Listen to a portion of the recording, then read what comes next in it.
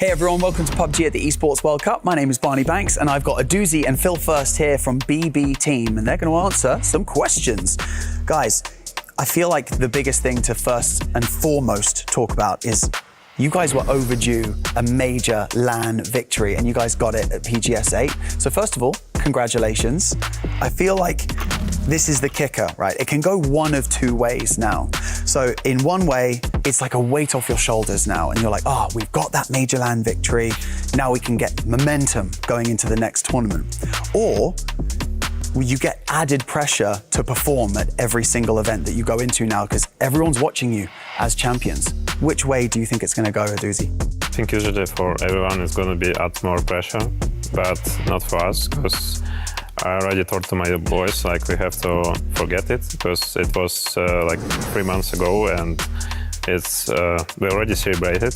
So this doesn't mean anything because everyone still keep playing, keep practicing, and we just have to think about new tournaments. When we're coming to the LAN tournaments, we're not expecting to win a tournament or like dreaming about the championship. We're just playing our game, doing what we practice at home, and like watching the result at the finish of the tournament. That's it. Ice cold, I like it. Now, thinking about the next tournament, we're here, it's EWC. This is the next major event. Do you feel that the improvements that you guys have had over the past year, because let's face it, 14th place last year, EWC, it's not what you guys wanted, but now you're on a roll and you're performing really well. What do you think is the reason for all of this improvement for you guys as a team? I think the key thing we changed the player. Because like a year ago here we was in different roster, we like had another player, so now with new player we feeling better. He's like fit our team pretty well. Are there any teams that you feel like, oh, they could be pretty difficult if we run into them? I know you play them throughout the year, but you know, who are you looking out for? I think DNF from Korea, they actually just dominated the region. Top 5 of power ranking, like 17, Falcon, Twisted, they still, I think, good and gonna show some good results on EWC. That has been BB Team. I'm Barney Banks. See you in the next one.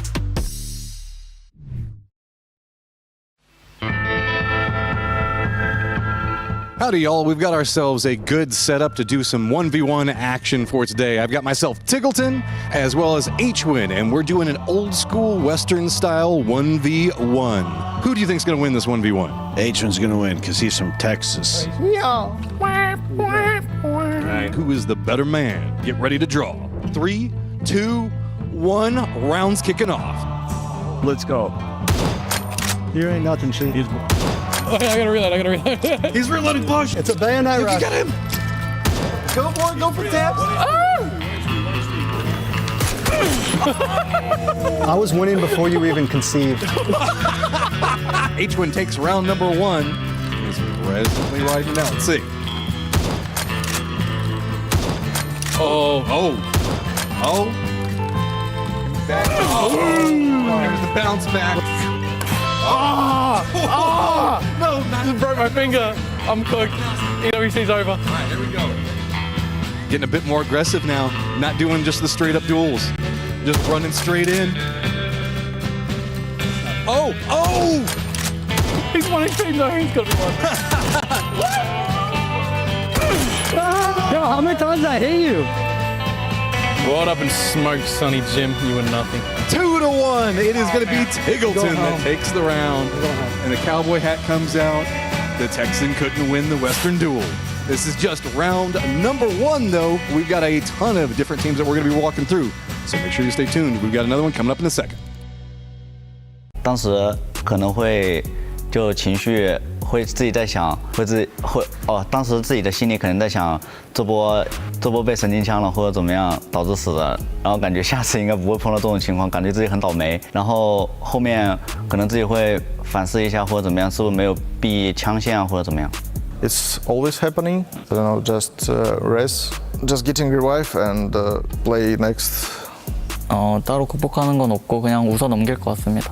You have to put your ego aside and just say, I didn't see him, so it was not my fault. And by putting my ego aside, I mean the complete opposite, just to be clear. And just having a huge ego and saying he would not have done that if I was looking at him. I mean, it's just the game. You can't take things personal, you know? It's just sometimes you win, sometimes you lose, sometimes you don't see somebody, sometimes you do. ก็น่าจะหายใจเข้าลึกๆก็คือมีสติก็คือแบบทำสมาธิ 200 meters it's not so far.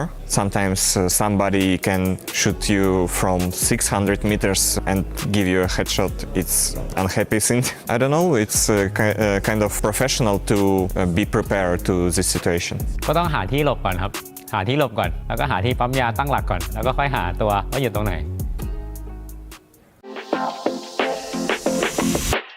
Hi guys, I'm Bella and I'm sitting here with FM Pochan, Zenith and Americano. We are here to play a little PUBG buzzer game, and so here are the rules. I will ask you a PUBG related question, and if you want to answer, you hit this buzzer right here on the table and you have 5 seconds to answer. If you get the answer right within 5 seconds, you get a point, and if not, the point goes to your teammate sitting by you. First question, name 3 weapons that use a 9mm ammo. 지금 바로 시작이에요? 네. 오. 아 지금 바로 말해야 돼요? 응. 아. Oh, boop, Zenith gets the point. That wasn't easy. 아니 말하자마자 바로 One point. One point. Okay, all right. Second question, name 3 of the top 4 teams from EWC 2024. TL 팀 리퀴드 지금 TSM 현재 TSM. Okay. 근데 T가 없습니다. 탈락이야. 5 seconds over and TE was not on that list. All right. How long does it take to use a first aid kit? 6초.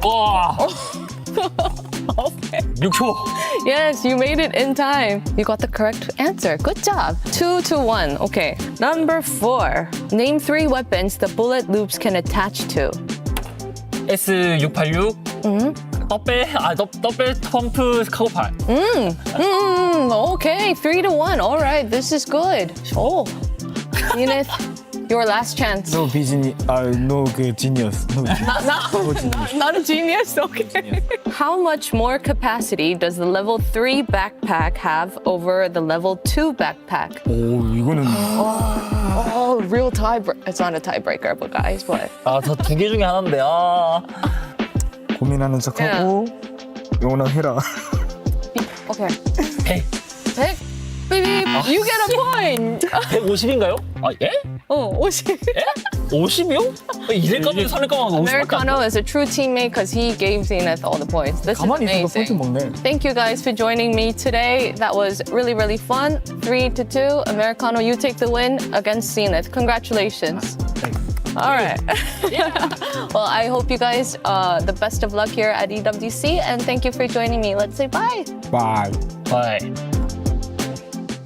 The most obvious answer would be the recent international that you've won, because every year the competition gets harder and harder and the players get better and better. And the last competition that we won was the Esports World Cup last year. So that would be my answer, because it's just such a big tournament compared to every other tournament that we're at. You come here and you see all the best players from every esport there is, and the names here are huge, and you know the competition doesn't get any more fierce than this. So my favorite moment was 3 months ago. We won PGS 8 in China. It was the first tournament I won. I was speechless at the moment when we just won and did the final stage interview. ชอบเวลาตอนที่ได้เป็นแชมป์2 สมัยติดครับช่วง PCS 5 PCS 6ครับได้แชมป์มาก็รู้สึกชอบที่สุดแล้วณตอนนั้น 작년 24년도에 PGC에서 좀 좋은 성적을 거둬서 그때가 제일 행복했던 것 같습니다. When we won World Tournament, I was very happy to win this, and that's like a dream. 因为刚来 CTG 不久，就我刚转回到 CTG， 然后跟队员磨合只有1个多月的时间，然后就开始打那个 EWC 预选赛嘛，然后当时也没有就是抱有希望，感觉也没有那么容易打进，然后当时打决赛，当时决赛的时候，第1天、第2天，然后分数很高，然后感觉很有希望，然后当时感觉很开心。ผมคิดว่าน่าจะเป็นทัวร์ PGIS ครับที่ผมเคยไปแข่งที่เกาหลีตอนนั้นก็คือแข่งนานมาก3 เดือนรู้สึกว่าเป็นทัวร์ที่ประทับใจแล้วก็ดีที่สุดตั้งแต่เคยแข่งเกมนี้มาเลยครับ Hi guys, I'm here at the EWC official merch store to see what is packed here, and as soon as I enter, I see these beautiful t-shirts, black, sand, white, you name it, and it's here. To be honest, I am a practical girl, so my pick would be this sandy hoodie. I love this, and well, I know you sock collectors are out there, so make sure to come and grab your sock collection. It's kind of cute. We have the keys and the mascot doll, some bags, some pants, some towels, you name it, it's all in here. And to the right, I could see some beautiful, cute hats. And hey guys, I'll try one for you.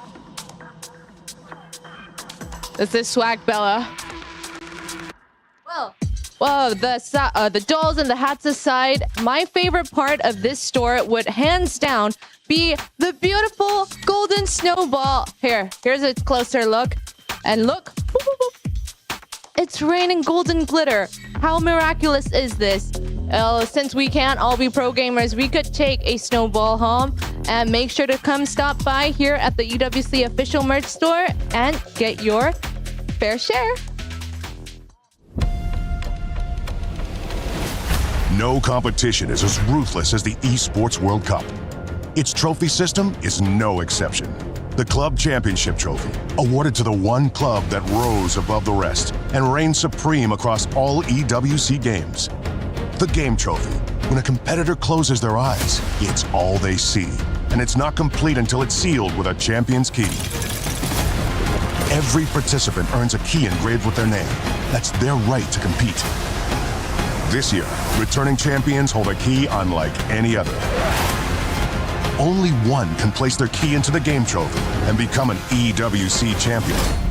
The frame of the champion's key is embedded into the totem, a stone marker of legacy displaying every champion of the year.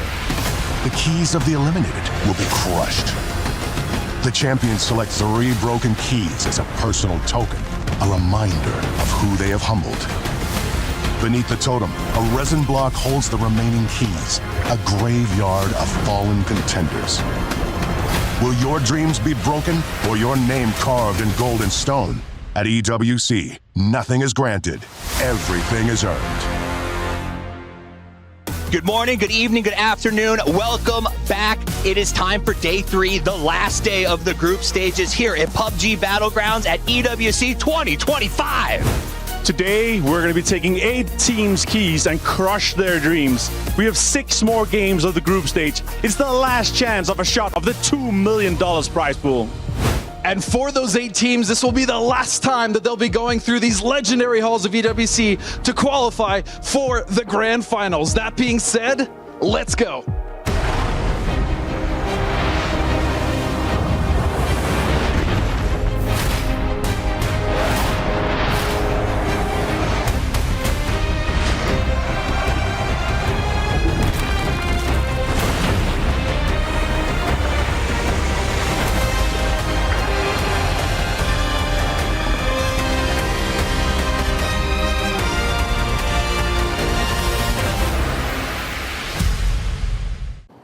Yo. Sup? Coming to you live from the Boulevard, guys. Ready for a recap of what happened here on day 2. I'm Toby, joined by Poro, and we were in for an exciting day. The final day of Group A yesterday, Poro. Yeah, we were. We started off hot with Virtus Pro, coming in late into the circle on Erangel, and getting just a boatload of kills. It was a great start for Europe, and that continued in game number 2, where we saw Twisted Minds find a win. Exactly. Over to the Wild Cup maps and Rondo of Tago we went, and with that, the Expendables got themselves a great start, but surpassing that was Theraton 5. On both their games of Tago and Rondo, they had themselves incredible performances all across the board. Headed back on over to Miramar. Theraton 5 was 60 points on the day, but Europe was not to be denied once they got past FN. After FN Ponchion won the first game on Miramar, but it was all down to Navi and Twisted Minds for the final victory of the day. Twisted Minds secured it, but Navi might have secured themselves a spot in the grand final. Exactly. Exactly. It all came down to that final game. And with that, the leaderboard looks very, very interesting now. Group A, as we said, they're done. They're going to be sat back watching. And there are some teams down there in the bottom portion of it that I'm, worried about. Of course, teams that are out for sure. Full Sense, Buram, I think we can count them out. But some teams right on the cutoff as well. They're going to be sweating. And sweating is a thing we do around here in this heat. But it's going to be an exciting day. So make sure you guys tune in for every last second. All right, day number 3 here as we have got ourselves an opportunity for groups B and C to finally put some more points on the board, and we will have dreams crushed at the end of today. Welcome, ladies and gentlemen. My name is Kalaris, and we have got ourselves one more chance here for all of these teams to try and get into that grand final. Joining me to my left-hand side to start off the day, we have a guest, but we do have Avenger, we have Toffees, and Navi's Alrain is going to be joining us to talk about how things have gone here so far for the Esports World Cup, one of the most grandest stages of them all. So Alrain, thank you for joining us here. I guess my first question to you is, how much were you sweating before that last game? Thanks a lot for inviting me. My pleasure. Well, the boys, they always come with the best performance in the last match, you know? So we have the mentality that we can win until the very last game. So yeah.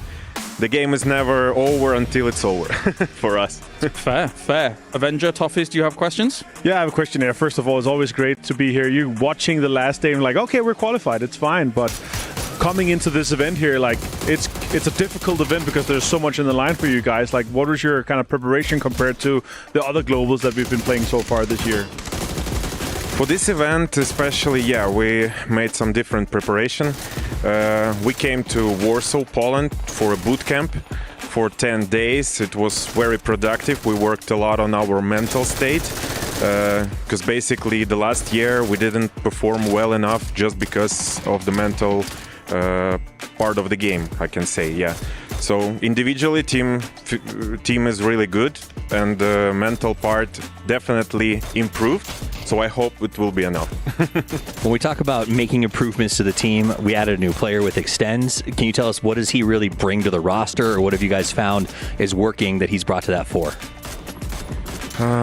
Kirill Extends, yeah, he's a new addition to our team, and with him coming to the roster, we actually changed roles pretty much because he's more experienced guy, even though he didn't play on LAN and stuff, but he has keen mind, I can say so, yeah.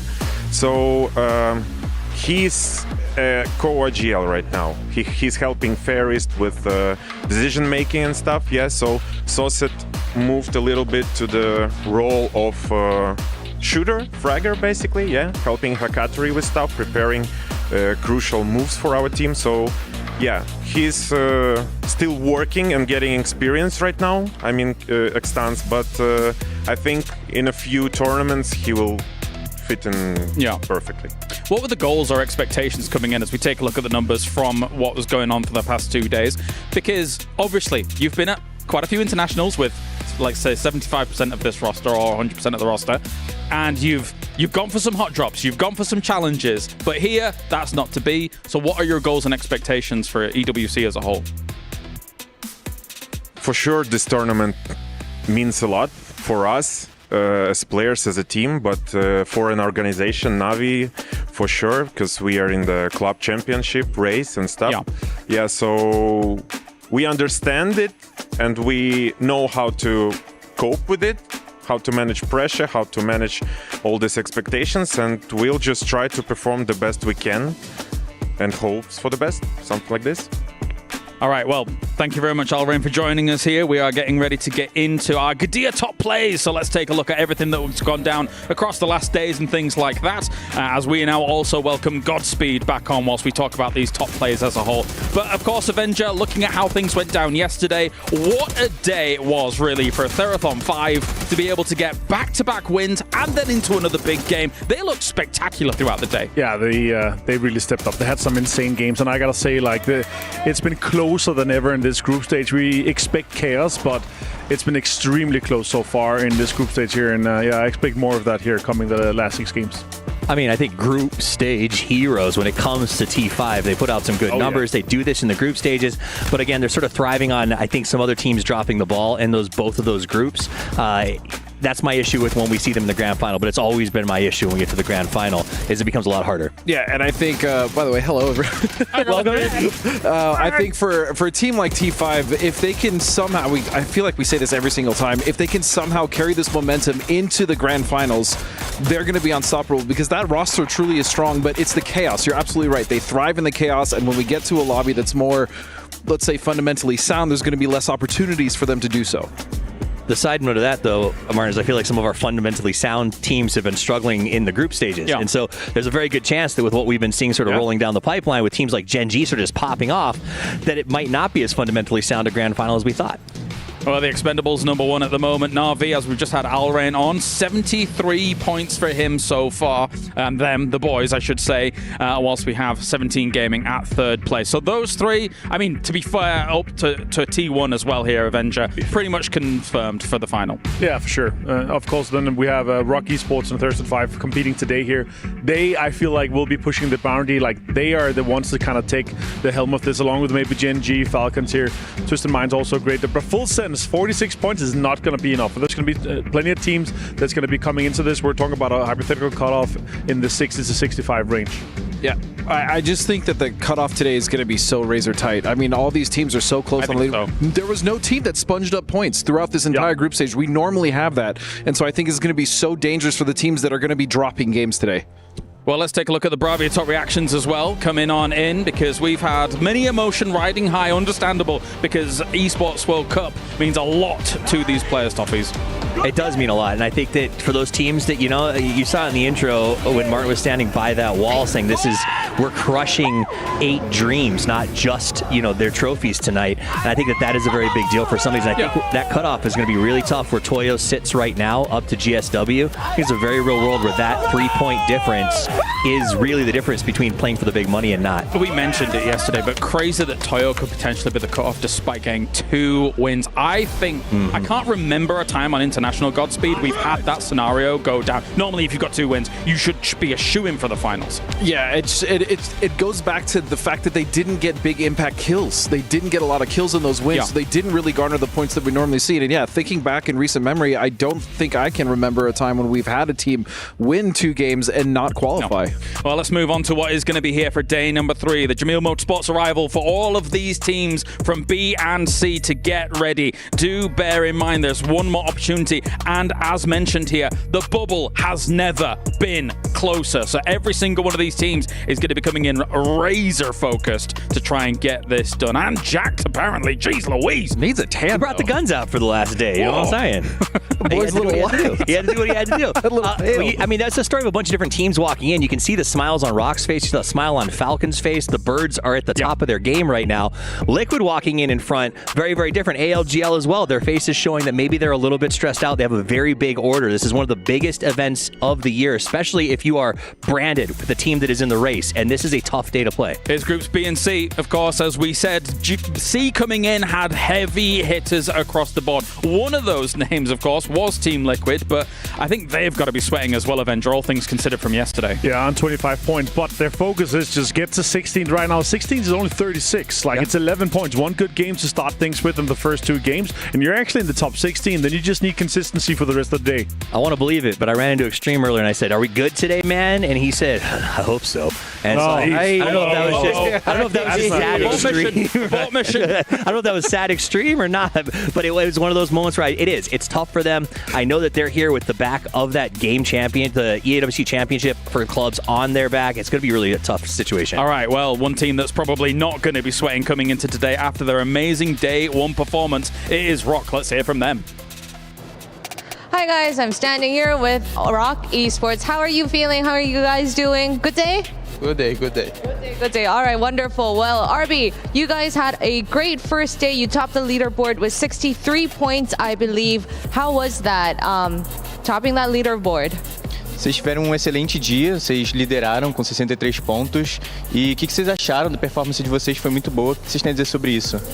Acho que foi dia muito bom. A gente conseguiu aproveitar algumas das oportunidades que a gente teve, mesmo que com alguns erros individuais, então ficamos muito felizes com a nossa performance no primeiro dia.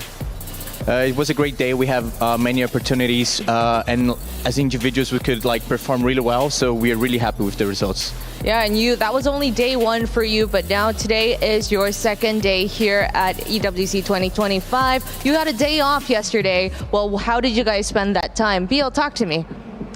Bom, a gente veio pra cá, a gente assistiu os jogos daqui e depois a gente passou um tempo conhecendo o lugar aqui, toda a estrutura da EWC. So we came here yesterday. We were watching all the games, and we took a walk around the boulevard, to see the other installations. And yeah, it's looking pretty nice. A little bit of a chilling day for Rock Esports. All right, well, you guys saw groups A and C play yesterday. Did any of the teams catch your eyes? Sin, can you tell us? Vocês viram o grupo A e o C jogarem, né? Tem alguma equipe que vocês estão mais de olho, que vocês viram que é bem forte? Uma equipe que eu vi que é bem forte é a Twisted Minds, eles estão sempre no topo. Eu acho que é isso, vamos tentar deixar os caras de fora aí. So yeah, Twisted Minds, they're looking pretty strong, and we're gonna try to kick them off. So yeah. You're gonna try to kick them up? All right, well, lovely. Best of luck to you guys today. I hope you guys have fun. Keep killing it. All right, bye. Say bye. All right, well, that's not Rock. That's Na'Vi. It's a good team. Their stats were so good, we wanted to see them twice. They're overwhelming the day one champions. But actually, to take away from that, if we were to actually look at Rock stats, they are obviously better than what we were seeing overall from Na'Vi if you were to average things out. They've only played 6 games. They had a blinder of a day, Avenger did, Rock. And it's going to show here, hopefully, when we actually see it. And imagine you come in and you play one day and you have 63 points. You're already qualified. You're like, yeah, let's just chill. We have 2 more days to kind of watch and play. And now, of course, coming in here to close things out. There's no way they're not going into the finals. But the question is, are they going to come in and sponge up the points from everyone else? And have an impact? Or are they going to chill and only get, 10, 20 points, as we see often from the teams that have big mean, the funny thing is, before their actual win or pop-off, it felt like they weren't really doing much, but it felt like that snowball then became an avalanche. They actually just ride with the momentum so well. I just think everyone underestimates their sneakiness is the issue, right? They sort of sit outside for a little while, they get good underpasses when other teams are fighting, they get to the center, and they hold it very well. And you can't underestimate their sneakiness anymore. I do think they need to make some moves now, because other teams are going to start to watch them, watch their tape, and they're not going to get away with what they get away with as they have in this event. But that said, though, I think I'm super hyped for BL and Syntastico, because it's been 2 years since they were on Pachao together, trying to find the recipe to do this, and to finally have that group growing together has got to be pretty exciting for them. They look great. They look great. And of course, we have another team that needs to change their plan here coming into today. It's All Gamers Global.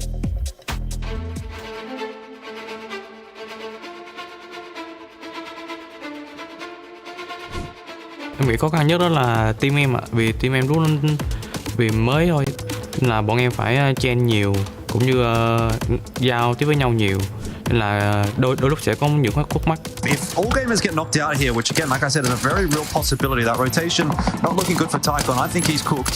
Và bọn em đã giải quyết thành công và giành vé tới EWC. We have our 4 EWC qualified teams. Sau giải vừa rồi thì mọi người đã đánh giá cao em, nhưng mà từ cuối năm ngoái cho đến giữa năm nay thì em đã không có những thành tích tốt, thì em thấy khá là nuối tiếc. Thì từ tháng 7 vừa rồi thì em đã lấy lại được phong độ, và có lẽ đây sẽ là một hành trình tiếp theo của em. Em nghĩ là nếu muốn giỏi hơn team địch thì mình phải giỏi hơn team người ta, và sẽ tập luyện nhiều hơn team người ta để có thể đánh bại. Đây là giải mà bọn em sẽ lấy lại hết tất cả những gì mà bọn em đã bỏ lỡ. Bọn em đến đây vì chức vô địch thôi. Well, that's All Gamers Global. There's a lot of potential pressure on these guys to perform. Big names here, Godspeed, looking to attain a high placement. Yeah, and their big issue with day one really was Destroy and Haisaki barely getting... They had 5 kills combined total, right? We saw Tycon pop off on Miramar. We saw Himas pop off, obviously, but a symptom of that was them going out early. But yeah, those two definitely have to step up if they want a chance, Martin. Yeah, they're definitely going to step. We're going to see the Tycon turn on today, that's for sure. I hope so. I think the other thing is what I'm seeing right now with Himas and Taikon, as you bring up, is they've got that 1-2 punch. They're the left and the right, but they need the footwork. It's just not there with the rest of the team. It's a club championship rankings at the moment. We're going to get updates probably through the day as well, considering there's other games going on. There's other points that are being accumulated. Falcons still not in number 1. They're hoping that the Falcons boys can pop off today, Avenger. Yeah, they need a top 8 to get points here, but right now a 500-point lead is huge. But if Liquid doesn't make it to the grand finals, they are out of the running for this. No, absolutely. And speaking of Liquid, we can actually hear from them coming into today. It's an important one. Hi guys, I'm standing here with Team Liquid's man, Purdy. Hello, guy. Well, with Team Liquid out of the run on TFT, the pressure is now onto your team to keep that club championship spot. How are you guys planning to handle the pressure and, divert on the responsibilities? To be honest with you, the club championship, not on my mind at all. PUBG's on my mind, and one game at a time is on my mind. That's it. Yeah, I think that's a really healthy mindset to make sure you come out on top. Well, for today, it's slow start for Team Liquid, and we all know that Ayla wasn't feeling so well. What do you think got in the way, though, for it to not really work out very well? I don't want to use any excuses, so I won't. Ayla not feeling well has nothing to do with it. We got in our own way a little bit, kind of getting the rust off a little bit. We haven't been to LAN for a while, so we'll be back tomorrow, no doubt. What do you think, what do you want to do tomorrow to make sure that you bounce off and, secure your spot in the playoffs? Finals? Just get stronger footing. Just play more confident and play more direct. Stop trying to do a little too much driving. And we all know how powerful Team Liquid can be. All right, best of luck to you, Purdy, and thank you. Thank you. Of course, that was after last night here, and not to mince words here. Yesterday was bad, Toffees. They need to do more. You can see the pain in the way that he was standing. I don't have to be a scientist to know that he was frustrated with the day. But you are a scientist. You're I'm a PUBG scientist, and I look at him and I say he's frustrated. And I like what he said. We're going to do a little less driving. I think they spent too much time trying to find that right spot a little too late. There's a few times where it's like nothing you can do by like getting third parties. Like you're going to get pulled up on. You're going to have this impact here. That one good game they could have won, maybe it kind of slipped a little bit from them. T5 was just looking really strong after that win before that. Yeah, and to Avenger's point, they really just had a lot of those games did kind of chalk down to bad luck. Sure, a lot of it was driving too much, but they just could not, as Kurt said it himself, they just couldn't get their footing. So to the Aramco Power Rankings we go. We haven't really changed too much from this here, Toffees, as all of these teams are pretty much in a similar position, but our contender of Team Liquid, they need to justify themselves today. Yeah, Team Liquid needs to make a big push up. AGAL, as a reminder, they're a surprise in a bad way. They fell far farther than we thought they would, so they also need to step up and make some big moves. And then, of course, Rock and Gen G, two teams that have been absolutely just a pleasant surprise to watch, refreshing. No, of course. And let's take a look now at our Saudi National Bank head-to-head, because we have got Falcons and Twisted Minds, two of the fan favorites, not only of this region, of the world when it comes to the rosters here, Avenger. Both of them, 49 points versus 48 points per day, now in the same lobby. Exciting. Yeah, it's going to be cool to watch these guys go head-to-head here. Not that many points needed here, but they're coming into the group stage to show that they're here to play. They want to get the first place. It's actually quite close. 30 points that they're going to get into ahead of the teams that have already played 12 games. Yeah, and on top of that, I will say, coming into today with some of these teams having their last chance and not being as high as Falcons and Twisted, we could just have a mess of a lobby. Teams just, it could be just a smorgasbord of craziness. 100%. Well, thank you very much, gentlemen. It is time to get day number 3 underway. The bubble has never been closer. We will potentially see big names fall out here in day 3 and not make it to the finals of EWC.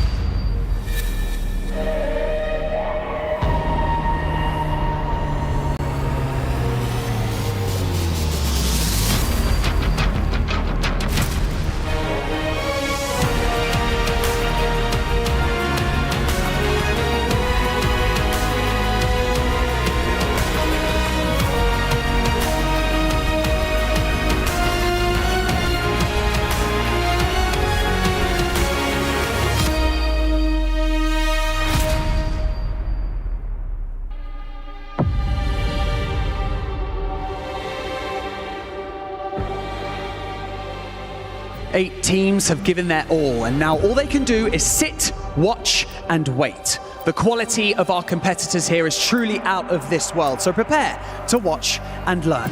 My name is Barney Banks, and I am your host, and welcome to the final day of the group stage for PUBG at the Esports World Cup. And it's like I said on day one, you truly have to set the bar for yourself and the rest of your competition. Make them realize that they should have never stood anywhere near you on the map. And so with that being said, it's time to introduce your teams to the main stage, starting with BB Team.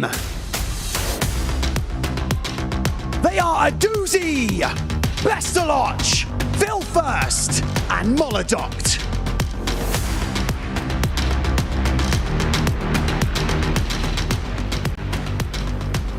All Gamers Global. They are Tycon, Hisaki, Destroy, and Himas.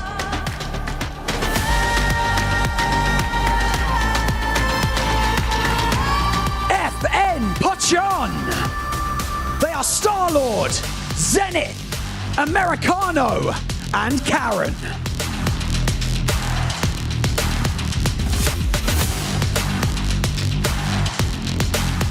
Petrichor Road.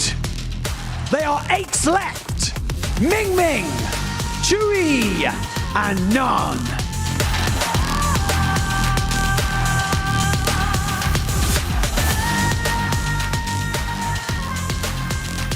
Change the game. They are Tian Tian, Wenboa, Hang 2Y, and Aries.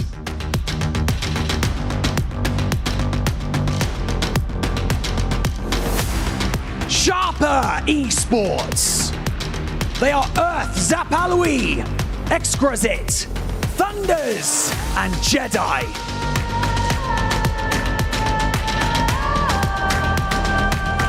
GK Esports. They are PWDD, Quizzy, Spyro, and Dithx.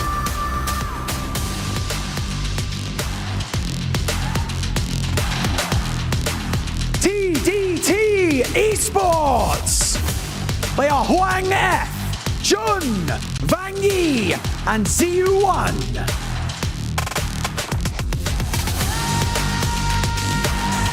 Twisted Minds. They are Batulins, Lou, Perfectix, and Example.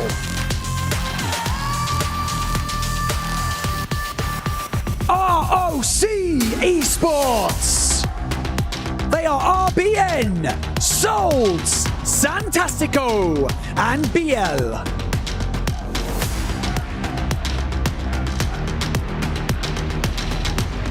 DN Freaks. They are Gumin, Heaven, Salute, and Deal.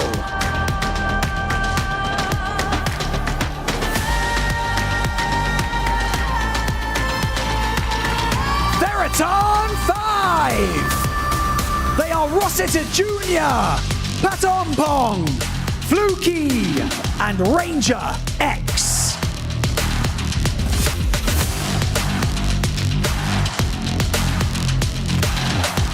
Virtus Pro. They are Lucarux, Nixie, Beamy, and Corexi.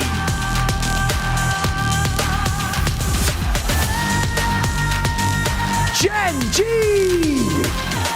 They are Tosi, Bean, Orca, and Flame.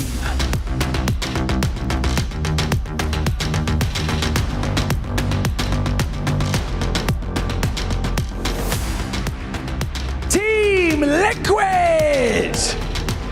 They are Alo, Luke, Sparking, and Purdy Curty.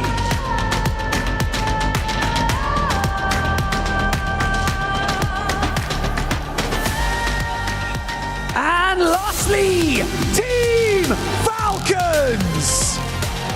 Shrimsy, Kickstart, H-Win, and Tiggleton.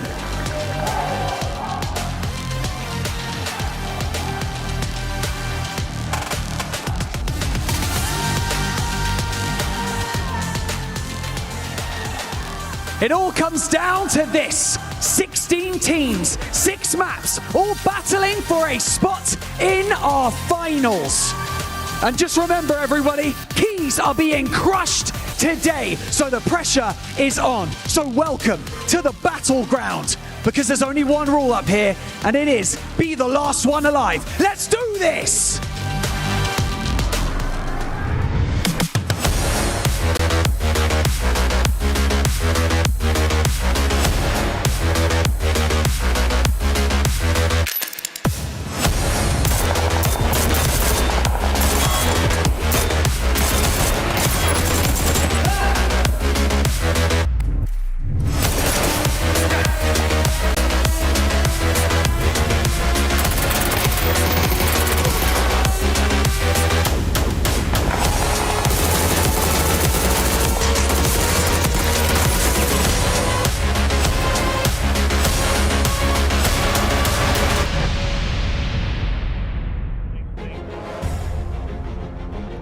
Urgency is imperative here on day number 3 of the group stage, and rapidity is the name of the game. Who is going to be able to ascend? Who is going to be able to rise? Out there in the crowd, you can already hear the emotions riding high for those two teams in particular. Falcons fans in abundance. They do not want Team Liquid to be the ones to ascend.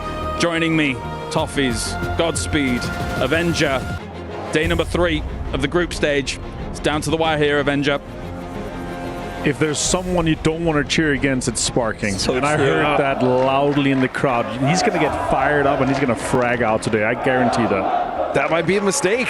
I mean, Sparking fired up is the last thing you want, because he will turn into an absolute animal, even more so than he already is. And again, Team Liquid desperately need to right the ship. That was the mistakes they made yesterday. So maybe that's the motivation they need. I think that's going to be a watch point, is does Liquid turn it around? I think another one here is, as we look at the Falcons, if Twisted Minds is the brains, we saw Tig walk in. This is the bronze of PUBG, right? So it's two very different styles of play. They're going to go head-to-head all day today, and they are going to be slugging versus out-thinking, and I'm going to enjoy watching them match it up. Teams in the danger zone that we think shouldn't be there. GK, BB, Team Liquid, All Gamers Global technically, but it feels like land rust does exist for that roster. Godspeed, when you see like our EMEA teams really not doing very well, they should be higher. GK was a big surprise, I think, for all of us. I did not expect GK to struggle the way they did. They were losing team fights that I don't think they should have lost. Granted, they still have another 6 games, but that's another topic for today.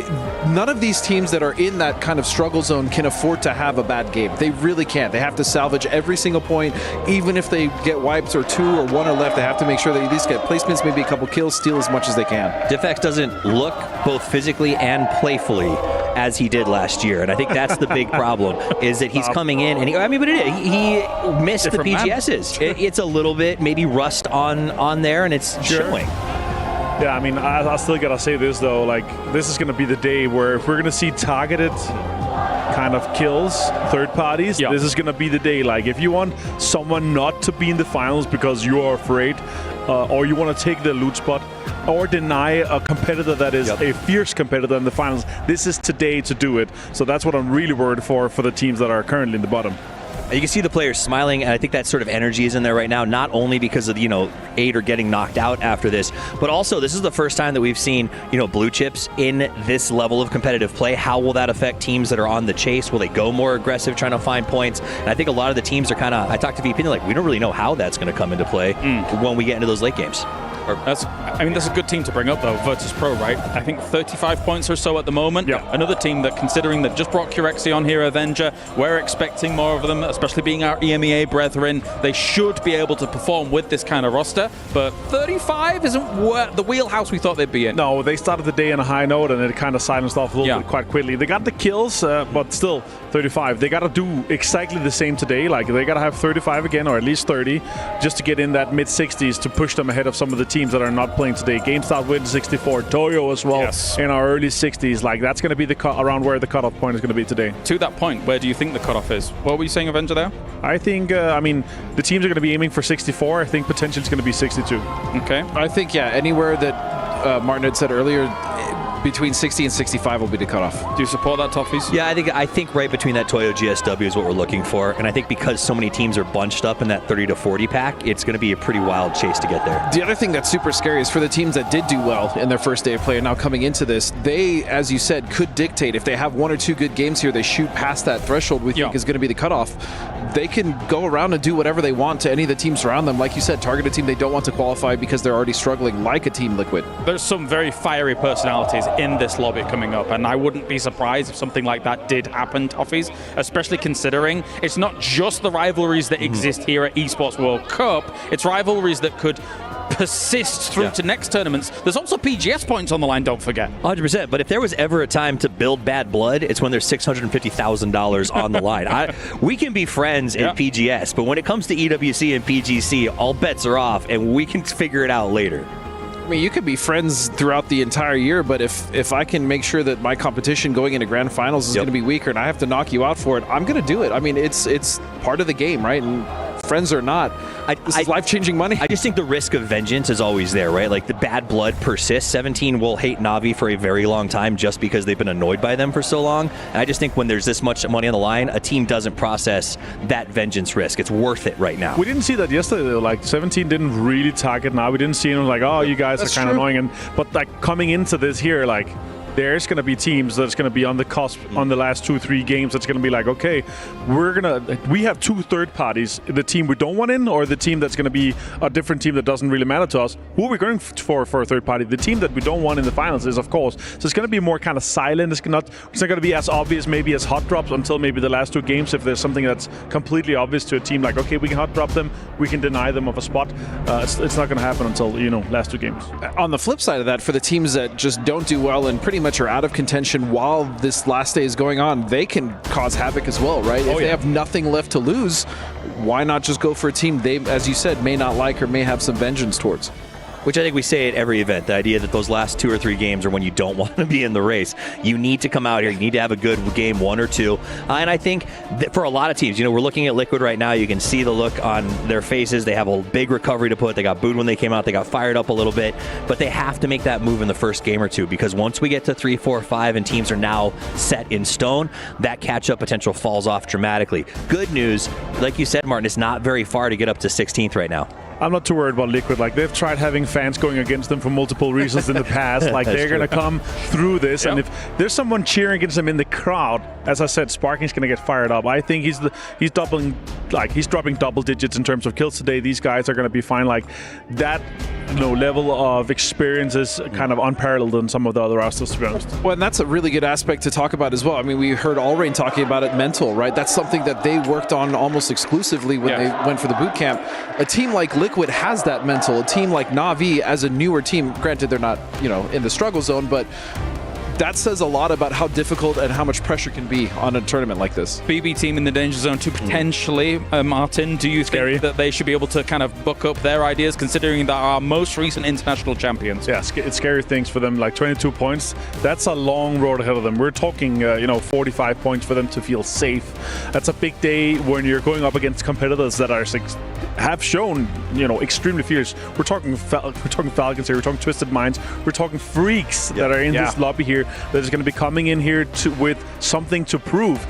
This is their last kind of warm-up day before we start the finals, right? They're coming into frag, they're coming to third party, their strategy is going to be in a high level here. It's scary to be a team that's currently behind. Well, you're also describing all these top teams, but then you throw on top of that like Rock and Gen G, who we wouldn't normally put in that category, but actually dominating on day 1, also being in this lobby, makes it actually very scary because it was a juggernautic lobby prior to Rock and Gen G showing up being like, hey, forgot about us, boys. No, absolutely. I came into this tournament, and I think we all did, thinking, all right, like 8 teams could win this, no problem. And now suddenly there's been a lot of kind of spanners thrown into the works here, Godspeed, where our top teams are suddenly, okay, there's a 9th, there's a 10th, there's an 11th.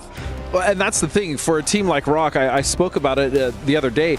Can they maintain that momentum? Can they still maintain the amount of control that they were able to have in that first group stage day in this group with the Freaks, right? With Twisted Minds? Is that going to be something that they can actually hold down, or have other teams studied them and found a way to punish, maybe. It's scary no matter what. Even though if they maintain a level and they get the same amount of points, like Rock, do they get 60 points? No, but they're already qualified, so they're a team that's going to commit everything against you when you go in a fight. Like, if you pull up on one of their compounds and they're in a 2-2 split, there's going to be two guys flying in with Panzers and bikes and C4s on you just to get back at you, because they're already in there. That's the scary thing. Even for Gen G, like 15 points is nothing. For the Freaks, like 20 points is nothing. Like, it's going to be so easy for these teams to come in and have a decent game today. All right, well, thank you very much, gentlemen. And time for the drums of war to sound and the sirens blare. We have got one more day of the group stage. Will 4 minds act as one and qualify for the grand final? Hello, PUBG fans around the world. Here we are getting ready for game number 1 of the group stage. Today, 8 teams will have their hearts, dreams, and keys crushed. But destiny is in their own hands if they can grab it for themselves. No doubt about it. This is the day when the big players, the big teams step up. You can hear there's fans there that have their favorites, the ones they're rooting for, and teams that are going to be under that pressure, under that gun to see if they can get it done today. And you've got a lot of big names in this lobby, and you've got a lot of teams that still have some work to do to make sure that they are going to be able to get into that grand finals. Nothing is guaranteed just yet. There is still a lot to play for. So many stakes that we're looking at. We've got PGC points, we've got club championships. We still haven't even tackled the grand finals yet.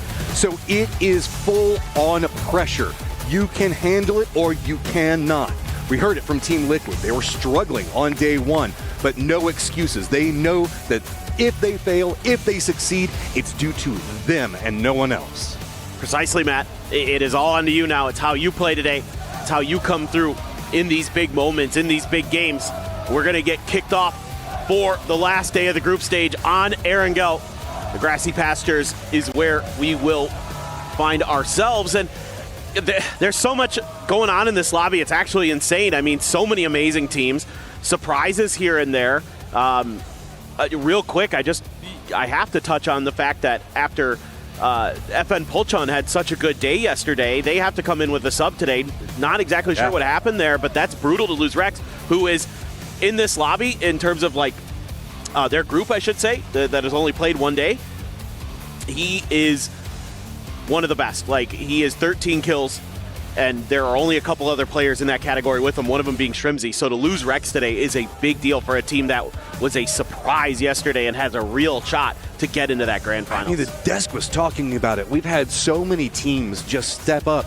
It's been hard to kind of figure out what is like the group of death as we're going through the group stage, because we've had so many curveballs and we've seen so many teams that are really, they need big days today. I mean, Team Liquid, we were talking about a second ago, AGAL, they need to step up. These are two squads that we definitely know can do it. Centered Circle, going to make it a lot easier for these guys. Not quite so crazy. Rock, the only team that opted to go down towards military base itself, but they have easy pathings to make it back into the main island, so nothing to be concerned with just quite yet. Interestingly, though, we've got Potato as a due-up center point, and not a lot of teams really dancing around it just quite yet. But we do have Tiggleton that is already stretching and getting pretty close to death row.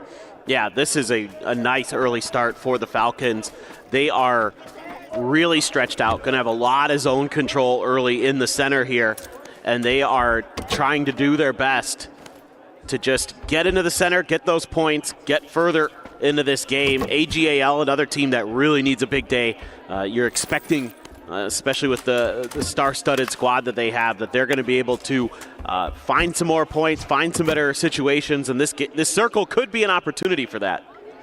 I mean, there's nothing too crazy, no big curveballs as far as way we're looking with circles. But with having Falcons already in a good position to kind of regroup and get into the circle, we also have AGAL just closing the other side of Death Road. We've got Gen G, who's been on their own mini tear. They're over in Pachinki, very, very close, and then Petrichor Road up on top of it.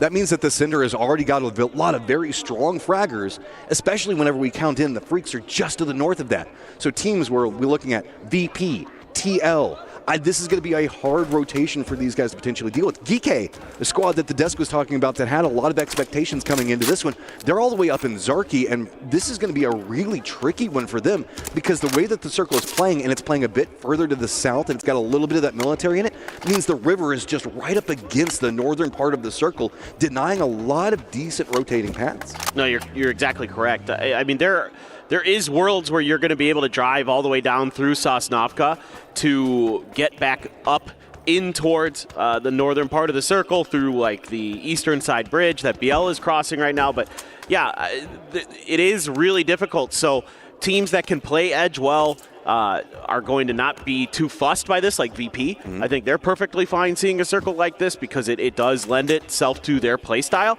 But for a team like Geeke, yeah, you have concerns.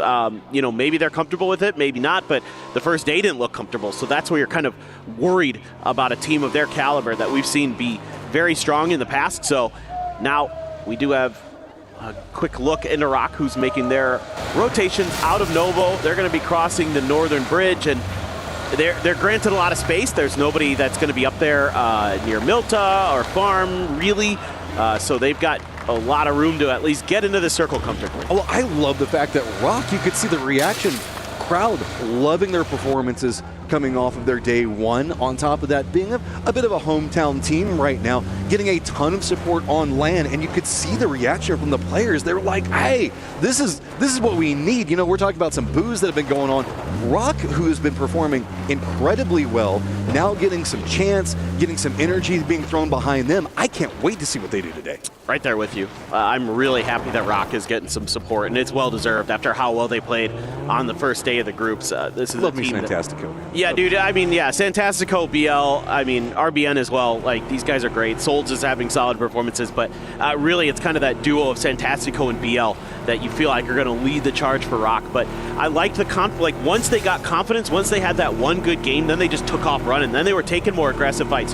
Once you got to that rondo and they played well, then they were just putting up points. They're putting up kills. They're making aggressive maneuvers to capitalize on teams that were in bad situations. So it's things like that that kind of can be turning points for a team in a tournament where they can learn very quickly what they need to do and how they need to adapt. Well, we've been watching just an evolution of Rock just over the last couple of PGSs into EWC, and it's just so cool to see them coming more into their own, finding out how they want to play, because that's one of the core things I love about PUBG is there's so many different ways to play the game, and what worked for you in the last event may not as a meta changes up, so you're constantly having to evolve who you are, and Kurt manages to get a good shot onto Ranger X and just drop him out of that car. Oh my god, that is filthy, Kurt. Let's All go. right, all right. Let's go. Boo Team Liquid some more. It doesn't look like it's going to phase them too much. Yeah, man, that is nice. But we've seen this from Liquid yesterday, where they get an early kill, they get an early pick, and then they're not able to really use that to springboard into further situations where they can find some damage, find some kills. It was a pretty grindy day for them. 25 points is way less than I would have expected. I think that everybody is kind of shocked by that. But I mean, they did miss out on the PGSs. There is something to be said about coming back into LAN and how that kind of can burn you a bit. You're kind of having to knock back off the LAN jitters a bit. And I know they'll keep saying, oh, it doesn't matter. It doesn't matter that Liquid's in first in the club championship right now. It's fine.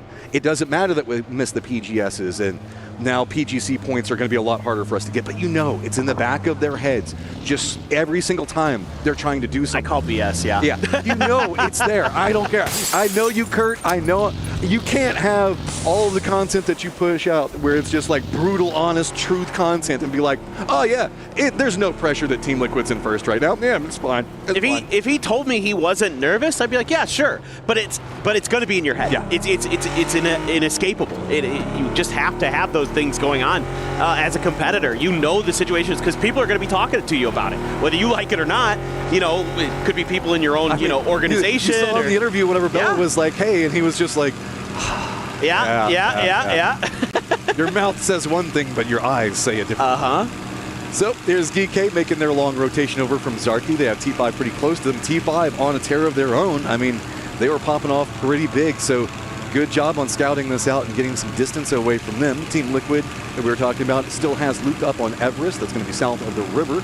The other member is going to be rotating pretty close to the red zone, but everybody else pretty settled right now. Not too much dicey going on, which is surprising because we have been seeing the start of every single game for the other 2 days being way more violent. Yeah, generally we've been seeing some either rotation traps or kind of early scuffles over vehicles or something like that, but this one seems to be pretty fair and square. But this is a much more fair circle, to be honest, compared to some of the ones we've got. So this one kind of feels like everybody has a pretty good idea early of what they want to do, what their opponents are trying to accomplish, and you can see just a few little movements here and there on the map with FN Polchon trying to make a bit of a rotation.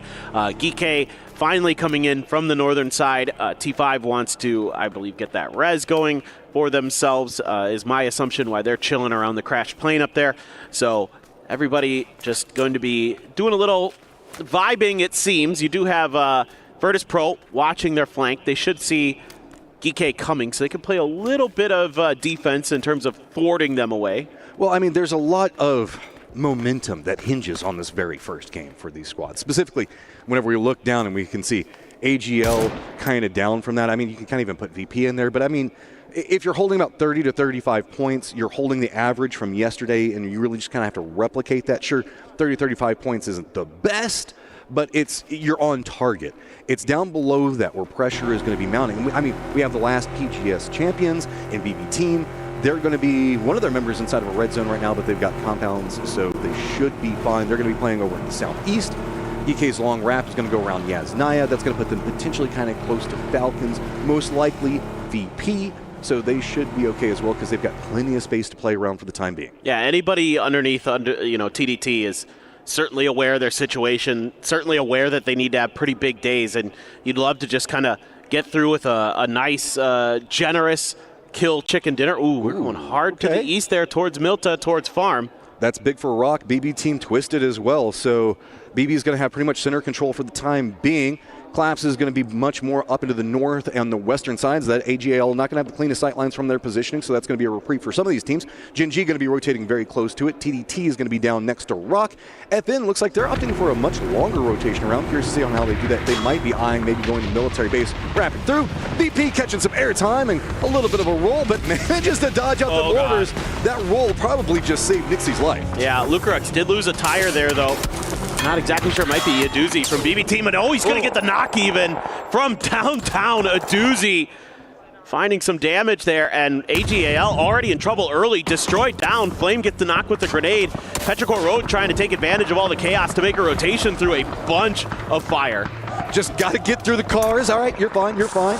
So, pause off for just 1 second. Who would have thought whenever we see a crash between Gen G and AGL, it's going to be Gen G that has the momentum inside of it. You can see what's going on the map. There's a lot of shifts back and forth just because the crossfire positions that are set up. We've got Falcons that are going to be into the north of it, and then over into the east it's going to be twisted. And it is just a meat grinder in the middle. All right, hear me out. I'd love to see Petrichor Road try to crash this compound that BBT is in. They've only got 3 players. They lost one early, and maybe if they can figure out that there's only 2 here, because you do not want to be in this Wizard House. It is very, very dangerous as the game rolls on, and a lot of teams are going to be kind of funneled into that direction, assuming the circle just kind of keeps centering up a bit. We just had Ranger X get dropped back off, but he's pretty far away from everybody. The rest of the squad has yet to come in, so we did see a blue chip come in and be a factor. VP, it's just a struggle, man. They can't find anywhere to stop. Like they thought that they had a good point, and then it's just been trying to do damage control, and it is just not happening. Yeah, and that's another team that very much could be in contention for the club championship, but they need a win in an event. They don't have a win in any of the games here at EWC, so they can't technically qualify to win because you need to at least have the European specialty. Just get there off of placement. Yeah, but they need a win here, so they need to do well today. Not the start they wanted, losing too early. Going to be tough for them, kind of stuck in that shelter unless the circle just is very generous to them to get much going. Team Liquid going to be coming in very, very late to this, and they're going to be coming around the backside of Geeky, who fortunately maybe for Team Liquid is making a bit of a rotation up around the southern side of the prison, trying to get closer into the lumberyard. I mean, the fans might be able to get a bit of what they want. It's going to be pretty close to Falcons as well, so Geeky twisted Falcons all the gatekeeping positions on this one. Team Liquid feeling that pressure, being much slower, being very methodical trying to make sure that they scout everything. But as you start making your way up that hill, you're going to start losing a lot of vision and really driving blind. And I think that we can see that Geek has one of the members around Prison that might be able to spot it out. Gen G, right on the edge of the red zone. They've got themselves a Sharper that's going to be close. And yes, John did actually go all the way down and around, so being a bit slower in their approach. Yeah, they had Star-Lord watching from the northern coast of Sosnovka Island to make sure that the gas station was open and that they could make this rotation across the bridge relatively safely. Now, bad news for them, I would say, is considering what we saw in the early part of yesterday, is TDT is there, and they were really fearsome in some of their individual moments, so might be a team, very likely be a team you're going to have to fight if you want to get into this next circle, or unless they try something a little crazy, if they can maybe scout that some of the farm might be available for themselves, but going to be tough as TDT is making a rotation in towards Milta, might be looking to play that northwest corner of the city. Petrichor Road still just chilling in that wizard tower, kind of trading barbs back and forth with BB team, and T5 trying to get Ranger X back in the mix. That's my thing about it is T5 up into the north is not going to have any pathing. I mean, just look at the wall that's just over there. We still have Gen G that's going to have to brute force their way yet again. It looks like they might be leaning more into that sharper side. FN, I think, is going to be pretty content just to get a stop off right here. They're inside the safe zone. They have no information on anything that's going on except for the fact that TDT just crossed in front of them. And it's going to be kind of hard to get information over here, as really the closest thing you're going to be able to see is Rock and Farm, and that's a strong position for this circle. It really is. You like Farm here, you like BB Team's position, you like CTG. Those spots right there tend to be kind of funnels for action, where you can just keep things set up defensively, hold the line. As we do have, I believe that's a recall there for Tosi, trying to get back with the rest of Gen G as they're still kind of trailing AGAL. Tosi, he should be A-okay to get back down, just depends on what's left in that house for him. I think that we've seen 2, maybe 3 different teams kind of pass around this location, so I don't know what Tosi is even going to have available. Maybe the other guys for Gen G left some stuff behind for him.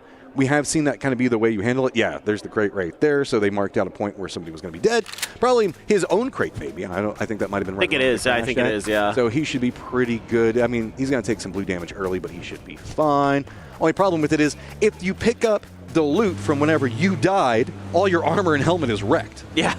It's not ideal. Yeah, I mean, it's better than nothing. It is better than nothing. That is absolutely the case. By like 20%, I guess. Yeah, but what's interesting is they've had Bean kind of trying to silently trail AGAL to make sure that Gen G could set up for their next maneuver if they need to. Let's see if they're just going to want to try to crash this. Bean tries to spring into action, does a ton of damage. I think this is just a fight waiting to happen.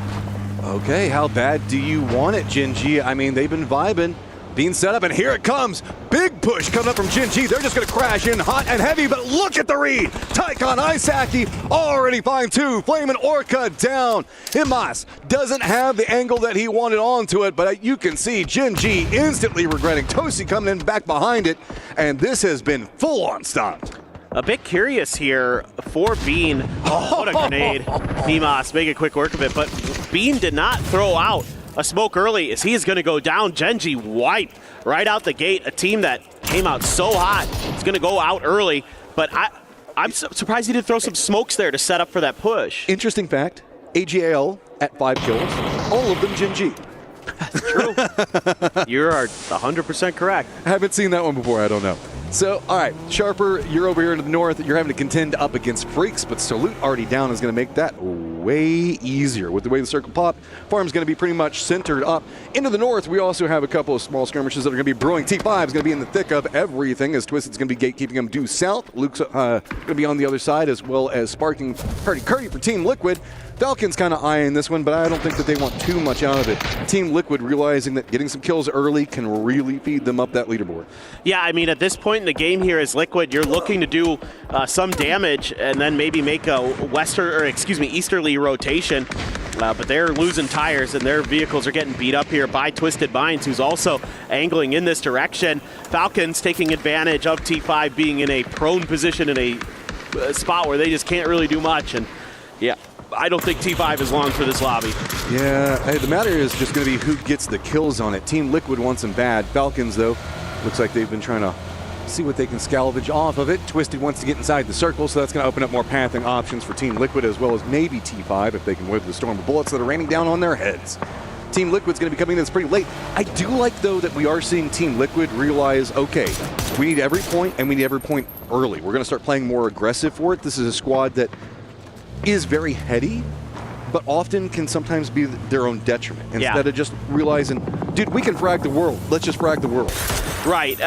Sometimes you get caught up in these situations where you overthink things and you make decisions and you're like, this should be safe, and what you should actually be thinking is we should be taking some fights. In this case, Team Liquid, I think, making a good decision. Yeah, Falcons, but X-Grizzit hits a headshot with the SKS. Only one more bullet, can't get it to connect. H-Win, a little bit of a reprieve there to get behind the buggy. But Perfectix does hit a shot onto Shrimzy. That does stall out a bit more.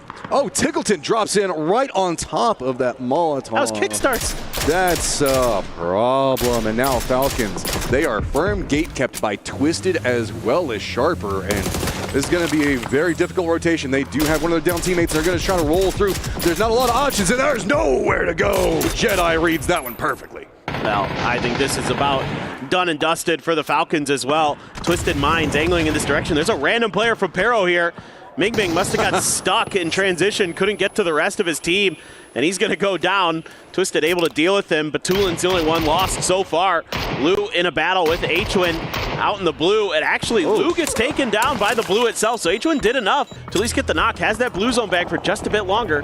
Falcons are in trouble, but they haven't gone down just quite yet, and that's created a lot of problems. Petrichor Rhodes hopped inside their vehicles, and they're just roaming right over here. Nexus, now Twisted has to be cautious of this new angle of approach. T5 still outside the blue, up into the northeast. They have no pathing options now as there's been a new contender that's holding them out. Meanwhile, Team Liquid trying to keep the rampage rolling as they've spotted out tail end of this, pick up another one, but it is going to come at cost of losing Alo.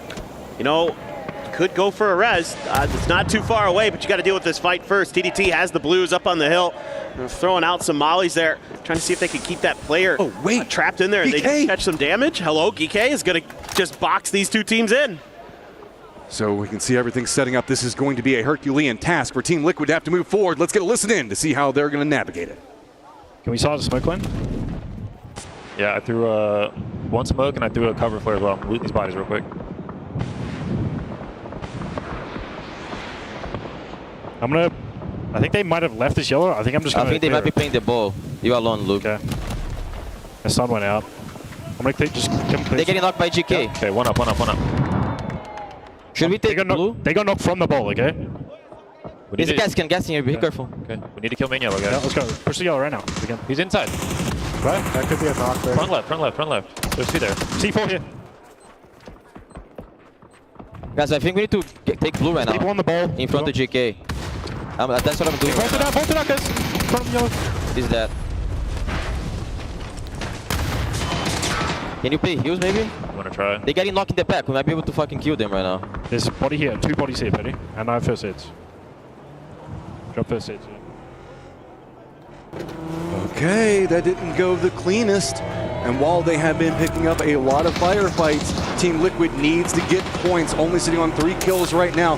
They're going to take those shots at GK, force them away, but while this is going on, Ponchon has moved into the circle and now is kind of holding out the new position. So Team Liquid, GK both in some trouble. Sparking wants to make something happen, but man, this is a hard hill to push up right now. Yeah, I mean, Sparking getting a little bit of help though from FN Pochon. They've done some damage to GK. He's looking for some damage into BB Team, who's gotten beat up by CTG up on the northern side of the circle. In fact, they're just wiped out. So Sparking there, you know, wanted to get a little bit more aggressive, wanted to see if they could counter rotate, get ahead of GK. And he's trying his damnedest to get there. Still DL as well here for the Freaks, looking to see if he can go fishing through the smokes. Perfectix alive in the blue. Pretty Curdy as well had a ton of first aids and trying to shimmy his way forward. Okay, this is mounting up. We were talking about the early game being pretty chaotic. Nope, mid-game this time around, not a lot of options to work with. Sparking does pick up at least 1 kill for this one. He's right in the face of Diffx, though, as the smoke's going to be between them. 23 alive. Sparking needs to move forward. 1 HP. No, he's going to go down. A little bit of damage going to be enough combined in with the blue zone. So Sparking trapped out in the blue zone right now, and I think it's changed the game. That might have spotted him out, taking shots, slowing his approach. Yeah, Diffix trying to get a heal through himself, but hard to imagine he's going to survive much longer. Tons of bullets raining in, and yeah, the blue is just going to finish what a bunch of other players started. Pretty Curdy is still out there, still out in the blue. I mean, FN Polchon, they've got a great foothold here in farm. They've got Zenith even close to Rock's positioning on the northern half of the farm, right outside of a fence there.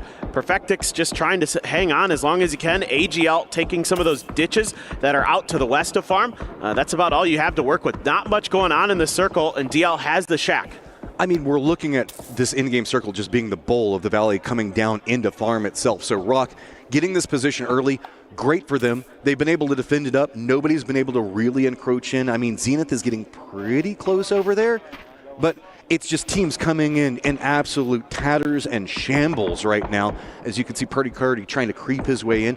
AGAL does have some control over the western side. Perfectix in a similar position to Purdy Curdy trying to come in from the north. Change the game. Kind of the odd team out is there's no real easy path down that hillside. There you go. Kurt spotted out. Does go down, but at least managed to pick up some points. Yeah, a little unfortunate there for Karan that he couldn't get that kill. The blue ends up being what finishes Purdy off. Perfectix, 2 more first aids.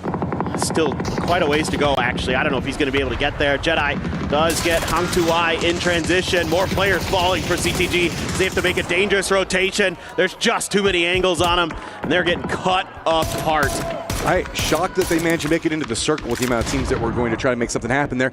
While this is going on, AGAL does shift into the south. Perfectix is still alive up into the north and has spotted this. Tian Tian still being alive over here, just trying to slow down anything coming up from Sharper, but just too many different angles. Perfectix does spot him in that high ground, so picks up another point. And Perfectix just looks down that hillside. 9 kills right now for Twisted, and Perfectix can potentially get more, looking right into Sharper. But here comes Rock, here comes AGAL. Everybody sees him. He took that one shot, and now 3 different teams are trying to pop him as the last member up for Twisted. Yeah, he's just trying to survive as long as he can here, seeing if maybe he gets lucky and, you know, another player falls somewhere along the way, but has to go out into the blue and just going to concede. No points given over to anybody else. Knew he was dead to rights at that point. This next circle, very important here though, Matt, because with Rock's compound going to be in no matter what, kind of depends on which way it shifts, who can kind of hold the line, who has to make a move, because if it shifts like northeast, then maybe somebody like AGL or FN Polchon has to make a move to try to contest Rock's space inside of this farm,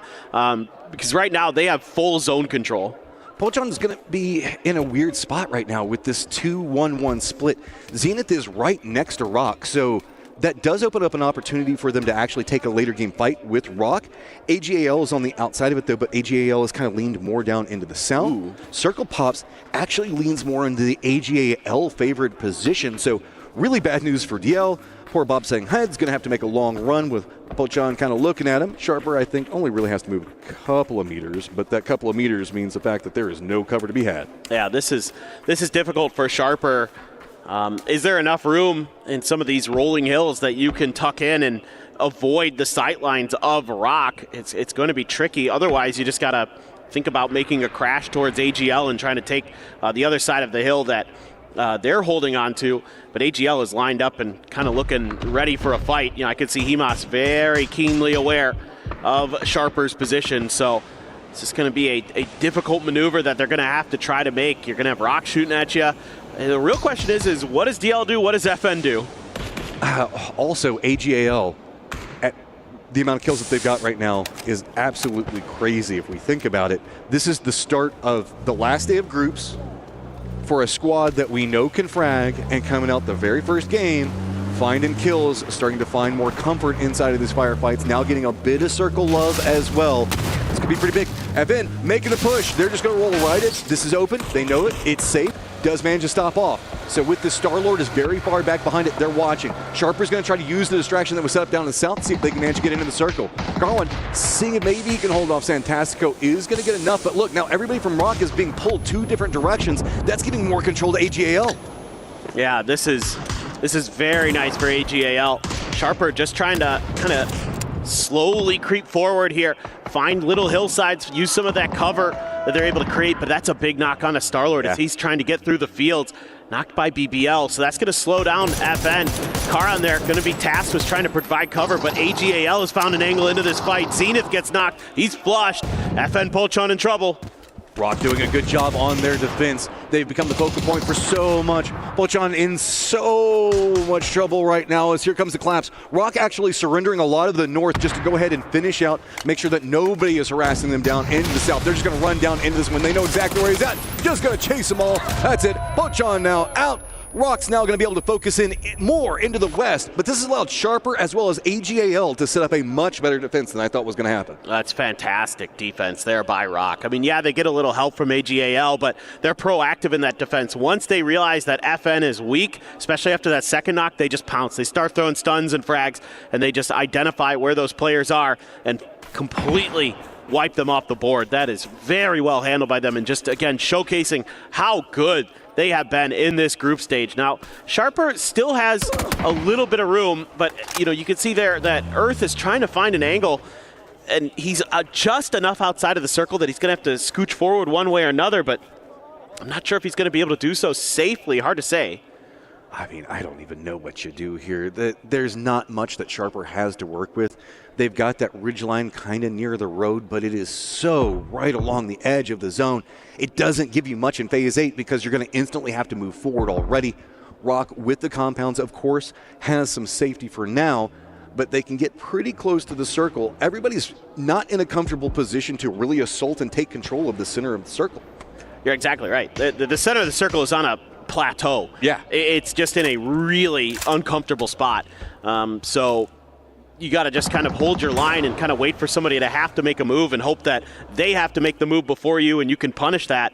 As Himas just going to use that foldable shield. This is a great example of why you would love to keep one of these things in your car, in your backpack for these late game scenarios, because in open circles like this, it gives you a little bit of an extra advantage. He's going to shift it just a little bit further forward, trying to find a better angle into Sharper, hoping that once these smokes wear out, him and Haisaki can make quick work of these two players up on their north. AGL realizing the threat and the problem. Sharper leaning more west with two of their members means AGAL has an assault problem right next door to them, where Rock only really has to deal with the solo next to Rosette. So they have a much bigger opportunity. Multiple members from Rock have already actually left the compound. They're starting to dance around the lower section of that hill. You can see RBN. They've got that ridge line that's right at the top of your screen that you can see over there.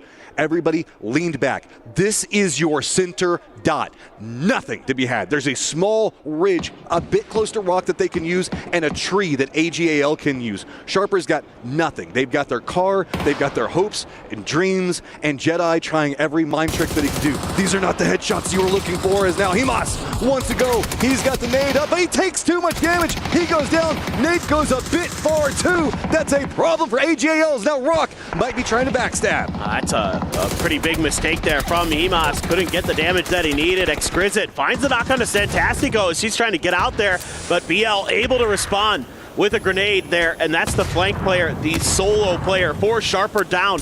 Two players stuck on this western edge, trying to use smokes to just take the fight against AGAL. Maybe get second place here. You're going to have a tough time taking a fair fight against Rock. I mean, all right, Sharper, you guys are trying to take this. You have nothing, and you're fighting tooth and nail for everything you can get. There is no easy die in these guys right now, but only one up, trying to see if he can get something more out of it. Not going to be able to find a Haisaki. Runs out of the blue zone, narrowly makes it back in, but he is actually going to go down to a Molotov. Rock now steamrolling through it. They're going to pick it up and continue to just string together all the points that you can in this lobby. Oh, what a just unbelievable group stage for them. They're just continuing the momentum. By the way, it was Jedi's Molly that got the last two kills onto AGAL. I just caught it in the kill feed. Yeah. But that's fine. Rock they're set. They don't need those extra kills. They're just happy to get some wins, happy to get the crowd pumped up. This is also big because Rock coming in, picking up points. Anybody that's at the top of the leaderboard getting more points means the cutoff is going to get weird, because whenever we have sponges at the top eating everything, it means that there's less for everybody else. Therefore, the cutoff could move down a bit. So if we see continual control coming out from these top squads, that's going to be problematic. But AGAL make it in the later stages and fragging out in the first game, that's scary. Yeah, no, I mean, that is something that a lot of people aren't going to be happy to see that are playing in this lobby. Fans at home going to love it. You want to see Himas. You want to see that fragger, who's one of the best on the planet right now, in that grand finals.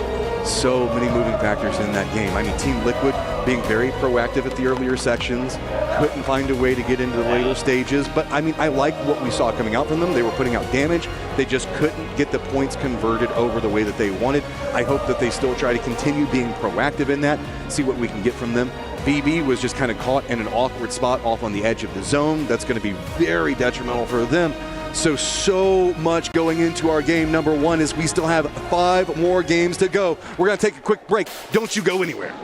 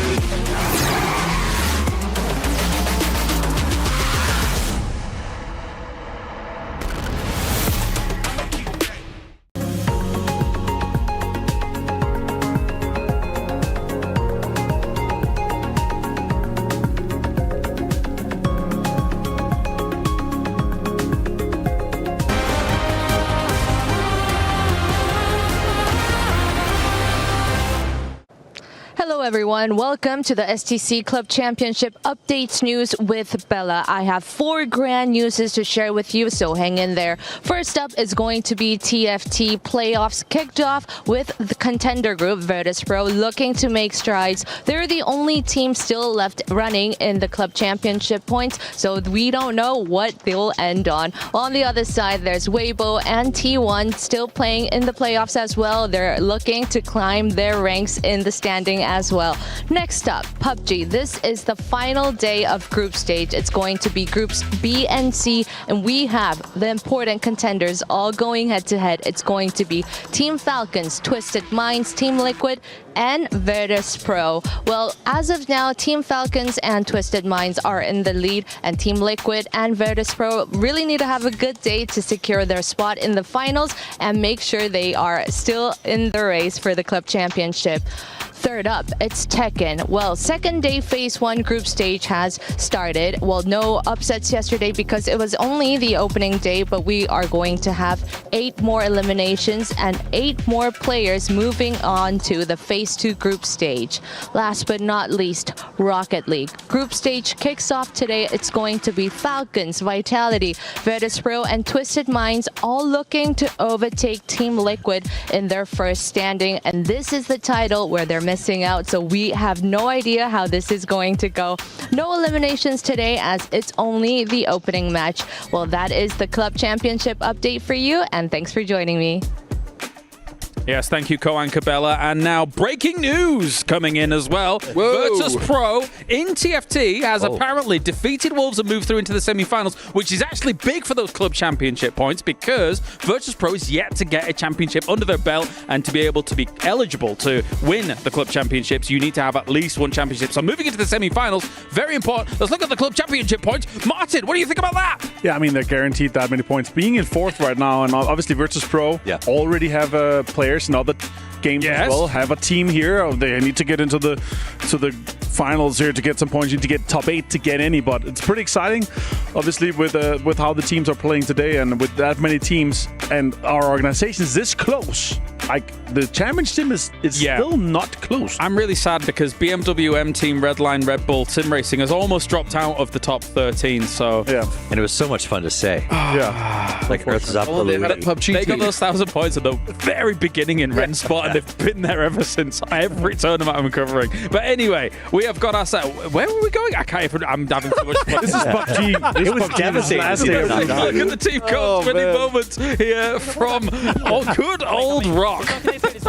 Yeah, now they're catching just here after 7 games. Going to be in first place. That's pretty impressive. Puxa ele, filho. Vamos roubar, The thing with Rock... Eu vou fazer nade lá. Eu tenho 2 bang, guys. Tchau. Bate os 2. Vamos bangar. Pera, eu tenho nade. Knock. Vamos lá. Vamos puxar. Rouba aqui. Ai,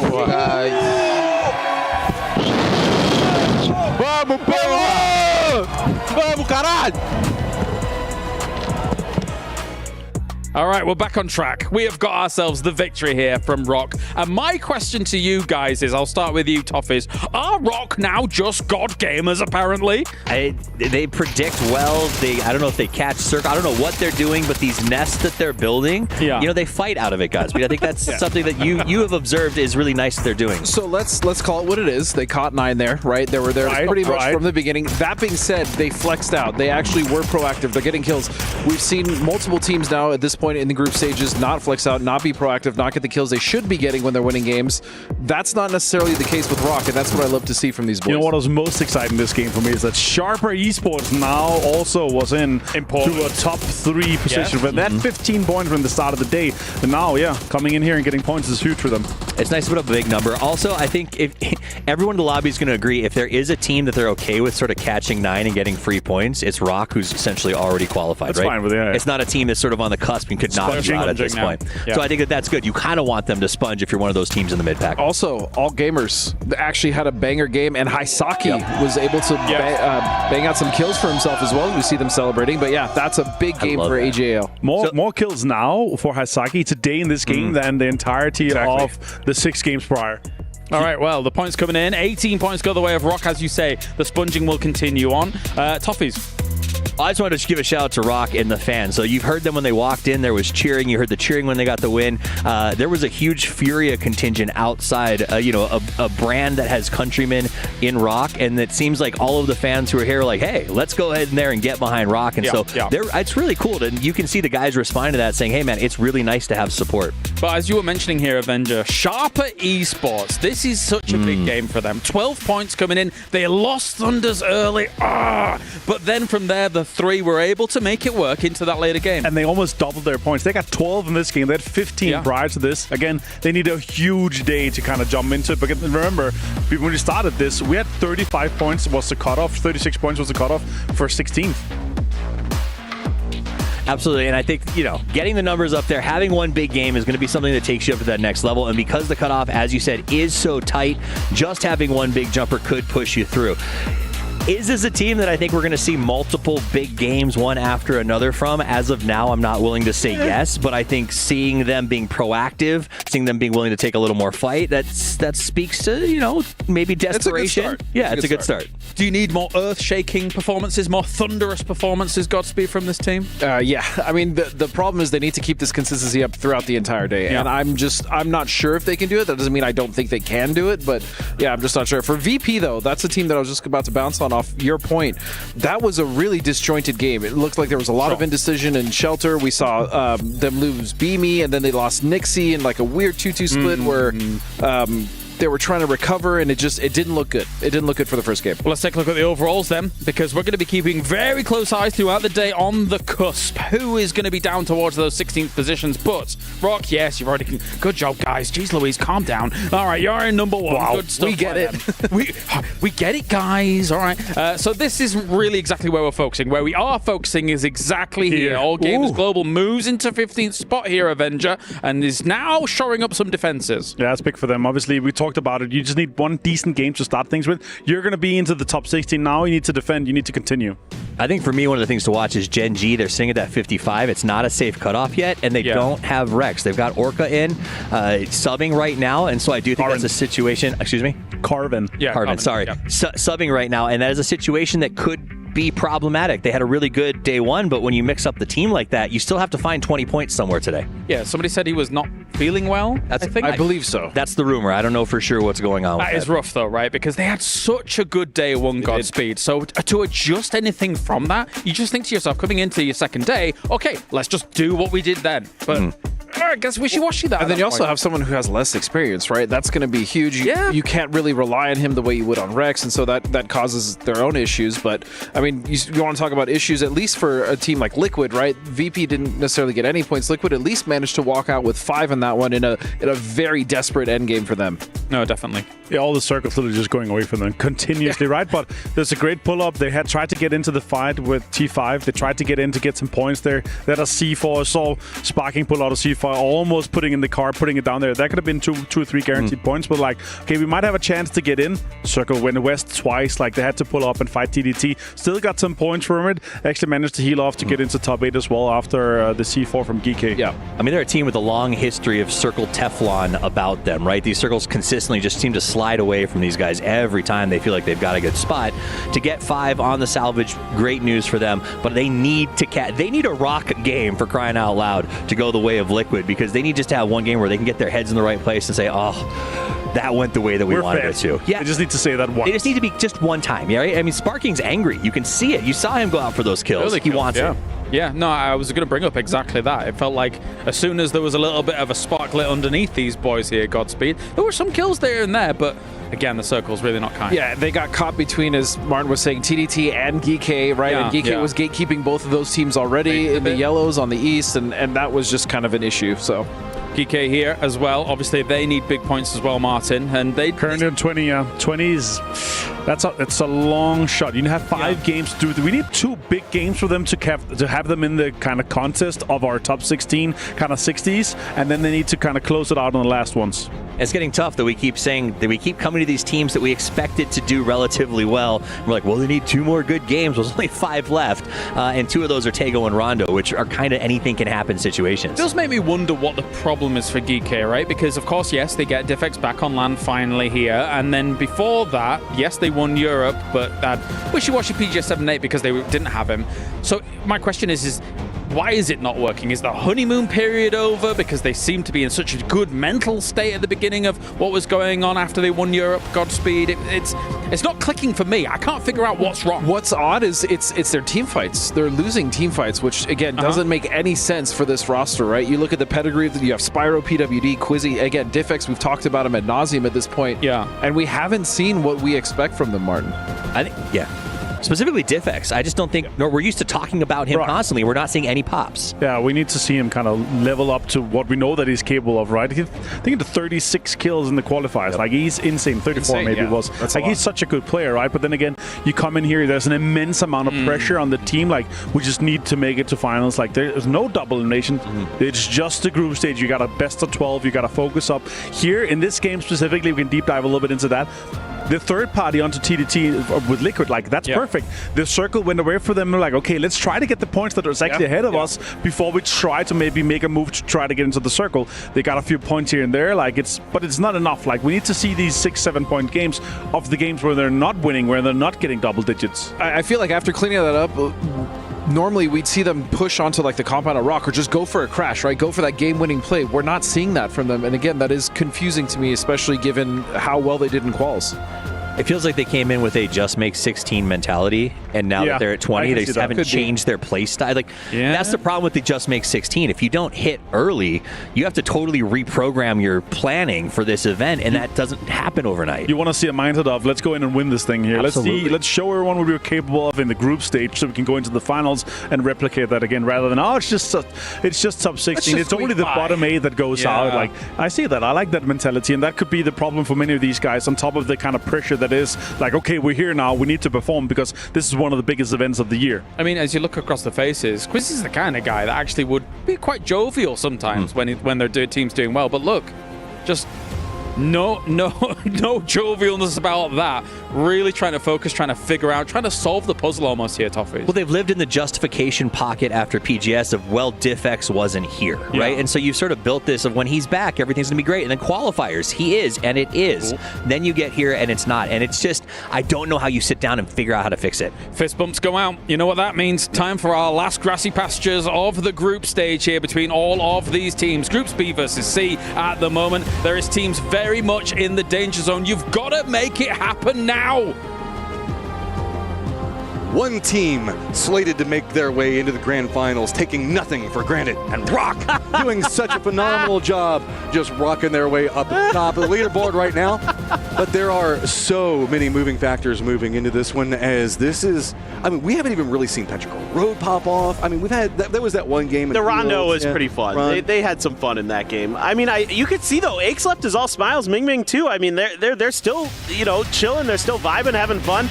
Kind of, again, a weird situation for them, but a lot of teams there with that western shift back towards the farm in tricky positions where they have to take fights, they have to make moves. Yeah, this is a very dangerous day for a lot of teams. And yes, club championship points are important, but PGC points are so important as well. So much on the table for these teams, and it's just continuing to get more and more crazy as we're getting in. That mid-game on Erangel was crazy. I mean, what, 30 people alive in Circle 5 in a farm game is nuts. It is. It was just a very tight ending in terms of what you had left to play and who could do what. So that's, another problem when teams are having to come east to west in that circle, is there's so many teams that are just tucked in as tightly as they can, so you don't have the ability to say, go for a crash onto the farm, because you're just going to get cut down trying to drive through. We saw that with a couple teams like CTG that tried to drive into the circle and just got wrecked, mostly by Sharper, who had a phenomenal game for themselves, really giving themselves some hope to maybe do something here and get into that grand finals. But yeah, this plane path is not so good. Interesting. So remember, Rock did drop in Novo last time and did the shift into farm with an early read on Circle, so paid up big for them. This can kind of go wherever. It does, I mean, if you're going off the plane path, you do feel like maybe this is going to lean a bit over the military base island. But I mean, we could have a peninsula ending over there into the east. There's a lot to really look at. AGAL also finding some kills inside that last game, getting a lot more active. That's going to be pretty scary. Circle goes, no, none of those places. Wow. We're going to go up next to Yasnaya Fields again, still keeping Stolber. Although this plane path, still having Stolber in Circle is kind of surprising. It is. It is about as north as you can go in some ways. You can, of course, go more north, but it's pretty up there. So for teams that are on Sosnovka Island, that are going to be in Primorsk, like, I wouldn't be too surprised to see a bunch of them try to get those early E pickups and get in the air and get towards that northern edge, maybe Kameshki, up towards that road, west of Yasnaya, to try to grab some vehicles and set yourself up for the mid to late game. FN's already on the move. Well, that's what I was kind of noticing, is we've got kind of a mad dash up next to that Georgia Pole area. So FN, I'm curious if they're just going to go all the way up to North George. Team Liquid's going to be following them back behind them because they're going to be going over to Georgia Pole.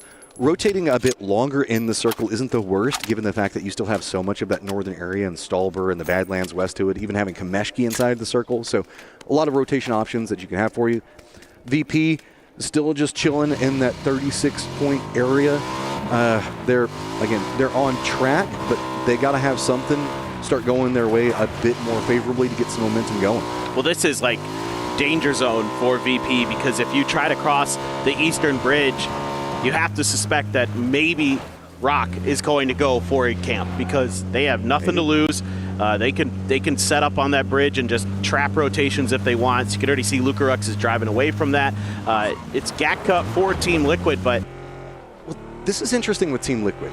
As we were kind of talking about this during the break between the two of us, Team Liquid, aka Shoot to Kill, has been like a fan favorite team for forever in PUBG. They're getting like a bit booed, as competition's going on for the club championship. Yeah. This is the first time they're having to deal with that type of environment where they're kind of the villains of this. A little bit, yeah. It is kind of weird to think about. I mean, just a team that's always older. And by the way, just look at the map, look at the West. So FN had already gotten ahead of Team Liquid, and they're kind of driving a little bit close to where Star-Lord is. Heaven on top of Rock, and Rock doing kind of a little bit of what I suspected they might in terms of getting to that crossroads outside of the bridge early to try to make sure that they can dictate traffic there. I assume that the Freaks just couldn't find an emergency pickup or something and are going to have to do this with vehicles, so it's going to require good scouting from Heaven. I mean, it feels like maybe they're just trying to scout and see whenever Rock goes, then they know that they can go. This is an interesting lay of the land for them to see how this is all going to play out. Also in the George Pole situation, we did have GK that finally made it up over there as well.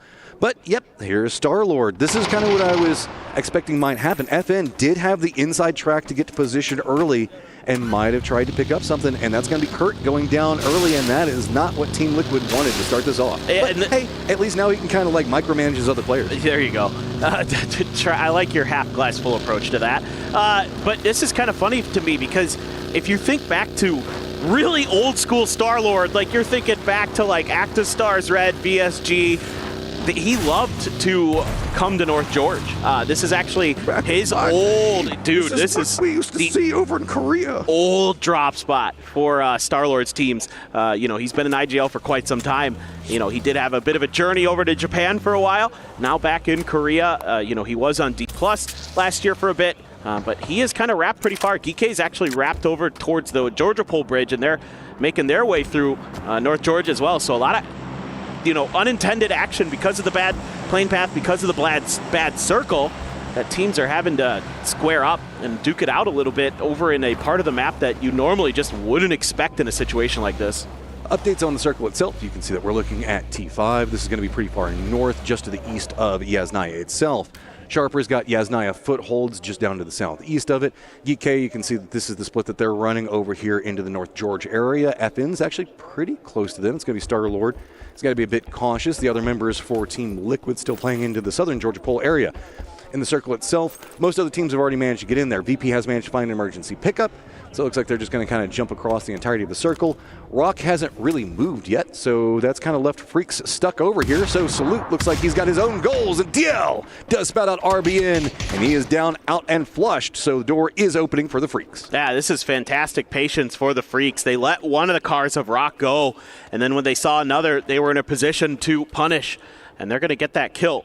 Now, Guman is going to be watching the tail end of Rock. I mean, this is fantastic scouting work from the Freaks. They have had so much information up on this radar tower mountain for so long. They knew exactly when and where they could pounce on top of Rock and take advantage of them. So Guman, I don't think he's going to pull the trigger at this range necessarily, unless he's already planning on leaving this situation. Then he might just send a little damage in if he could, but looks like he's already going back to the coop. Doesn't want to reveal his position. It is tricky in that spot. When you only see one player, you're not 100% sure maybe where the other is.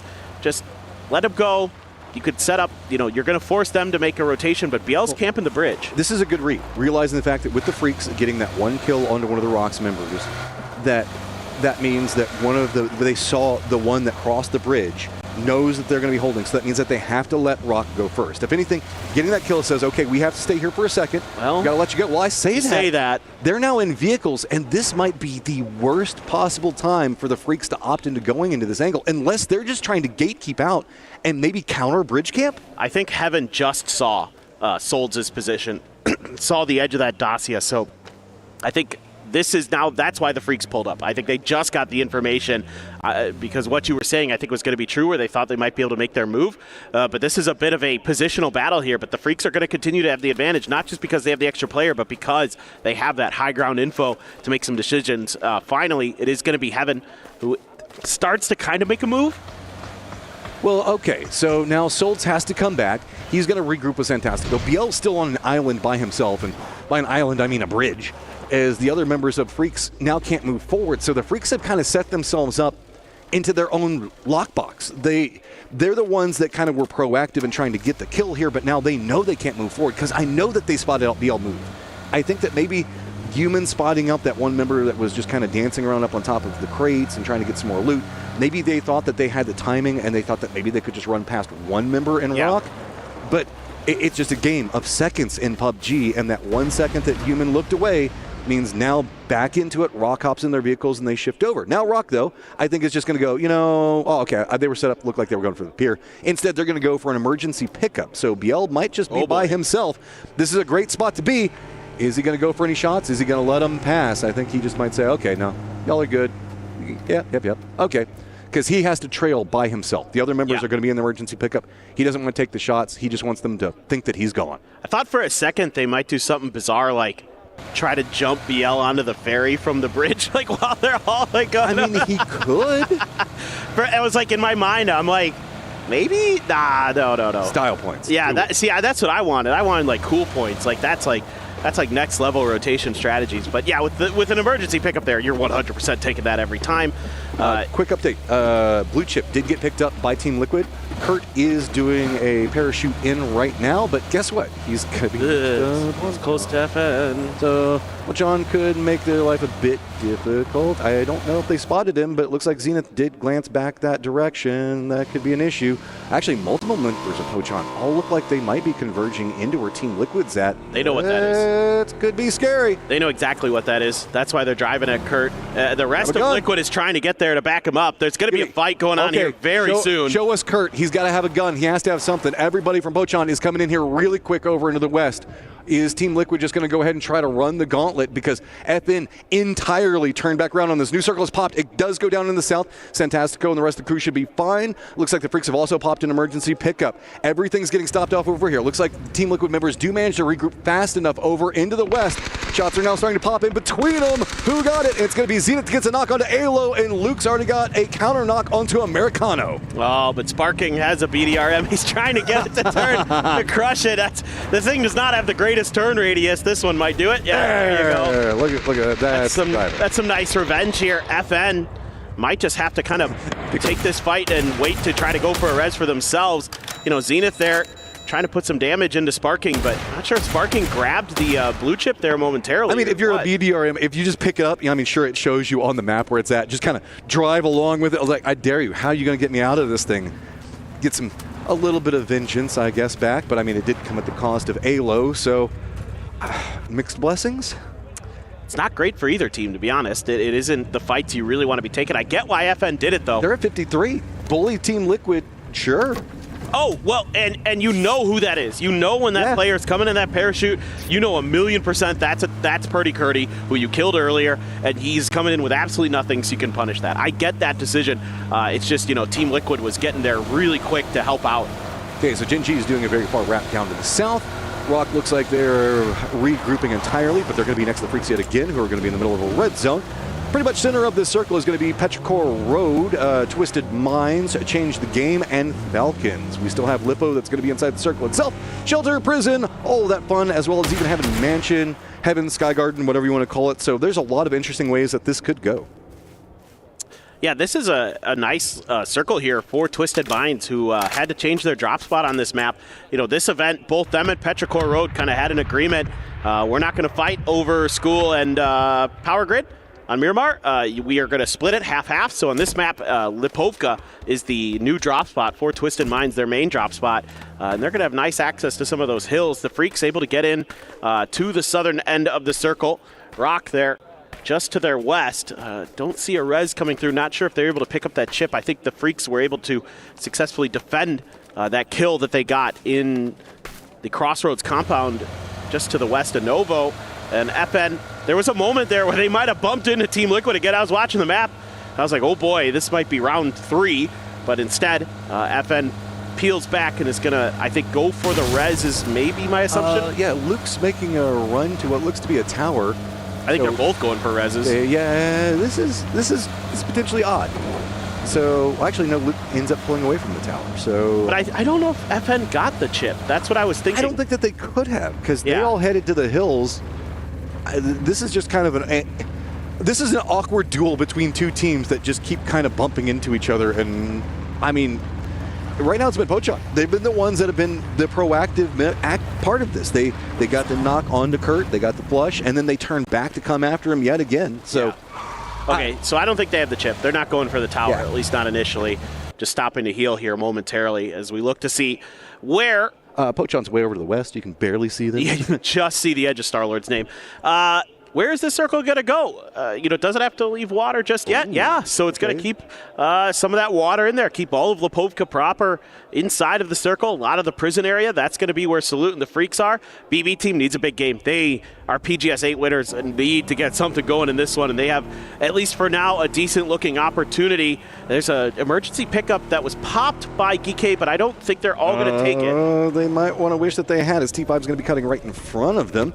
So we're pretty much Lippo down to Pride Rock near prison. Freaks are going to be trying to hold down that Pride Rock positioning, looking down where Rock's going to be moving from. TDT is going to be right on the edge of the zone just to the west of that.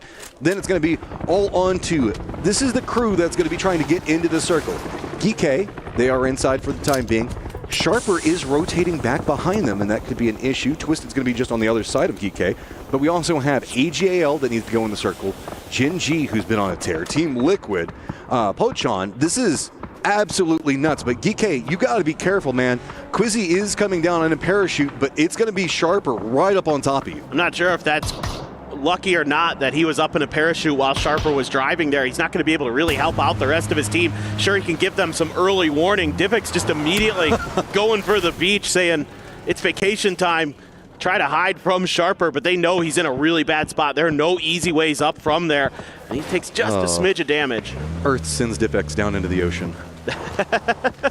So, up on top, we got the Thunder potentially rolling as really GK can't wrap back into this. Remember, there's a lot of people that have this hillside with vision. So Sharper doing the stop off here means that the other members for GK can't come back up into this elevated position because Twisted's got vision on it, and even T5 as well.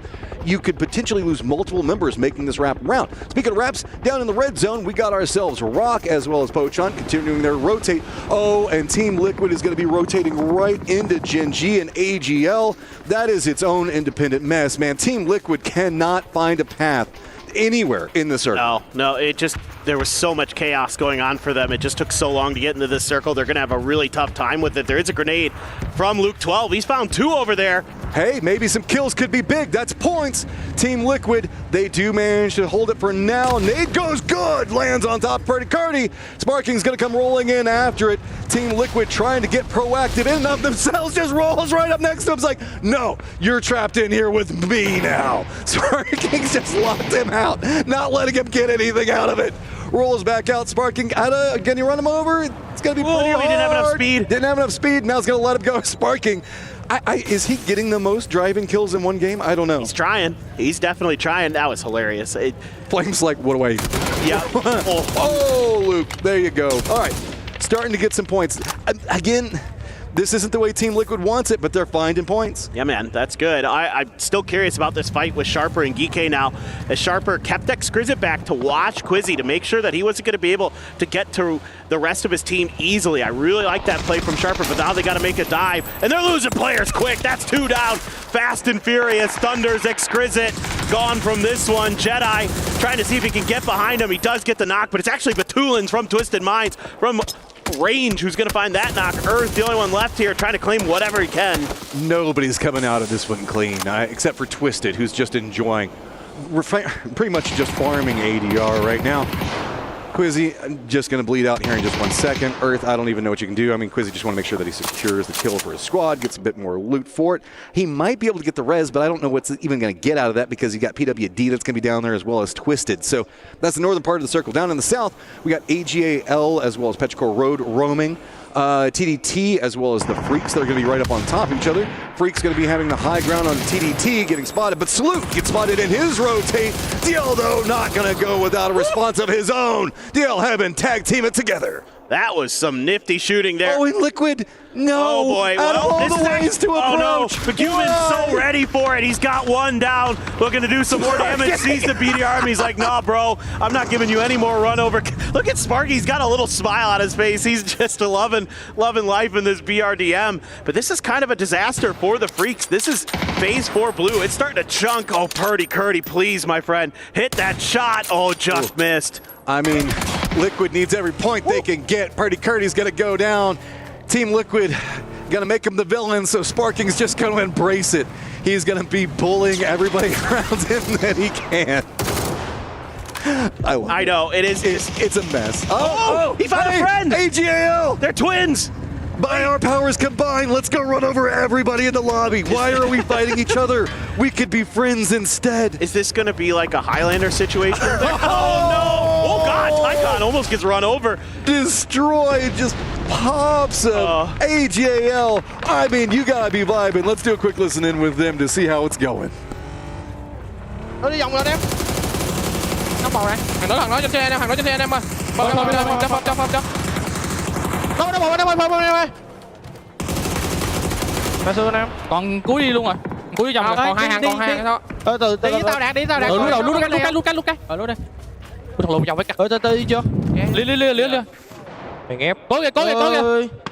Đây bắn mình không? Bắn mình. Lên xe ngồi cái. Cho sửa. Từ. Chết đó Hải. Bắn cối không biết chết. Mortars raining down, but AGAL starting another tear of a game of their own. Falcons trying to make something happen over here as it's just going to be Evan, the last one up for the Freaks. They go down. Falcons getting control over the mansion area for the time being. They still have Sharper that's just going to be up to the north of them. AGAL, new circle pops. It leans into twisted direction, so that means AGAL, Petrichor Road, Pochon all have to make moves. Falcons just going to be the north of this. Do they want to get involved? Shrimsy and Kickstart look like they want to make some points of their own. This is going to be really interesting. The Falcons actually looking to maybe get behind AGL. Do they have a Panzer ready for this BDRM? We did have one available earlier that took down poor Sparking there. And it was a Highlander situation. There can only be one, and it's AGAL's who's going to be the sole surviving BDRM right now. They're trying to drive ahead, but oh man, Petrichor Road. That's some disgusting spray from range there from Wenbo. That is pretty far. AGAL just kind of looks over at people getting shot out of their cars. Peasants. We continue to drive. Sucks to be you nerds. We'll just stop off here, I think. Oh look, there's people we can shoot. BDRMs and AGAL. I'm scared. That is a scary combo. It's just like I'm just waiting for a random Panzer to just blow them all up. And Himas, gets taken out by Ming there. Not quite ready for Petrichor Road to be coming up over that hill on foot. Tycon able to respond, so Non-Aches left alive, but very, very weak. Ming is going to get run over by Tycon. As Himas, they definitely want to get him rezzed back up and running because they have more fights brewing. There's a ton of teams coming over here. We've got BB that's approaching on a similar vector. BP is caught up with T5 on the other side of the hill. Falcons up into the north. Looks like they were trying to assault the position just to the north of Twisted, but remember that we still have DK over there. Sharper spotted that out. Looks like they're wrapping in back behind it. So Falcons do lose one, but DK loses multiple. PWD is still back behind him, so that's its own problem that could pop off any moment. Good nade coming up from Perfectix. Drops it on two, and now it is just on to Tiggleton. PWD pops off. Falcons are eliminated. Oh, that was a tough one for the Falcons. They almost hit a good grenade onto the roof that Perfectix was on, but it missed. It went just a bit too far, and he was able to punish the heck out of them. Grenades now making their way in towards AGL. It's BB team's turn up to bat. Bill First trying to get some shots down. Can't really connect too much damage. Meanwhile, back into the safety of that BDRM for some of these AGL players. Himas trying to use the smoke to stay obscured, to stay alive. CTG not too far from this fight too. Oh, and VP instantly eliminates T5 just to the east of this position. BB, got to be careful as now VP has eyes. They hear this firefight. Looks like Lucarux might be eyeing it, change the game. Also might be changing an angle, seeing if maybe they can get on to AGAL, who's just been kind of bullying everything around them. They are just climbing 10 kills for AGAL. this is how we expected this team to play. Yes, this is much more AGAL. This is much more Vietnam. They are just running and gunning and making it work. Obviously, the BDRM very helpful in this situation, but we haven't seen it be like that impactful of a vehicle really until this game, where teams have been able to find moments where they don't just get panzered out of it and get some success. VP looking for a third party, looking to see if any fights are going to kick off on that edge, but right now BB team is just tucked in together, huddled together, waiting for CTG to try to make a move. AGL is also in a similar boat. This is going to be a really fat Twisted Minds. There's like 3 teams that are right over there that they're getting loot off of. Change the game, uphill battle that they could have to be facing versus VV over here. So a couple of peaks between them. Nox could be big. AGAL already in the gatekeep position in the new circle. VP is just going to be to the east of them, so change the game. Not a lot of options. If they go to the north, they have to deal with an entrenched Twisted Minds who's just gotten fully refilled on ammo, meds, everything else along those lines, and having a compound. So change the game instead. Really wants to push along this hillside. BB, though, starting to realize that they don't want to get caught in this fight. They know that AGL is already up in the north. They're going to move into the east, but that puts them into VP's line. This should be Twisted Minds' game to win, you would think, just because of everybody else is just fighting on the south, and it's pretty unlikely that one team is going to come out with 4 up to take a fair fight against them. Iduzi, just looking around the corner, gets lit up. Tycon there laying down some earth, but Corexi actually finds Destroy, and it's Phil first. This is really interesting. Is AGAL constantly moving their BRB just to kind of get in the right spot to block off shots from teams? So it's like a roaming piece of cover. Like, look, it just does not sit still. They do lose Tycon off it, but it was just constantly shifting from point to point to point.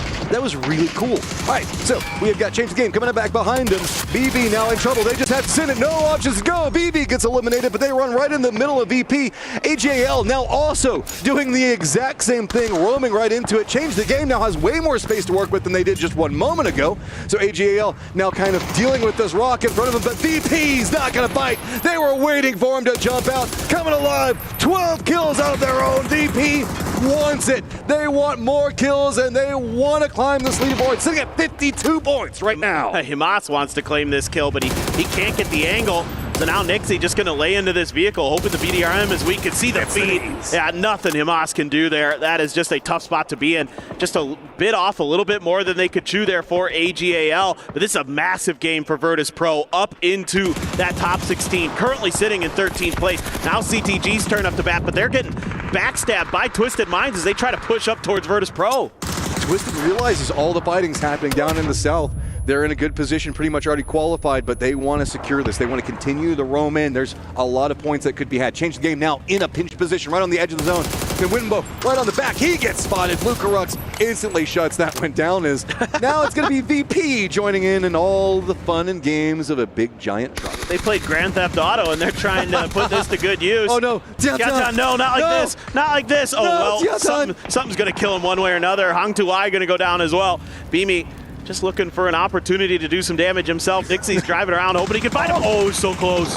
Those smokes, I mean, bullets on one side, BDRM on the other side. What do you even do? Just having to juke through it all. He's still alive. And honestly, the longer he holds this up means that Twisted can get into a better spot. Beanie's already kind of held over into the east.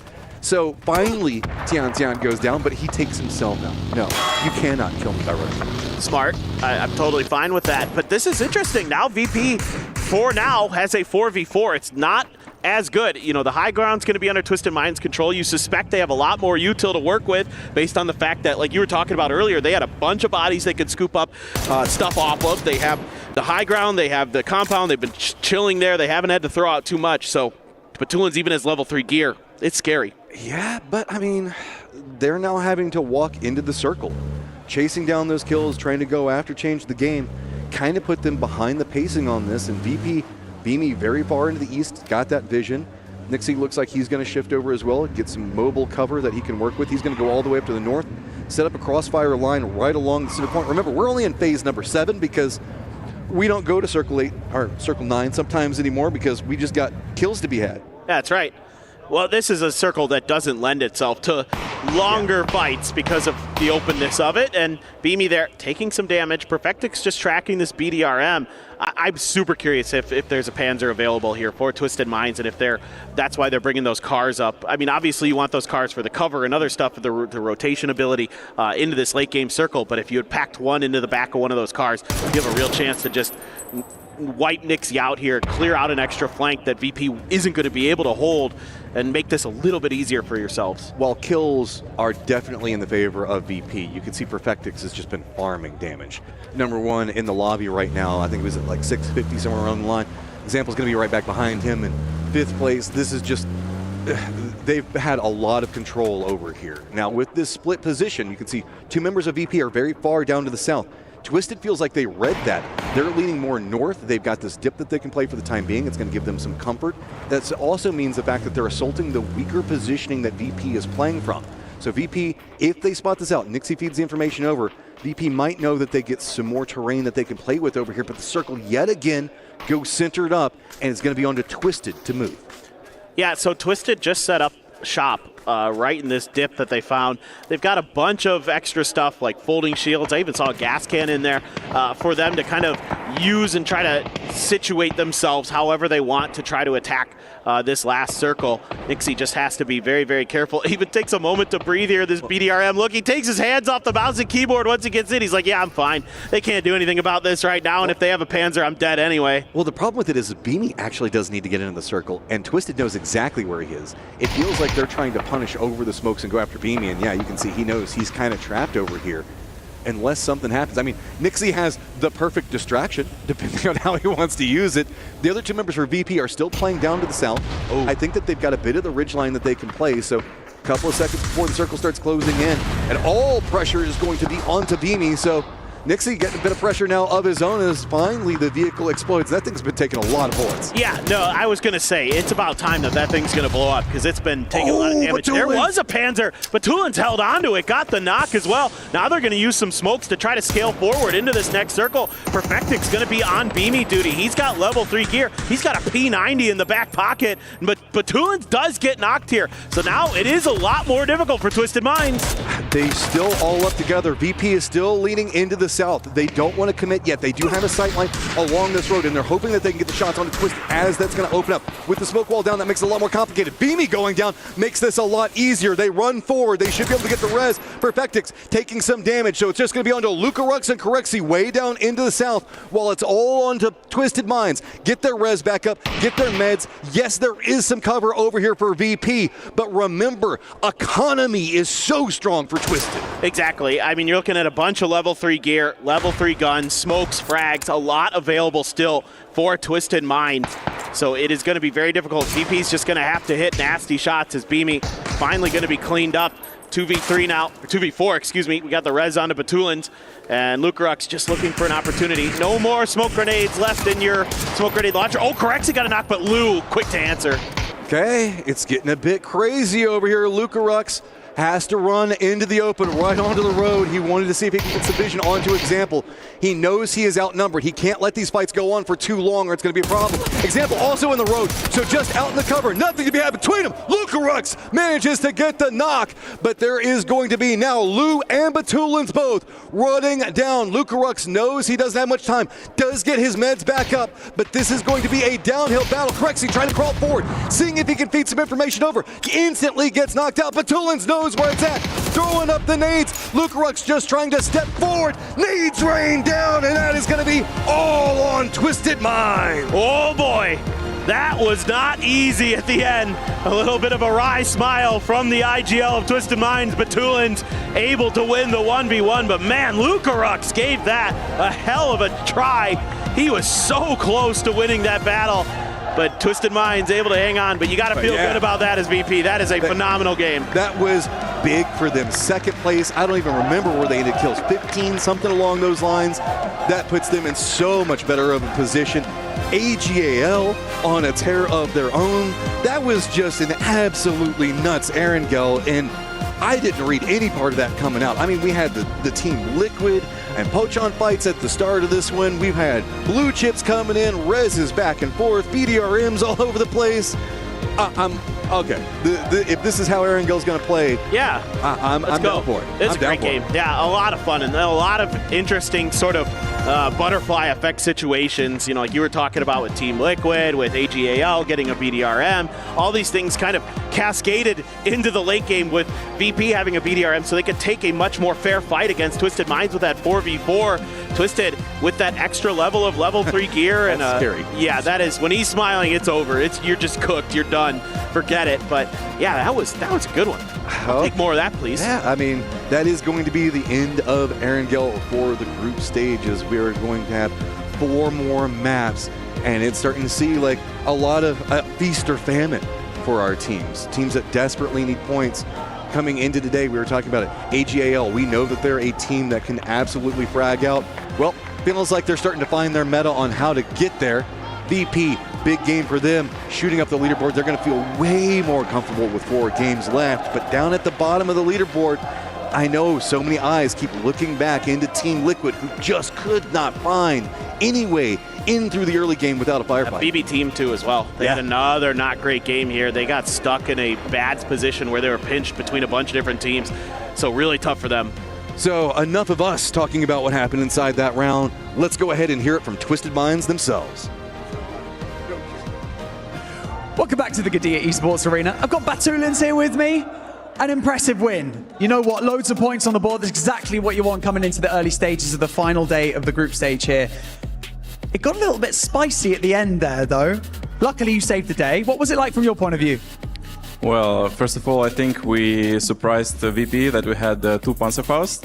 So basically, we couldn't win against BRDM, but the Panzerfaust made everything. And then I think all of us individually shoot well, and we won the game. So, yep, nice.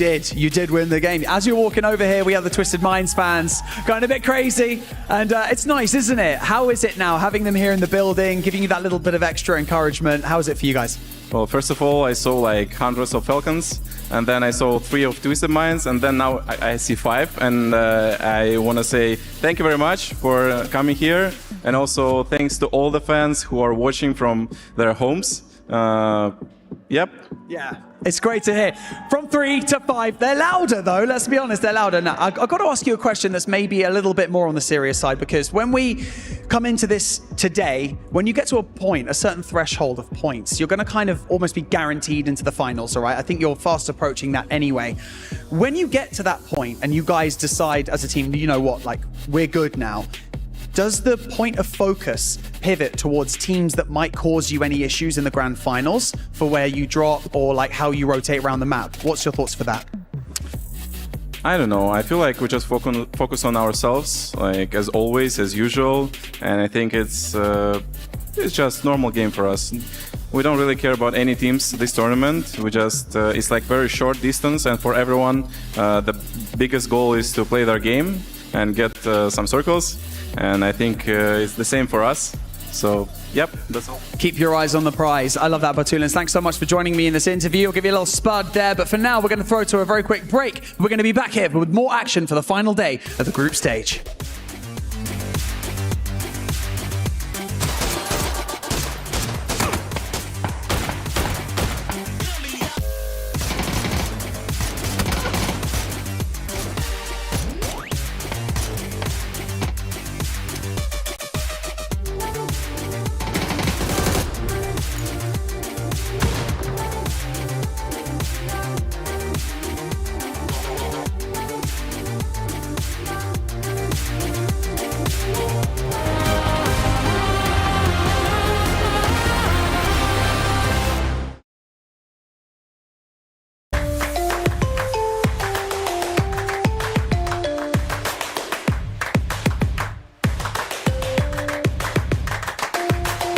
Level up your gaming experience with over 8 billion playlists, only on Spotify, the official audio streaming partner for the 2025 Esports World Cup.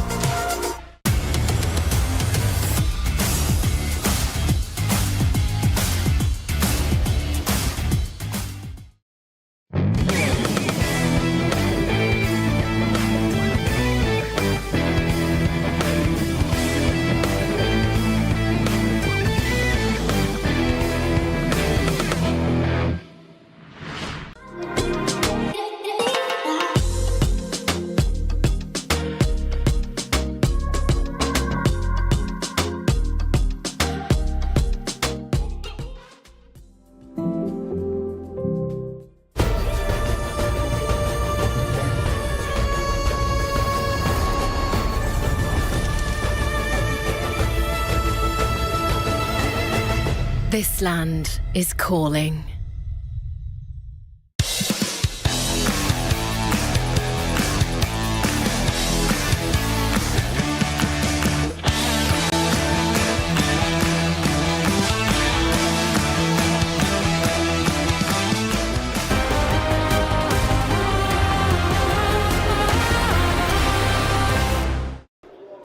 Мерки нет у меня. Он просто 1 хп флопа на дороге. На дороге? Да, левее шел, левее шел. Куда левее? Дерево. Желтое. Или... А, нет, это нокпозер, сори. Желтое? Не знаю, где-то в той области, да. Он за деревом. Он нокнул меня. Да, 1 в 1. Он за деревом, вот троечка. Лежит в опане. Маленькое дерево, берет дерево. Ты ему дал. У тебя утилки дохуя. Найс, хорошо.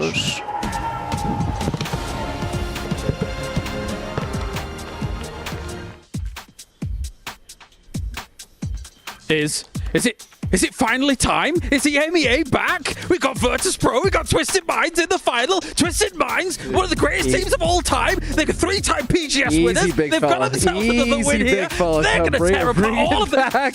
Bring it back. Okay, sorry. All right. You're okay. What do you think about this? What do you think about Twisted Minds, man? I thought they did really well. They played out of their minds, as did You don't have to be quiet. Oh, sorry. I think he's trying to calm you down a little bit. Sorry. I apologize. That was an absolute banger endgame between these two teams, VP and Twisted Minds. That was one of the best fights we've seen so far in group stages, and yeah, it was just a pleasure to watch. It was back and forth till the very end. I think it was back and forth. The Twisted Minds, ultimately big brain, they get the big win. I was also impressed with VP, not just because that fight was fun to watch, but like other big brain moves. What was it? Nixie had the extra AR on his back, so he faked AGAL to get out of the BRDM while he was reloading, but had the gun switched instead. Like, VP was just playing like, man, moment by moment. So smart. It was exciting to watch. Martin.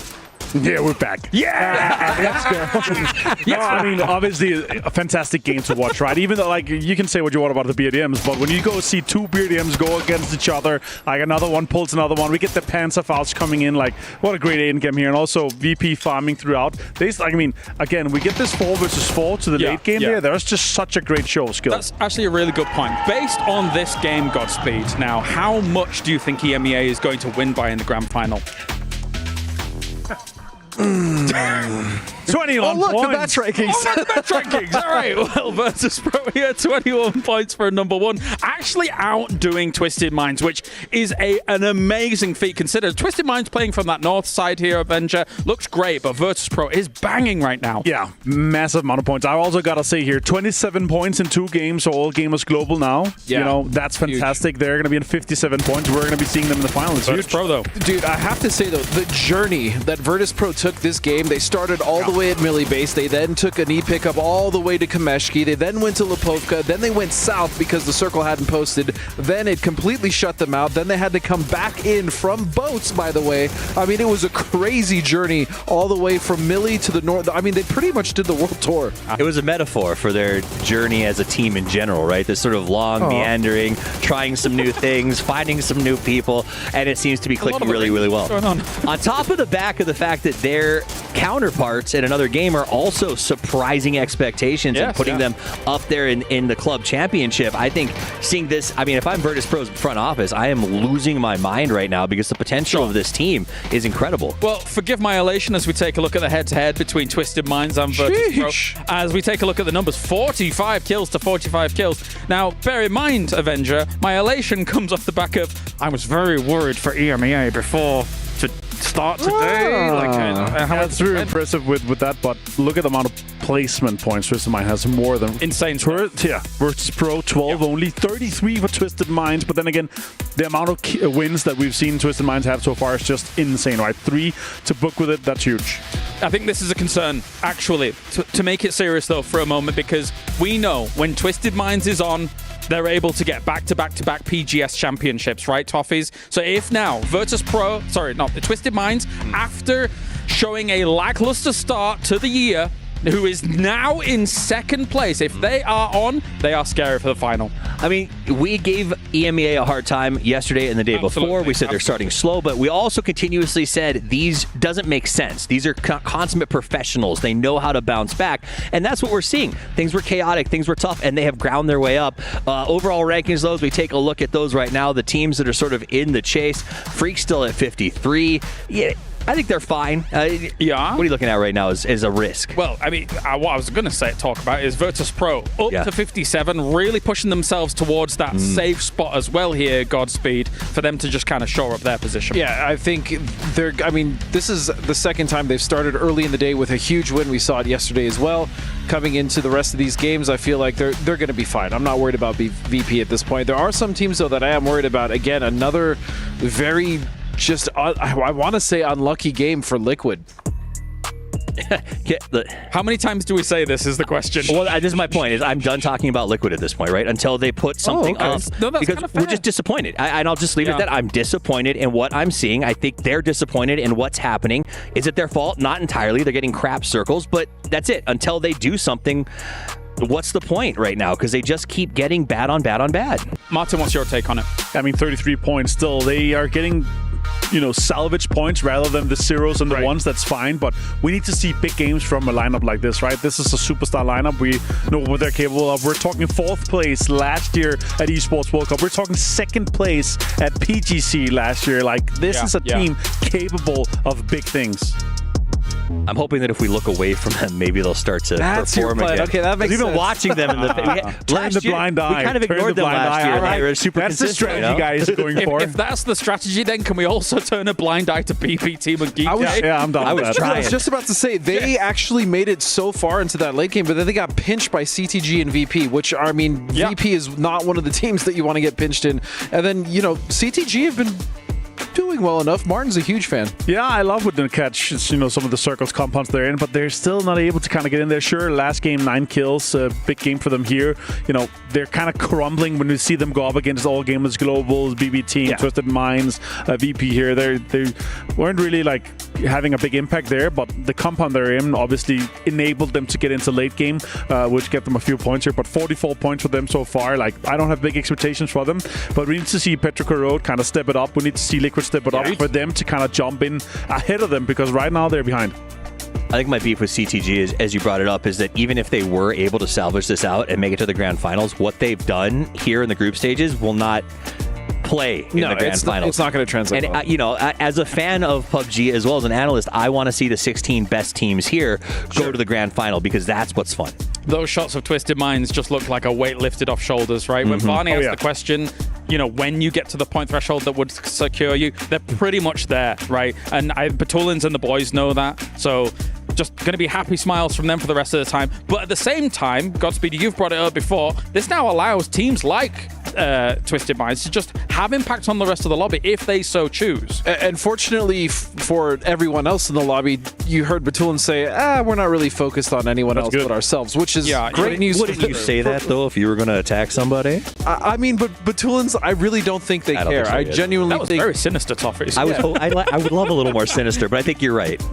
But there are other teams, right, Avenger, that are in the lobby that could potentially go for those kind of, I don't want to say backstabs, but just straight up deny a grand finals appearance. Yeah, I mean, is it the time to do it with 4 games to go? I don't really see it. I think it's going to be happening more kind of sneakily in terms of selected third partying and so far. I also got to point out, guys, 1 point for Petrica Road in 2 games is just not enough. They're currently outside the top 16. They need to step up to be able to get into that top 16. If the lobby's lined up a little bit differently, because obviously we're going on to Rondo, if Sunlilan Twisted Minds was going up against a 17 that didn't have as many points, it'd be the perfect opportunity to say, get out of test track, you know what I mean? Something like that, but even then, it's not going to materialize here for sure, as we take a look across all of these other teams and see how they're playing things out. I think the biggest takeaway is Twisted Minds has never seen themselves as a team that will be beaten by anybody. So there's no one to keep out of the lobby, because in their minds, that is fair. They're the best team there, so why do I have to try to drop someone else? And I respect that.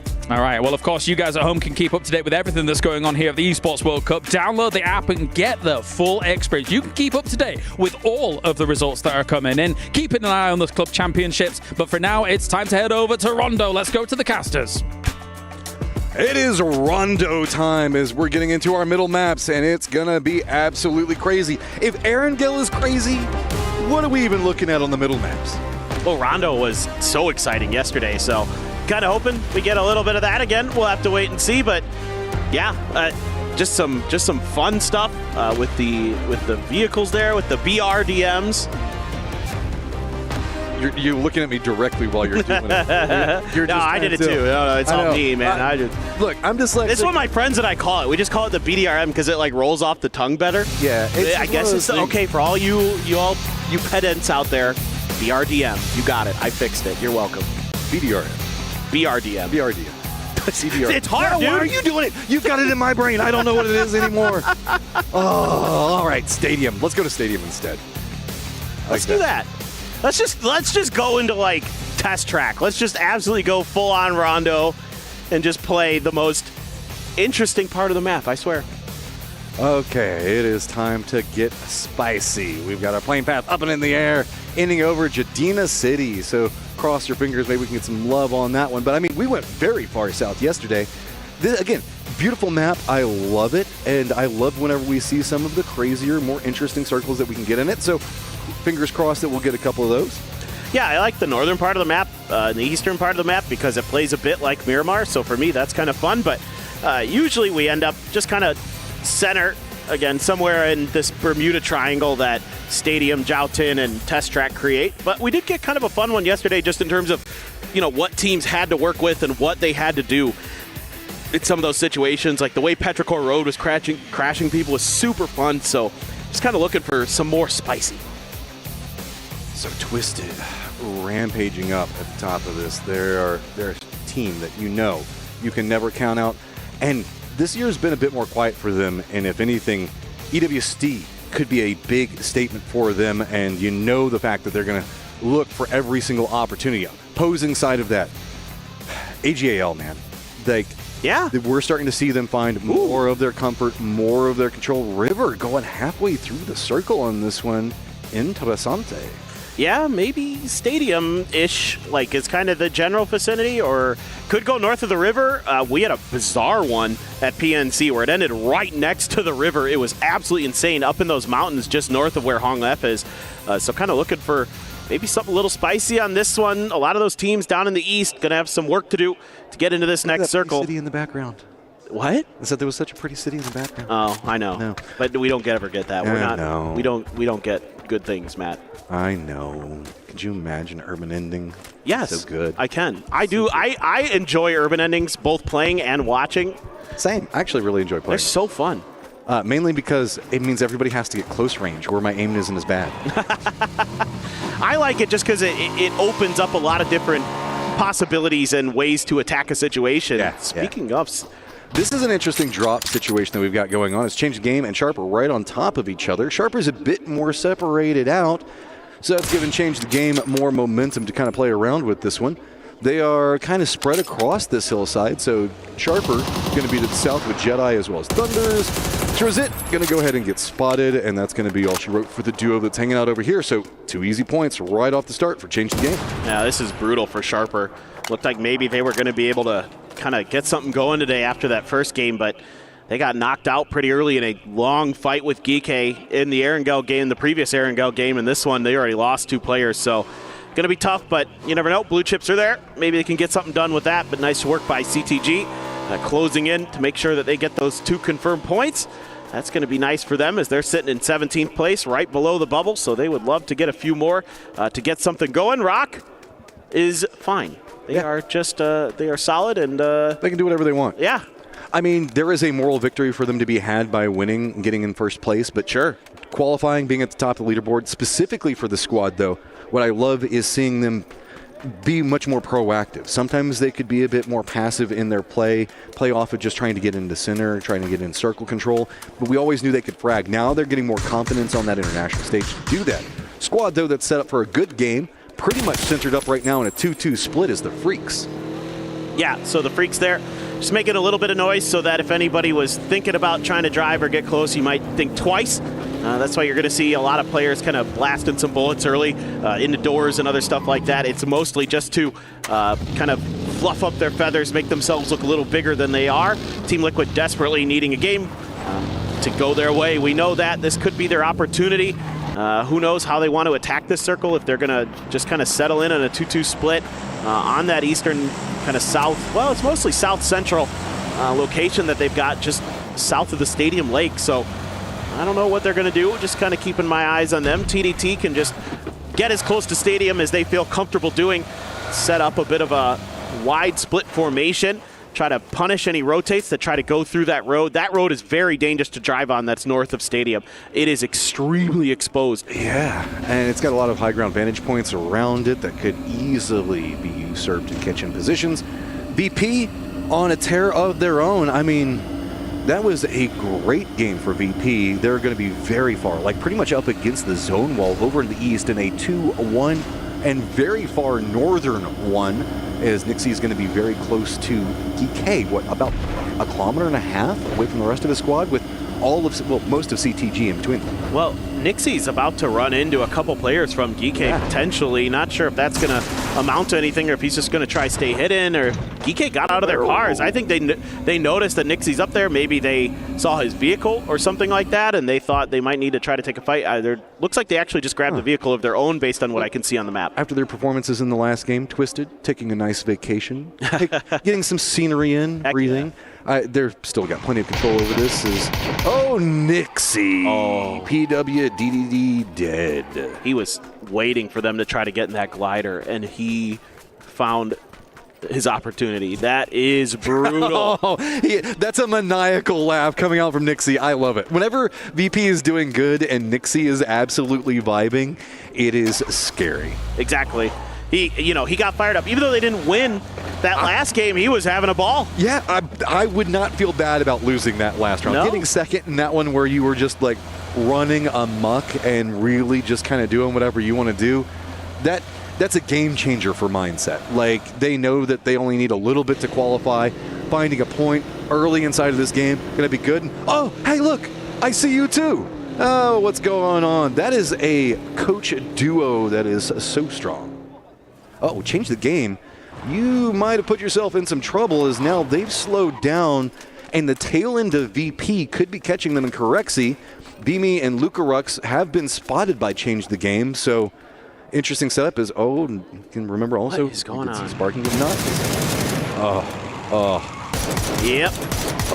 Yeah, that's Dirty. just, I think that's just Nixie just kind of doing a little prep, watching some of the previous map streams and tendencies of what teams want to do in situations like this, and knew that he could punish a glider spawn, and did so very, very effectively. Not sure if he's going to get in the glider himself or what he's going to do, but this is all weird over here because we're nowhere near the circle, but we have Changed the Game, EK, and VP all kind of like stuck over here now as Tycon gets eliminated. And Corexy's going to go ahead and have a glider of his own that I guess they technically stole. VP, you mentioned it in the last game. They're all about stealing the vehicles, it feels like. Yeah, why not? I mean, if you're given the opportunities, might as well play a little GTA. Yeah, exactly. This is great. I mean, this is a glider that's full health. They're just going to be able to do a little bit of scouting, figure out what exactly Geek's doing in front of them. CTG did pull off of this, so that fight's not going to happen. FN Polchon is kind of somewhere in the vicinity as they stopped just to the north of where everybody's kind of rotating. So things getting a little bit awkward outside of the circle. Get so many teams outside of this first circle has made it really chaotic on trying to figure out where and when you can get in. We talk about center meta a lot, but teams with everything that's going on with the BRDMs and everything else like that, it feels like everybody's like, no, get circle fast, get compounds, get safety as the new key component for later game successes. But we have Rock, BB, SP after their 2 casualties early, going to be coming in pretty late. Then due to the dust up over in the east, we've got those 3 teams that are going to be coming in pretty late as well. But we got Pochon that's going to need to be pretty careful because I don't think that they're going to be expecting 2, maybe 3 teams coming up back behind them. I agree with you 100%. Karan is kind of out there on his own just watching some of these Geek rotations. Is FN going to try to set up a trap, or are they just going to try to kind of stay ahead of them and drive around? Is my thought right now, is where my questions lie. Quizzy is taking some shots at Americano from his Pico. but looks like Americano just going to keep driving. It seems like FN has opted to try to get away from this. The problem is they left the trailing car on for information, and he's got Corexi right on top of him, who's going to be able to feed that information over to the rest of VP. He hops in a vehicle. VP doesn't look like they want too much with it, so with Corexi flying over, should feed that is going to be around Muhoban, and I think that VP looks like they're also doing a quick stop off. So Pochan, 3 members safe for now inside the safe zone. GK did opt into going more north, so really it's just the tail end of it. Karan looks like he should now be fine. He does have himself that EMP field that he's got to be a bit careful of, as CTG is going to be crossing that right now. Everything else calming down. I mean, this is much slower than Erangel.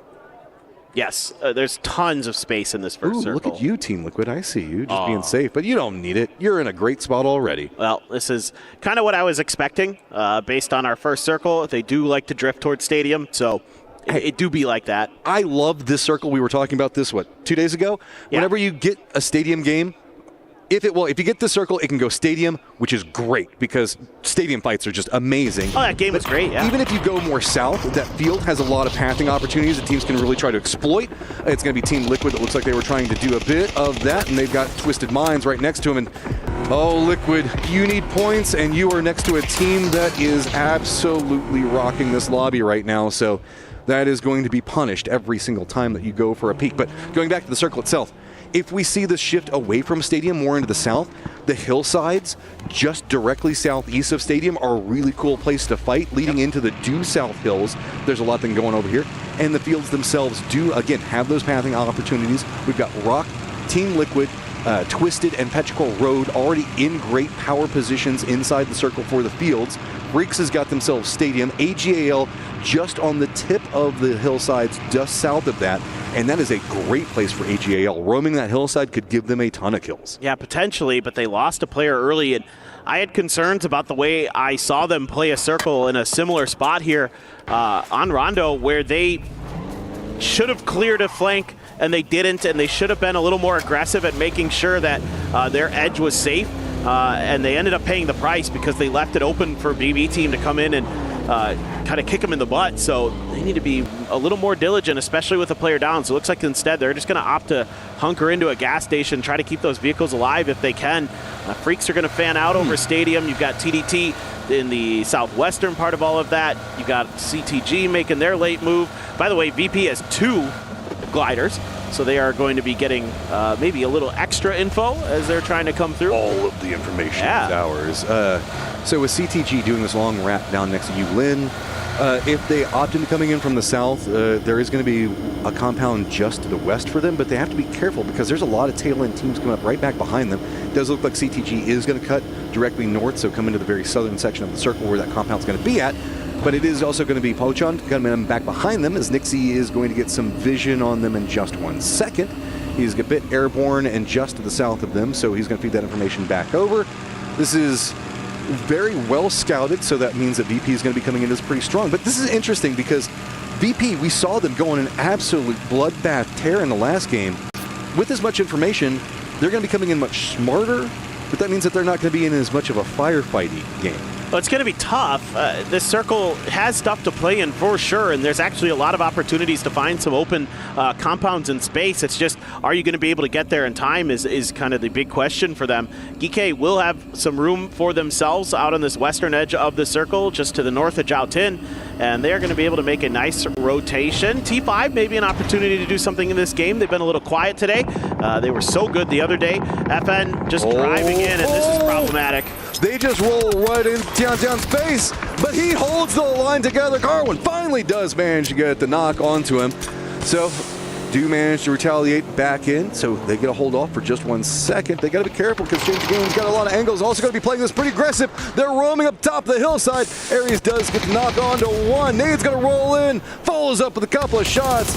Pochan in Shans. Yeah, I mean, they just blind sent it into this position, and CTG was already here holding line.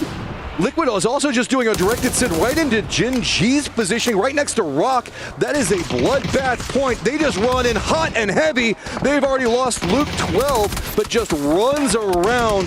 Team Liquid's in a ton of trouble. Sparking slowly getting ticked down. Just Kurt, and that's going to be it for Team Liquid. This is bad news. Oh boy. After they were able to successfully crash Gen G and wipe them out in the previous game, this time it's Gen G's turn for a little revenge, and that's a big win for Gen G, who needed to get a few extra points to start feeling a little more comfortable. Falcons being gate-kept by Twisted Minds, two of the best teams we have on the planet in PUBG Esports, trying to figure out a way to duke it out. But I think the Falcons are just going to have to make a rotate, maybe seeing the back end of the lake going to be available with a little bit of space there. Is the Freaks kind of close? Actually, they might just wrap around them. This is hard. I mean, even if you can kind of wrap into this and bully. I like this coming in from the north. Yeah, bully the split, force Twisted back together. I mean, that's the way you would play it smart. DK is also approaching from this BB split, but BB is in the process of regrouping, so DK should have timed that out pretty well. They should be pretty comfortable over here. So not too many other teams. This also gives them a great position to foot push into the hills just to the north that we were talking about. That does look like that's going to be a core component point to play from for the later stages of this game, no matter how this circle goes, because we've got roughly 3 different clusters. We've got the stadium cluster, we've got the center of the fields cluster, and then we've kind of got what's going on just on the outskirts of this hill. Nobody committed to the hills yet, so that means that there's no big firefights happening, but everybody kind of jockeying for position around it. Aduzi's getting a lot of great info here from this glider. He's seeing that so much of these hills that are to the east of BB are wide open, so they can kind of figure out how they want to approach that, when they want to approach that. As long as he can stay up there, he's going to continue to just provide tons of great util. That's Fluky up there that TDT is shooting at. They're not able to really find anything onto him, though. He's pretty far out there. That's a good 400 meters or so. And he will kind of drift back in to see if he can get a little bit more info if possible, try to avoid some of these shots. And he's A-okay. I mean, at this point, you're just like, guys, they're everywhere. I don't know. I'm getting shot by, like, every single angle. Just know, don't go forward, don't move. Pray the circle goes here, because it's going to be bad no matter where we have to go. TDT just peppering in more shots. BB continuing the harassment. Again, nothing landing yet to make Fluky too scared, but circle's going to pop in just a few moments. With the regroup from Twisted down to the south, it does look like Falcons has leaned more into the northwest. We are focusing up directly onto that hill south of Stadium. That's a strong point to play. And it looks like T5 realizes that they've hopped in vehicles. They're sending it quick. Rock's going to be in the gatekeep position around all that cluster in the middle of the fields. It's going to be also change the game. They've got goals. They're going to be sending it in roughly the same spot that T5 is going to be going for. GK might also have to do the same thing. Twisted in vehicles. They're going to be roaming right up next to Rock. They're going to get a couple of shots coming in after them, but where are they going to stop off? They're just going to have to make the commitment. They're running right into the hillside, and that's going to be where T5 is already set up at. They have to stop a little bit early. They found a ditch. It's not the safest, but it's there. And they're just going to be trying to hold the line here with T5 already taking that spot. It's going to be tough for them to get any further forward without doing it on foot. T5 busy kind of fighting battles in a couple different directions. Here goes the last 2 players of Sharper. Here goes VP. Zenith. Zenith's just rolling around, and they're just not going to let him go. Whoa, Beamy. That just bullied him out of the vehicle, finishes him off. VP, though, they've got to send it by Twisted, where we just saw. They stopped in the middle of that ditch where the river goes through. Sharper just runs right through him. VP, same path, and going to be rolling right up on top of Twisted. Shot's going to come through. Everybody's going for the drive-by. Nixie's down. Jumps out. Perfectix holds it. New set's coming in. VP had a plan, and that plan did not work. Man, Lou there, absolutely nasty work. He's going to get a ton. Him and Perfectix doing great damage to just thwart that attempt. They did take some of their own, but he's pointing over. I love you. Yeah, look, they did it, not us, guys. You know, we were holding this. DN Freaks able to gatekeep the Falcons here a little bit. They're swarming around them. Shrimzy trying to find a way to regroup with the rest of his team as Kickstart holding the line, but getting lit up by grenades. The blue has arrived as well. Going for that first aid. Try to get back up to some level of stability. And the Freaks do lose DL, and they are trying to keep the Falcons pinned on the bad side of this hill. Okay, blue zone. I mean, Falcons, they're not comfy yet. They're tied up with the Freaks, so this is an important firefight for them to at least survive through or get some distance away from. Multiple members of the Freaks right next to him. Salute still way out in the blue next to Stadium, waiting to backstab. Shrimzy's already managed to hop inside of a vehicle. He's going to rotate away. Haven't spotted out Kickstart, and that's not going to be good for him. Salute also going to be able to come out back behind him. So, yes, Kickstart alive for the time being, but I was going to say the blue zone probably going to finish that one off. I believe that we've got Bean that's coming in for reinforcements flying through the air right now.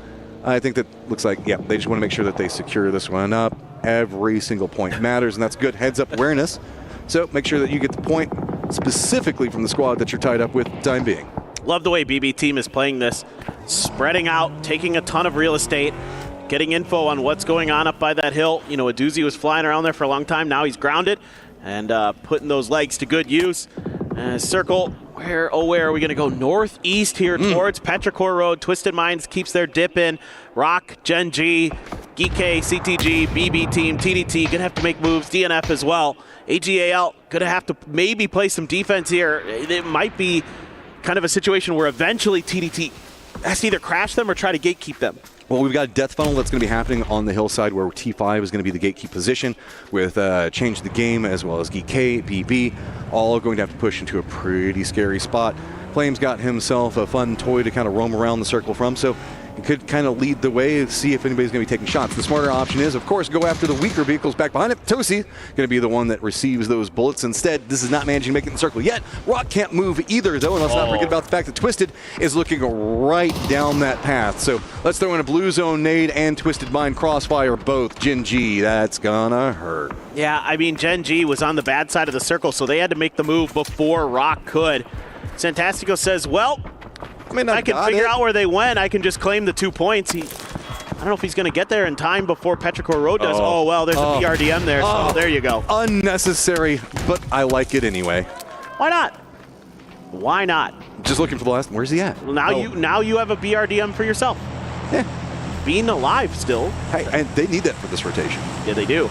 They just got to avoid a backstab here from Bean. Oh, it's identified. Santastico sees him out in the bush. He's going to be able to relay that info over, and Santastico cleans it up. Dude, I love the way that Rock's playing right now. 6 kills for them, 5 for Twisted. The fight for the top continues. Back over on the hillside, we've got Change the Game, gatekeeping GK, because Change the Game is being gate kept by T5. BB really wants to push over from the west, but no real clean options for them to deal with right now. Just easy. Pasty. Again, not needed, but you never know. Yeah, you know, he put a little salt in the Gen G wound there. I mean, he might have been going for a res. They didn't know where the solo was. There's tons of reasons, or, you know, just style. I like style. I'm all about style. Grenades landing on top of CTG. Smokes have to come out for GK. They got to keep pushing forward. CTG mostly trying to just dig in, keep GK at bay. Meanwhile, BB team's trying to find their way into this circle. Rock actually has a crossfire position on GK, so they can't move at all. BL is going to go ahead and line that one up. Twisted does hear this, and they keep trying to peek up from that riverbed. They don't get clean sight lines onto Rock, so that's still opening up Rock and a bit more movement. Change the Game, though, still going to hunker down with those shots coming out from Spyro right next to him. They know exactly where he is. They just can't get the angles onto it. Close range does not connect. GK holds out for longer than I thought that they were going to, but now it's going to be shambles of their own coming up from Change the Game. They've got to run in as Twisted has moved right up along that hillside and should be able to spot out Change the Game. Rock on the other side of it. That is a brutal crossfire for Change the Game to have to deal with. Now you got a decision here to make as TDT. What are you going to do? Are you just going to try to barrel down on top of AGAL, try to keep them from being able to get into this next one? Maybe give yourself a little breathing room? Do you try to make a mad dash while other teams are fighting? But Petrichor Road still has that compound to the east, so that's going to be kind of challenging potentially for them. You know, Petrichor Road is going to be able to just take a lot more free fire onto these other teams. That's a good grenade here from Maladoct, as he does find an opener. T5 starting to crumble here as BB team's finding their moment to strike and claiming a position in this circle for themselves. This is really well read from BB team. They knew the fact that T5 was still trying to hold off what was going on with Change the Game. Twisted was kind of holding down some of the positions that were going on over here, so BB just leapfrogs up. They shift into the north, come in directly east after that, so they get an easy path, only having to deal with what was going to be going on with AGAL as TDT. But AGAL can't move because of TDT's positioning. The south, though, still clustered. BB is shifting back over, looks into this one. Rock also starting to make their push into Twisted's positioning. Down in that dip, every nade is just going to roll right on top of Twisted, and they've got to keep those feet moving, and they know it. Yeah, they're doing a good job here, though, of letting loose with some util of their own that's keeping them at bay. But this could be a strong push with the BRDM, but if it's twisted there, you're a little concerned. They usually have a Panzer somewhere floating around in their mix, and they are so good at putting it to use. And this is 1 versus 2 against each other. Souls eats the Panzerfaust, but Batulin's now down, slowly bleeding out. RBN up on top, no vision to be had. He's just going to drop down some more cover over there. Example's got to continue to dodge out these nades. It's just him and Lou. Change that. It's just Lou still up. Rock wants this push down, but they have to be careful. Petrichor Road way across the circle is taking shots at them, denying their ability to push down and finish out this fight. Petrichor Road needs points. They're in 18th right now at 46. This is their game to really make a move in the standings potentially. So they would love to get some more connections to go from those long-range shots as Rock trying to finish the job on the team that's below them, and they do. That's going to be Twisted Minds out, and they're going to maintain their position at second, but they're still below Rock. 11 kills for Rock in this game. Beautifully read strategy, holding it together. These guys have come to EWC to play, and I love to see it. It just needs to continue past the group stage. If they keep playing like this, taking firefights with Twisted with no fear, sky is the limit for them. TDT hops out. They're in a crossfire now. BB high ground back behind them. They've got Petrichor Road across, but luckily AGAL makes a shift across at roughly the same time. That distracts BB. Yeah, BB team now going to be kind of having to fight a battle on a couple different fronts, potentially at least trying to keep those teams at arm's length, which is going to open up just a little bit of breathing room for AGAL. They do lose Hisaki as he tries to get out of the gas station.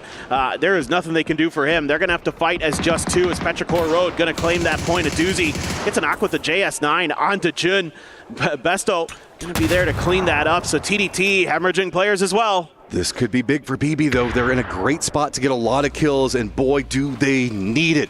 The last PGS champions, they want to make a name on EWC as well. 4 kills right now. They could maybe start the steamroll going. Petrichor Road right on the edge of the zone, but you can see in front of them, no cover, just a couple of trees leading right into that hillside. TDT going down could make this a lot easier. BB's focus is on AGAL. Very close. Destroy gets a knock onto one. Molotov goes down, and Moss running up that hillside once more. Got the nade prepped. Can he get into the right spot? Gonna go a bit too far. Vilt first denies it, goes for a follow-up, but Destroy stops him in his tracks. Dude, Destroy with the AK doing work, keeping AGL's hopes alive. Here comes Petrichor Road. They're swinging in the back. Chewy on point. They need points. You mentioned it. It is 49, 45, 36. Whoever can walk into this can pick up a ton. Destroy can't commit into the res. Petrichor Road nipping at his heels, chasing after him. While this is going on, Rock is actually chasing into TDT's position. Dude, Destroy just wiped a BB team. He's got 4 kills on this round. Petrichor Road cresting the hill. Santastico with a Groza gonna wipe out the remaining 2 players of TDT. This is going to be a banger finish. 4 players for Petrichor Road, 4 other players in the lobby. One is absolutely destroying with an AK. So you got to be ultra careful here as Petrichor Road. You do not want to lose this opportunity. Got all the Doritos. Everybody just has to cluster on this hill. The field is entirely open. We are in phase number 7. The circles could be absolutely brutal. Rock's got the inside position for if it shifts away from this hillside. Destroy still needs to get into the circle himself, but he knows Petrichor Road is right on top of him. He's leaning more into that Rock position, shifted down into the south, and could pop off any moment while we can see Rock focused in on the very loud and moving Petrichor Road. Destroy takes some shots at Santastico and reveals himself. Well, Destroy out in the blue. He's in trouble. 14 HP. I think just decides that that's the better option. Deny the points. Doesn't want to give him over to Petrichor Road. That's the real issue. He doesn't care too much about Rock. He doesn't want to give any more points over to Petrichor Road if possible. Lines up 4v3. Petrichor Road, low side of it. Rock did have to surrender a lot of this circle to shift away from what we saw going on with Destroy. So now it's just straight up firefight. Exlift steps into BL's face, gets denied. Exlift goes down. Rock continuing to hold it together. RBN does go down, none at range. BL trying to be the new point man, but high ground. It's a good crossfire from Petrichor Road. Got to be careful. 1 member now up for Rock, and it's BL. Can he clutch it up? There is just teammates scattered scattered both sides, everywhere. 1v1 between them. Who's going to take the round? Petrichor Road needs it, but Rock wants to hold on to first. Blue zone nade down. Ming Ming steps away. Can't really spot out anything just quite yet. Bill gets some vision. Exchanges between them. The tree eating a lot of damage. Got to deny out. Get the kills. 15 now stacked for Rock. This is an intense one. Ming Ming, one of the best riflers we have in the world, and he gets the job done. Massive win there for Ming Ming and Petrichor Road. Petrichor Road needed it, and they got it. Finally securing some more points for themselves, following up off of a big game from Rock. Oh, man.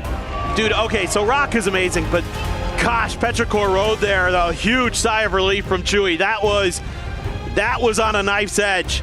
That was dangerous because they need every single point they can get. They were not safe coming into this game. They were outside of that top 16, and Ming Ming gets it done. That is why I love that circle. It is just so fun to watch. Yes, it's got some open areas, but there are ways to navigate it. The decision making between so many of these teams, how that they wanted to handle a very hard situation. Petrichor Road cuts a path for themselves in the leaderboard. I don't think it's enough yet, but it's a great start as we still have 3 games for them. They have to continue this trend though. Well, their performances on Rondo are so amazing because they know when to be aggressive. Like, they find these great timings to strike and to really hammer teams when they're in bad positions. Need to see more of that. Okay, 3 games left. Destiny's on the line. Who's going to make it to the grand finals? We'll find out in a few.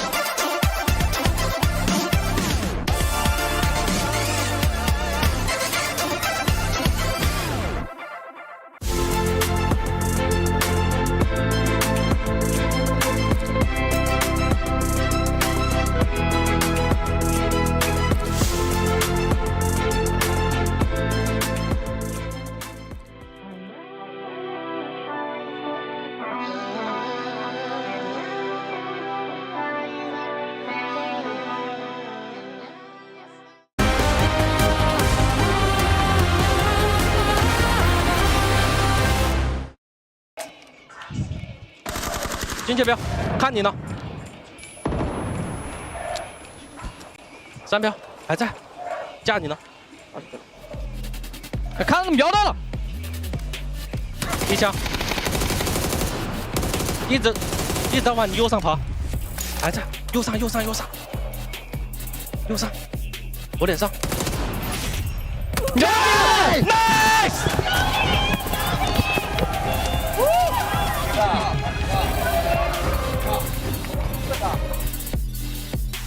A very important win for one of our teams here. A very important win. We have got ourselves Petrichor Road, one of the hopes of China. And what a great rotation from them at the very end. Joining me, we have Avenger, we have Godspeed, we have Toffees to talk about this game. Rondo was definitely ready to get a Petrichor win on the board, Avenger. Yeah, we just talked about it, saying, 1 point in 2 games is not enough, and then they pull this out. That's a classic Petrichor Road here. It's good to see them kind of back in this. You also see the relief in their faces once they won that. Yeah, also for AGAL, I mean, that pretty much punched their ticket, right? That was another great performance back to back to back.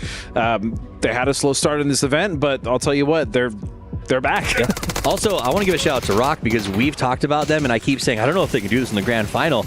They ego pushed there. They took the fight head-to-head with Petrichor. Like, they have a confidence that I have never seen in these 4 lads before that maybe makes me think the finals might be better for them. Yeah, that was one of those moments at the very end where you're like, okay, yeah, but that is Ming Ming on the other side. And he just kind of picks around the tree. It was like, oh, okay, well, we're done. Well, we're done. We'll take a look at the highlights from all of this game that did go down here, Avenger. Because, again, as Godspeed mentioned, All Gamers Global was getting some nice frags here, too. Yeah, and Syntastico 8 kills in that game. I think BLKamo also got like 5. Like, it's such a good game for them, right? Just, again, you gotta push your ego here. You gotta push your confidence. You gotta build that so you can take that in. Because tomorrow, we have no day off. We're straight into the finals.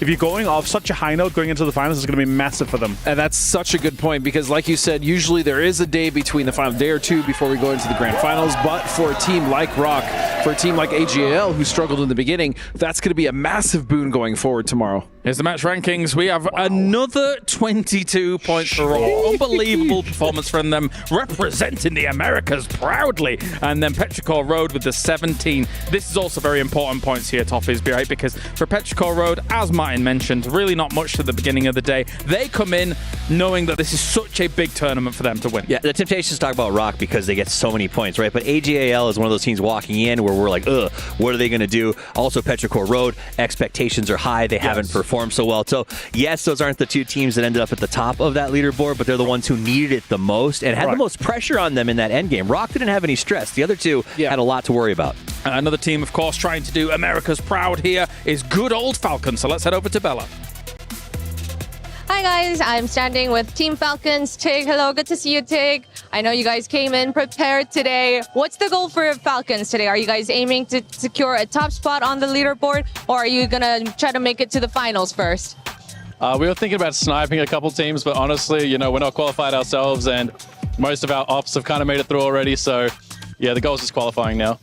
Take it slowly at a time. All right, well, we know that Rock is having a fantastic first day and their second day. What are your thoughts? Do you see them as a threat? I'm really proud of them, actually. I like that group of guys. They're super nice and humble, and it's always lovely to see a team from the Americas thriving. They do lack experience, and, it's easy once you've already got the notion that you've qualified to keep playing well, so we'll see if they bring that same energy to finals. It's a bird-to-bird war, I think. All right, well, what's the key for Team Falcons to finish out strong to make sure that you stay into the grand finals?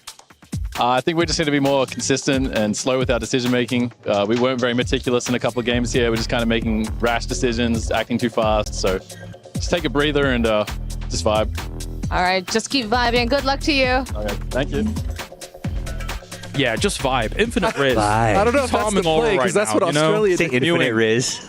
Whatever all the other silly Zoomer words are. You don't like that, Avenger? I love that. I say it all the time. But yeah, we gotta say this though. Like as he said himself, it would be cool to see them snipe some of the teams. Right? They only have 6 points so far today in 3 games. We have 3 more to go. Right? So they gotta get their things in there. Make sure that in the finals, the amount of teams that we have around that 50 point on their 50s points mark is too many. They're in 55 right now. Like we need to see them 10 more points in the next 3 games. Otherwise, they might miss out on the final. I mean, if they get the same amount of points in the last 3 that they got in the first 3, I think that's a very real chance. At least they're not T5 or Gen G that's gotten 3 so far. No, that's not so great. Let's take a look at head-to-head between our 2 top performers from this last game as well. Of course, Rock, we've kind of harked on how strong they've been looking, and going up against Petrichor Road. Petrichor Road still needs a bit of a catch-up here. Only 1 chicken dinner on the board, just this one gone past here, Godspeed, but they're on the road. The crazy thing is, look at the kills, though. It's almost double the kills there of Petrichor. I mean, that is in the same amount of games played. Exactly, in the same amount of games. Crazy. Only one more win. That's almost irrelevant here. It's the kills. Well, I love how it takes it. Every player you ask when you talk about Rock, they're like, I'm really excited for those guys. Like, I really like them. They're such nice guys. They're such nice guys, which is awesome. They're so nice that every time Liquid goes out badly, Rock has a banger of a game to try to suck up as much points to the top as they possibly can. Just bunching. It's like they're trying to, oh gosh, darn it, Liquid died again. Come on, boys, come on. It wasn't my bingo play that the first team to break triple digits here for the group stage is going to be Rock, though, but they have been slaying it. I was doubting, saying, are they going to be able to replicate that? But now 100 points, that's massive for them. Even Tig said it. He's like, I hope they can replicate this in the finals because they're playing lights out right now. I mean, this is the best we've ever seen this team play. I mean, period. Well, yeah, because they're essentially they've been grinding it out, trying to find this foursome. They go to PGS, and I didn't think I'd talk about them at all there. Then I talked about them a good amount, and then I came here and was like, oh, we'll mention them a few times. I didn't expect to talk about them every single segment, but it's impossible not to, because every highlight is Rock Esports finding a way to just keep getting kills. They slide in the middle, and then they pop up out of nowhere and destroy. I've been unbelievably impressed by Mr. Santastico. He looks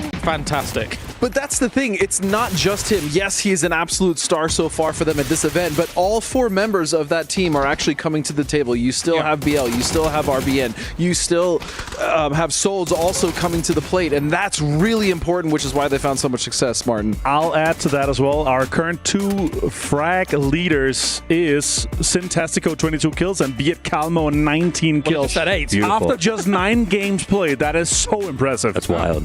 All right, well, here's the overalls. As you said before, 103 points for Rock Esports. Twisted Minds, they're kind of a name that you would expect to really be the first ones to break the triple digits here. The Expendables is done with their games. They won't be moving. Likewise is Na'Vi. But moving down towards that bubble position, you heard it from Tiggleton before. They are not qualified yet here. They're 16th right now.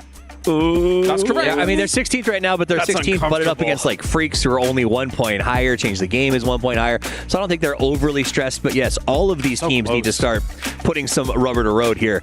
Seeing Freaks not qualified yet is also shocking to me. I also hate to be that guy. Ooh, but be that. Go on. EMEA doing so well. What the hell is happening to Geekay? I mean, they look so disjointed in Let's not talk about them. Twisted Minds. No, go speak. I feel that liquid right now. I'm not rubbing it in. I just don't understand because even in that last game, they just seem like nothing is clicking in these fights, and it just doesn't make sense. That's fine. It's not clicking. Our current PGS defending champions, though, BB team is also down there. Yeah. So that's what's like. They disappoint me more than what we saw from Geekay, right? It's the first time for the lineup that is playing the full lineup here on the lands, but BB team just come off this lineup with this full roster here of winning PGS. Like, it's almost the same teams that they're playing against. How are they down there? Like, we're expecting so big things from these guys. Like, we know they're capable of it. They had some scrappy fights where, like, okay, some third parties that didn't work out, but like, they should be dominating teams like these. I agree completely, because it's not like they just won PGS 8. Right. They also played PGS 7 fantastically as well, Toffees. Yeah. So where... You know, if I remember correctly, last time we came here was off the back of Twisted Minds dominating at a PGS, and they failed to make the grand final at EWC 24. So I wonder if maybe there's a win the PGS curse before, or the idea of when you're at the front, you're just not evolving because you're going, hey, we just dominated. You know, we don't have to make that many changes. That's actually the difficult thing about PUBG, right? Because everything is just so out there. You go into one of the sites like Twire.gg, some of the like OP.gg, all these sites have so much information readily available just after the games. You can go and analyze, oh, they were on this rock, let's go there next round. You know what I mean? Like, there's so much counterplay, counter strategy that goes in and is so readily available just at the tip of your fingers just after the game. So you can just counter strat from game to game on the day. I also just think, again, 12 games, you have so little chances to actually make it to the finals. You can't make as many mistakes, especially with C coming in. We talked about it yesterday when we first saw them against A. That's a strong lobby, and it's proving to be a problem for a lot of the other teams in B. And just to reiterate what we said before, PGS points are on the line as well, never mind club championship points. And if you qualify for top 16, that starts accumulating you PGS points. 16th place, I think, is like 10 points, but then all the way up to 340 points Did my notes. So it starts accumulating. We've already seen that be important in PGS 7 and 8. It will be important in 9 and 10 as well, but here there's a lot to gain. And if the performance of teams that missed PGS and how they're doing here at EWC is an indicator, you need to be at the next set of PGSs if you want to be able to perform at 100%. PGC because of the way that it's set up. I mean, that is just, I can't say that. It's got to be what's happening with Liquid. That's got to be what's happening with some of these teams. So now if that hasn't processed, you got to get to the PGS. You have to. You got to get into the thick of it, and you got to get the points now because you need to be prepared for PGC. Yeah, it's a good point. It's a good point. We are just waiting a few moments here before we get our next game ready to roll. So we've got a little bit more time to talk about how things are going. Any other teams you've got your eyes on, Martin, before we move on to Tego and then our Miramars? I mean, our cutoff teams, right? We have to talk about it and change the game right there. Like Falcons, we have so many teams that are on the cusp that are, they need some few good games here. Gen G, a team that we did not expect kind of to be down there now, but after just 3 points in 3 games, they need to step their game up. Like, they need to get into 65 plus to feel comfortable. Otherwise, they're going to be, one of the teams that could be targeted, be like, oh, that's an easy third party because they're worried. They're kind of playing with a lot of pressure on them. I was going to say, what happened to Gen G? I forgot they were playing today. I mean, realistically, 3 points in 3 games, that's what happened. Yeah. They've just been getting slaughtered in the early game. And I think I think they're lacking the confidence, or they came in a defensive posture. They had a really good day one. They thought they'd play a little slower. It's just not working. Same with T5. 3 points in 3 games. Like, what's happening? These guys dominated yesterday. They won games. Well, it's crazy. Of course, on the cusp as well is currently Falcons. And not only have they been able to play Battleground games here as time has gone on, they've also been able to play some other games with good old Barney. Looking to absolutely dominate this competition. Of course, I've got Team Falcons here joining me. Welcome to PUBG at the Esports World Cup. My name is Barney Banks, and we are going to do some fun, quick-fire questions. Are you ready, guys? Yes, sir. Are you sure you're ready? No. This is about to get heated. Okay. They have to ask me twice. I'm not ready.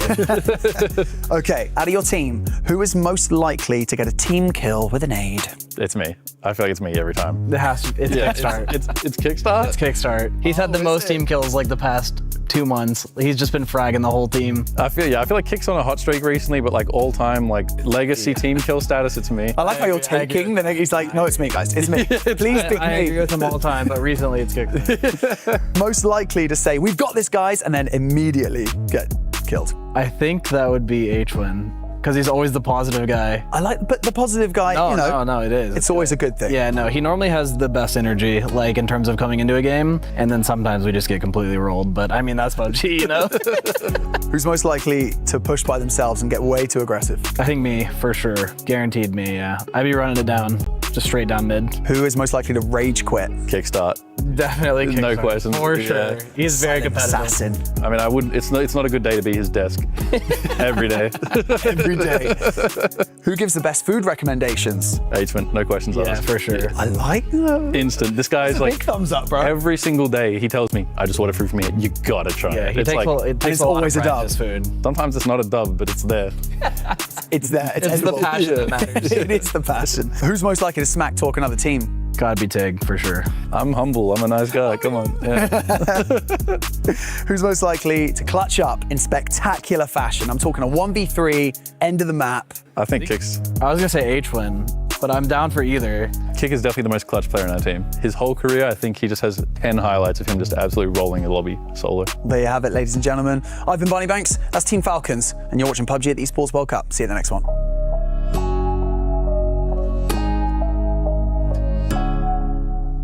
Good old Falcons, they've got an opportunity to keep themselves in that top 16. I've got quiet confidence about them being able to do so here when it comes to Tego and Miramar. I mean, I have a quiet confidence about almost anything that I see them in, right? I still stand, I think Shrimzy is the best all-around player in the world. I think all around, we're not talking, basic mechanics, we're talking every aspect. The only thing the man doesn't do is IGL. Then they add Kickstart to that team with a group of guys who I think understand Kickstart and sort of embrace, like they said, you don't want to be Kickstart's desk because he's passionate. I think they embrace that passion, and it's just turned out to be a very fun roster. They all seem happy to be together, and I really like to see it.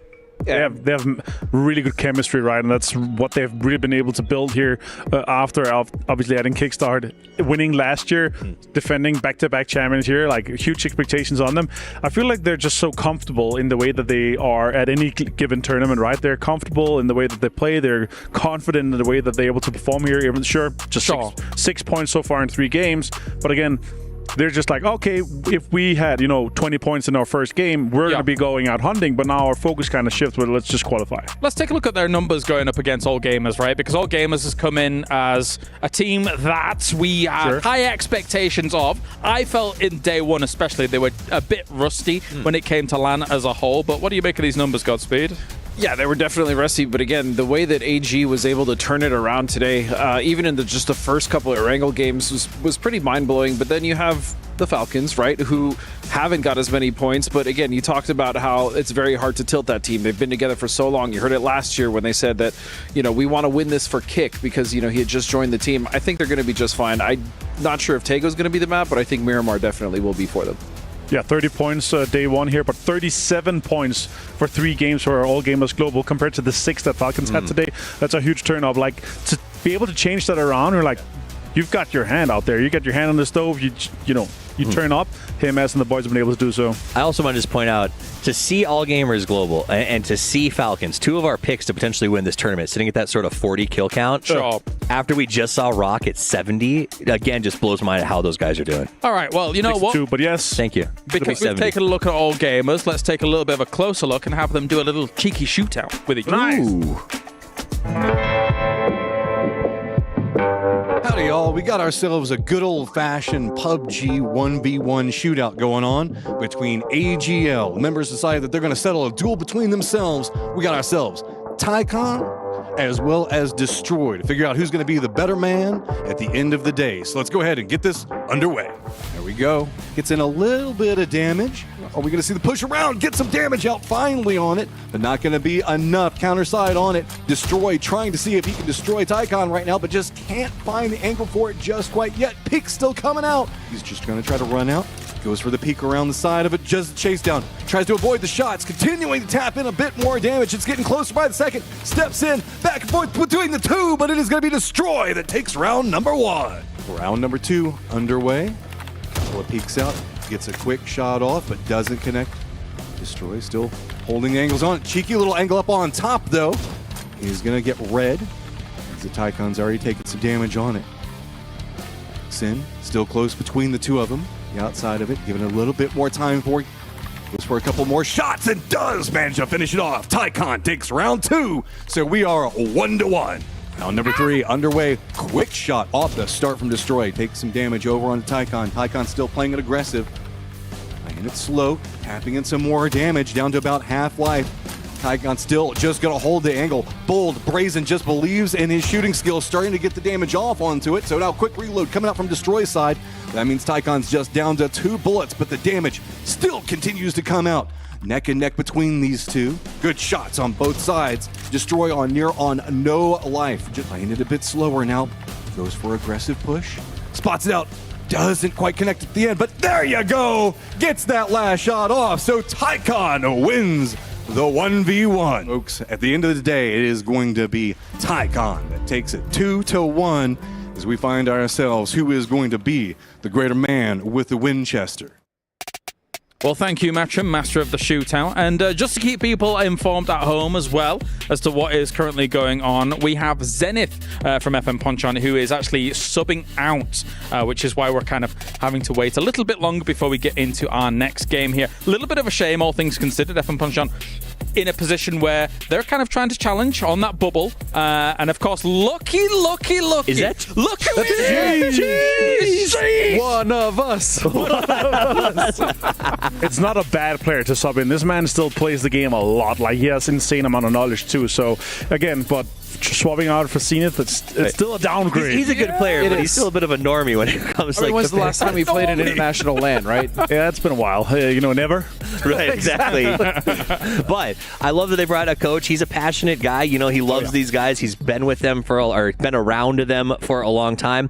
I just feel bad because this is the second time they've had a struggle here today, and they were, like you said, on the chase. Sure. They were going to make a move, and now all they can really do is try to survive. I mean, That's tough. You could have said kerfuffle. I would have been okay with it. I thought he was going to commit. I thought he was Well, they weren't really in a kerfuffle. It was just an unfortunate series of events. You know, it was a lemony for Snicket. So. Someone's going to put a curfew on this guy at some point. And that's the thing about that as well is FN and Ponchon have actually been in a good position in a lot of these games, right? They haven't necessarily gotten a lot of the kills and been able to convert, but they've been putting themselves in the positions to at least, especially in these last 3 games, actually get enough points to qualify. And so, again, I love Cheese, and the good thing is that he does play the game constantly, but, you know, he's not Zenith. No, so that might scupper their plans a little bit. We'll see if that kind of continues on here, Avenger. You've been racking your brain. You've been looking at some of the numbers. What you got? I mean, again, the 9 points to those guys so far today, right? They had 45 going into today, so like you're like, okay, we need to get 20. They've got 9 so far. Like, that might not be enough if they continue that average, and now they have another kind of curveball thrown against them. It's going to be a little bit difficult for them, but yeah. I would hate to see that would be the reason, you know, like Cheese steps in. I'm expecting him to at least drop 3 kills. He's going to pop off. Yeah, he's going to Cheese is popping off. I'm calling it right now. You could at least 3 kills. I'm sending Cheese, it. Yeah, sure. 3 kills. Another team that's been a little bit of a disappointment for me today is Freaks. I feel like they've come in a little bit slow. We saw one good game where they got some great fights. I think Heaven had a couple of kills put in the hopper there. But again, they're sort of in the same boat as the Falcons are, where I expected them to be so far ahead of where they actually are right now. They're 11 points today. Not great. They've been getting stuck on the edge. And they have gotten 11 points. They have gotten some kills, but yeah, they're just getting stuck. I think that something was interesting about DM Freaks is instantaneously they looked mortal in that fight versus Virtus Pro that we watched yesterday, right? Like you watch that go down, you hear how Virtus Pro instantly just pops off against it all, and then that's not normally how you see DN Freaks go down, I think. Right, and I think it feels almost like, well, Virtus Pro is peaking at the right time. They've sort of got this honeymoon thing going on. They're vibing just right. Yeah, and on the other hand, I think DN Freaks and maybe even the Falcons and some other teams have come in here a little bit, latent, not prepared or expecting it to be as difficult as it was in the group stages, because we are seeing surprises coming out here, shocking everyone. Well, of course, let's take a look at the kill leaders as well from everything that's been going down so far, because we had ourselves Mr. Centastico up at the top. Now, if you'd have told Centastico at the beginning of this tournament, you're going to be above Himas, you're going to be above Perfectix, you're going to be above all of these names, I think even he may have called you a liar, Godspeed, but here he is. Yes. I mean, he would have, because I wouldn't have said that, because I also didn't expect them to be this high. But again, it just goes to show you how well they're playing, especially with the confidence they've been able to build. They did start slow, but only for like 1 or 2 games, and then they immediately built off that. We questioned whether they'd be able to come into day 2 at least do the same thing. They are. Now the big question is going to be, because they're guaranteed, I mean, they might even just win this group stage. Can they do it in the grand finals? That's the only question I still have for this team. I mean, I will tell you what gives you a confidence boost when we talked about this team. You know, those 2 players on Pachao, 2 years grinding, saying we think we can do this, and then to see not one but both of them together ahead of Himas on that kill leaderboard has got to be, in a lot of ways, surreal. Like, I hope they're there taking pictures, right? Like, when they did well at PGS, I remember walking out there and they were hyped looking at that giant leaderboard, and I was like, do you guys want a photo in front of that? And they were like, please, and they were literally saying they're pointing when they were in first place because they were so unexpected to experience that, and here we are doing it again. Yeah, there was I think they fell out of first place straight away after that. They did, right away. However, that was great. That was a great moment for them. So, Martin, since you're now a professional PNC caliber level coach, what would you be saying to Rock after this group stage going into the final? Because they're probably thinking in the back of their minds, okay, it's really nice that we're doing so well in the group stage. Sure. Can we make this also materialize in the final? I mean, you got to go full reset, right? You have to be in a situation where it's like, guys, that was great. Now we got to do it all again. Yeah. We have to focus on what's ahead of us. And again, everyone is starting equal here. Like, you don't have an advantage of coming in today saying, we're already qualified, let's just play for fun. You know, you can see how much they're smiling and laughing. Right? Yeah. That completely changes tomorrow. You're coming in full reset. Let's play our game. Let's try to replicate what we know that we're capable of because we just did in the group stage. But I think it's hard to go full reset, right? Like, they're going to have this hype going into it. So I do think you're right. Keeping that calm is going to be tough. But on the other hand, it could be a huge advantage, especially if we see some of these favorite teams not make it up there. I think that final might be a little less of what is expected by the teams that are in there. So maybe that adrenaline pump on the first day could really take them to the next level. Yeah, I would just also tell them, just act like you've been here before, right? Like, just they qualified in an incredible first place. Let's just say they do. And I don't want them to be overconfident, like, oh, we made it, we crushed groups, and now we're here, and then all of a sudden game one doesn't go their way, and then it's a downward slide. We've seen that before, and so just act like you've been here before. Yeah, like peak Ming Ming, and then no, maybe, you know. But that's the attitude you want him to have, though, right? Like, to believe he can win it. We're all sitting in the green room, too. I'm like, oh, okay, Chen. And Ming Ming's like, all right, relax. Okay, you're having a good event. I will say, before he re-peaked Ming Ming, he finalized that last flush. That was smart. That was very, he was like, but that's the thing. It is Ming Ming. They're making those good decisions, right? Yes. Even in an instance where they have the advantage, yeah, it's just great to see. All right, well, thank you very much, guys. Thanks you to everybody listening to the Desk Podcast once again for the day. We're going to head over to the stage here as Barney is good to go. The mad scramble for points continues right here on the main stage, and only 3 maps remain. We're going to take you through some of the highlights that have happened so far today, of course. And who better to do that than Barney and Bella? It's BB Team.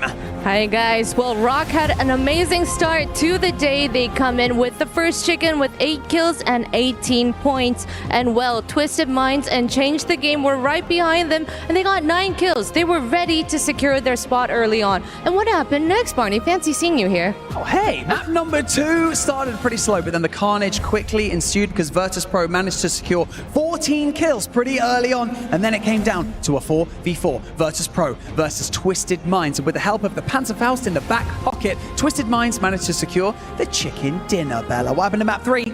Well, who better to rock on Rondo than Rock Esports? They had 16 kills. Unbelievable. They took that final fight against Pero, but it was Petrico Roar that took the final chicken with 7 kills and 17 points. They made a huge jump up the leaderboard. They did indeed. It is almost time to continue. Don't forget, Bella, smile. Yep, smiles No don't sounds. make sounds. The pressure is building and our fans are ready. They're getting louder than ever. It is time to head over to our casters because it's time to Tago. My oh my, 3 games left to play and everything on the line as we get ready for these matches to come. Great talk there, both on the desk and another amazing podcast episode, and then fantastic. The BB team, Barney and Bella, setting us up for these matches, and these boys on screen right now. I mean, Rock, they have been not only, I think, outperforming maybe to their own expectation, but they sure has impressed literally all of us and possibly every single viewer at home as well. I hope they have. I mean, they've just been every positive thing that's going their way. They're taking it and they're making the most out of everything that's kind of handed to them. But I mean, to the tune of over 100 points already is just, I don't think anybody expected, as you said. But I hope they remember this feeling, man. Yes. I hope they remember this feeling, and whenever we get into the grand finals, they can be ready. But there are a lot of teams here. There is a log jam of teams that would love to be in Rock's shoes right now, that would love to be feeling confident and comfortable, but right now they are sweating because it is time to go to Tago, and we've got 3 games remaining to determine who will be in our grand final. And one of the scary things right now, if you look at the leaderboard, is under normal circumstances, you'd have the quote-unquote guaranteed to be already set up there within, let's say, the top 8 and be through and kind of doing what they want. And then the teams down below, you wouldn't really fear them too much. Yes, they're fighting for a spot in the finals, but you know, on paper, you're better than them. You should be fine. That's not the case at all here. Some of the teams coming into the tournament that we thought were going to be here guaranteed, they are by no means safe just yet. No, not at all. And to be honest, that's starting to feel like the new normal.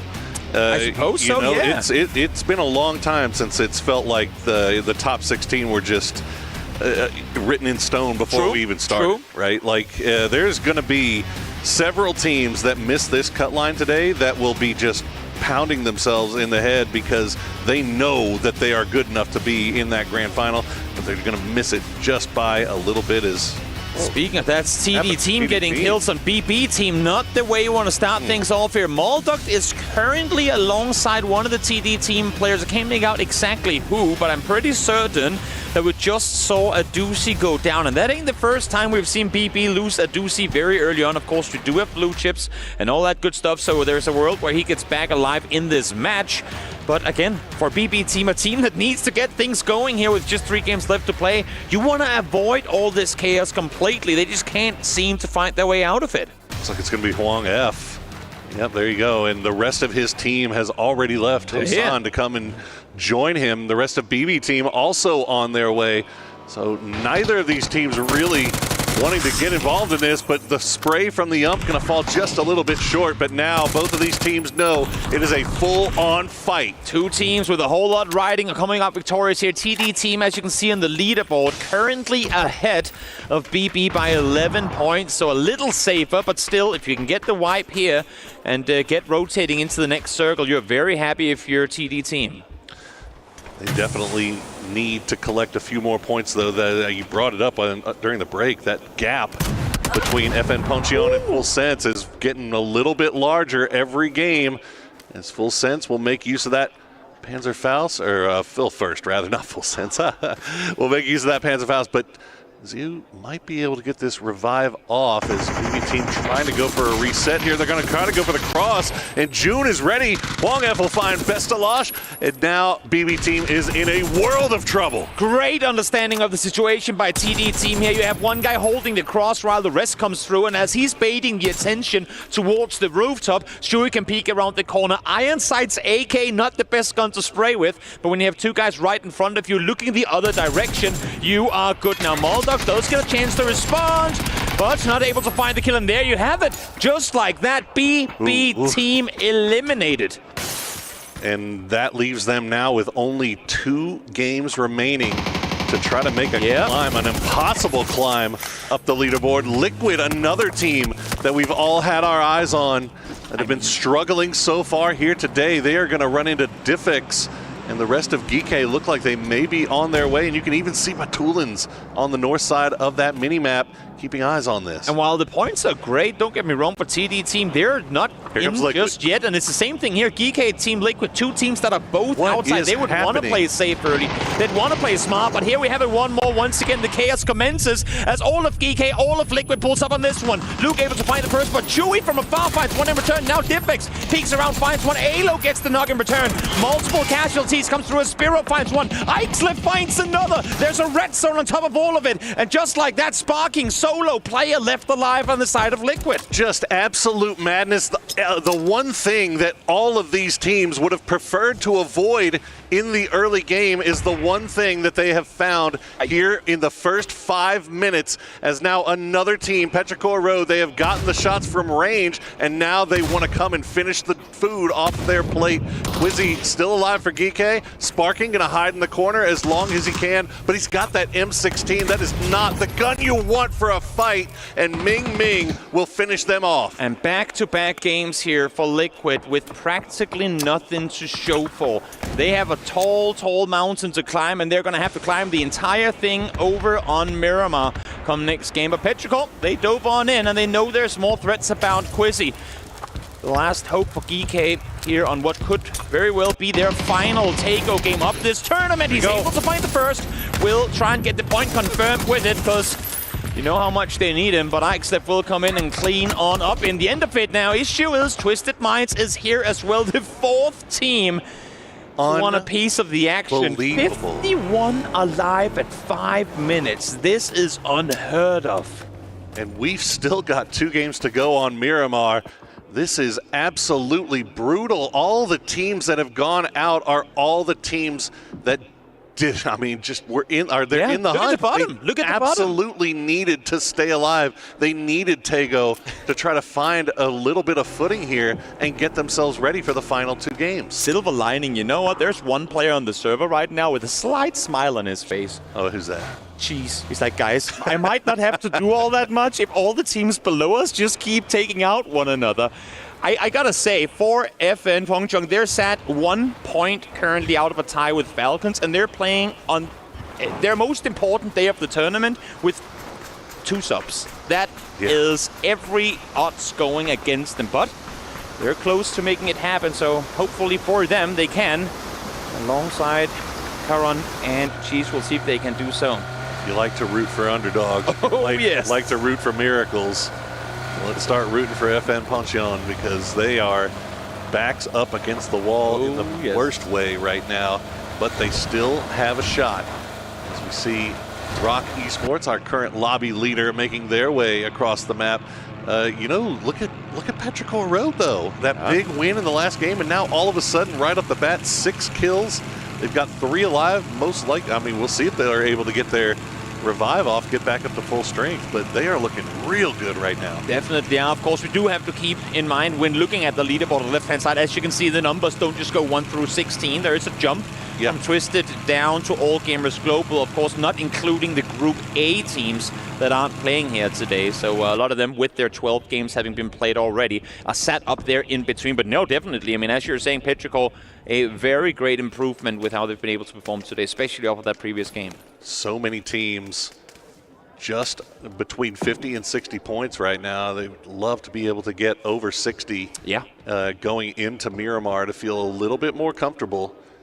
But that, when we see, I mean, you see 51 alive already. I mean, points are falling off the board very quickly. Definitely. And there you go, another one going to fall off there as Thunders get spot out by Deal. And we haven't even had a chance to really talk about the circle yet because there's been so much action taking place early on. It's an East Side Terminal Circle 1, and well, what makes things even better now, because this tends to be a pretty pretty difficult circle to play for a lot of teams, as the center positions are usually taken very quickly. But as you can see here, 3 full teams eliminated already, 13 players out. There is so much space for the teams alive to play. I mean, Twisted Minds are sat circle center, well, underneath the red zone right now, sure, but in a 4-way split, that normally would not be possible at all under these circumstances. So the eliminations of teams early on does kind of throw a spanner in the wheels of what is usually the tempo of these sort of games, and something that the in-game leaders will have to take into account when trying to set up rotations and whatnot. Nice supply drop there for Twisted Minds in the center there as well. See how long they stick with this, as you said, this 1-1-1-1 4-man split across the center. Right on that eastern edge. Example, taking a few shots at Freaks as they rotate by. Rock, meanwhile, coming in from the south side. They have nothing but open fields in front of them. Nothing. They've got plenty of time. Definitely. To figure out where they want to go. Yeah, they'll be sat on the southern side, wait for the circles to come. We have seen, I mean, again, if anyone is circle superstitious, we've seen a lot of circles in and around this area for phase 1 go down towards Kanyong, down around the low, like shallow water river that spans through down there. And I mean, if it is to happen, Rock, while they have been getting circles going their way and in their defense making a lot of what they've been given, they would definitely not be complaining about one more going their way down towards the southeast. I don't think they would at all. Well, Falcons, they've got Kickstart in the air, the eyes in the sky. Most likely will spot it out Pathampong just off to their northeast, but that's about it. Falcons currently sitting on that cut line at 16th place with 55 points. It's been a slow start to the day for them. Still got plenty of time to get that thing going, though. We heard Take and Strimsy say the player to most likely take out his teammates is Kick. So if he's in a glider, it's less... There's a smaller chance that he kills his teammate. Can you just go up in this glider and fly around for a bit? Because then you don't hit us. Exactly. That's that might be the play, or maybe not at all. It's a circle. Does center up a bit to the west. Red zone right down on Terminal, which also effectively covers like 90% of of hard cover and compounds. There's a lot of open hills in and around where Twisted is currently sat as there, now trying to group up as well. This is starting to feel like one of those just east of Terminal finishes that we've seen Twisted win so many times before. They're so good at playing around this area. This is home field advantage essentially for them at this point, but still 51 players left in the lobby after what was a raucous start to the game. Oh yes. Slowed down here a little bit. You can see here Virtus Pro trying to figure out where is the kind of the hole in the wall for us to squeeze through, trying to get anything circle center. There's all these fields you can't really just go full speed through, because with the dents and different divots, it's hard to maintain speed. Not only that, but you're also bumping all over the place. So for teams around you shooting at you, it's pretty easy pickings. Where is Ming Ming going? Vibing. He's down south. Yeah. You know, he's going for a res. Oh, he might be. Yeah, they lost one early. That is He's true. going Buksan-sa. That's where they went early. I'm surprised the fact that he's actually able to get there without anyone shooting at him. We'll see if he's able to get back. Exactly. Rock only just got into position, and that's kind of exactly where he went through. But he's going Buksan-sa down towards the south to get their last remaining player up. And now you can see Falcons here out towards the eastern side. They have a good rotation opportunity going north. But you have both Freaks and Therodon 5 up there, so it will be interesting to see how hard north they're going to opt to rotate here with change the game right down below them too. Yeah, honestly, the hard north wrap feels like it might be the best option for them. Yeah. Just crossing that river, especially with change the game doing a little bit of a 2-2 split camp over the bridge. Could be dangerous, especially now that Rock is starting to make their way on the western coast of the same river. Theratron 5, though, they're already up north. It looks like Deal taking some long-range probing shots, but nothing too terribly scary for Theratron 5 just yet. It's definitely been a slow start for them as well after what was an amazing, just a barn-burning day one for them. 60 points in one day. They've only managed to get 5 through 3 games. I mean, this game plays pretty well into the playbook of Therodon 5. They like to play edge early on, and then they do that one rotation that that gets them circle center, whether it be E pick up or just, well, effectively full speed towards circle center, and then seems like they're slowly making their way towards it, but also well aware that in this particular circle center, there ain't really a whole lot to claim. And for now, they're actually pretty well off up towards the north, even if Cheese is shooting at them. If there's one person in the PUBG community I never thought I'd get the chance to cast, let alone on a global stage, my man Cheese, we go way back. He's a very, very nice guy, an incredible coach for these boys I think most of us in the talent squad have played games with Cheese late at night. He's a good man. He's a good man. Oh, he's a great guy. But I will be rooting for that first Cheese K. Give us some highlights. I know. Let's give us some highlights. Something. Well, we are going just off to the eastern terminal, just where we thought it was going to go. Twisted Minds already getting themselves in position as they get yet another crate drop right on top of them. Definitely. Circle here is interesting. Freaks are going to have to try and group up down towards the road, and that's exactly what they're going to do. So who is going to be able to try and take over that hillside? That's going to be Clutch. You can see Virtus Pro as well, pulling up a picture call road. There's 3 guys in this vehicle. Make it 2 as Beamy is taken out early on. Corexy does find one, but Ixef takes up over. Corexy able to find the second just like that. He's still solo player, though, needs to find the last one. Issue for him is Ming is miles down towards the south, so he won't find him anytime soon. That's Scoom and Ibby are loving it, though. And Chewy's flying in. They lost one. Yep, Chewy did manage to get back in as Ming Ming coming from the south side, and they're trying to get there quickly because they would love to be able to get rid of these guys before they're able to get the reses. There you go. Yep. Bye, Beamy. Chewy is flying in. Come on, Corexy. I mean, where does Chewy even go? Ming Ming is trying to bait the attention, but there's already players out in these fields, as we were saying. Rock are in position now, exactly.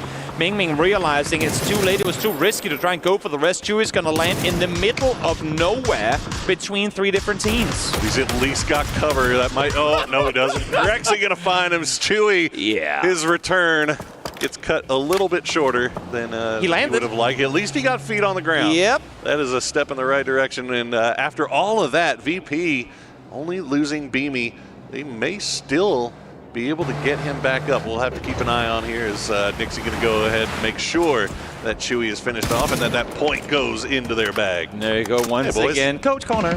What was the jingle Coach's earlier? Corner. Sat in the corner, only for coaches.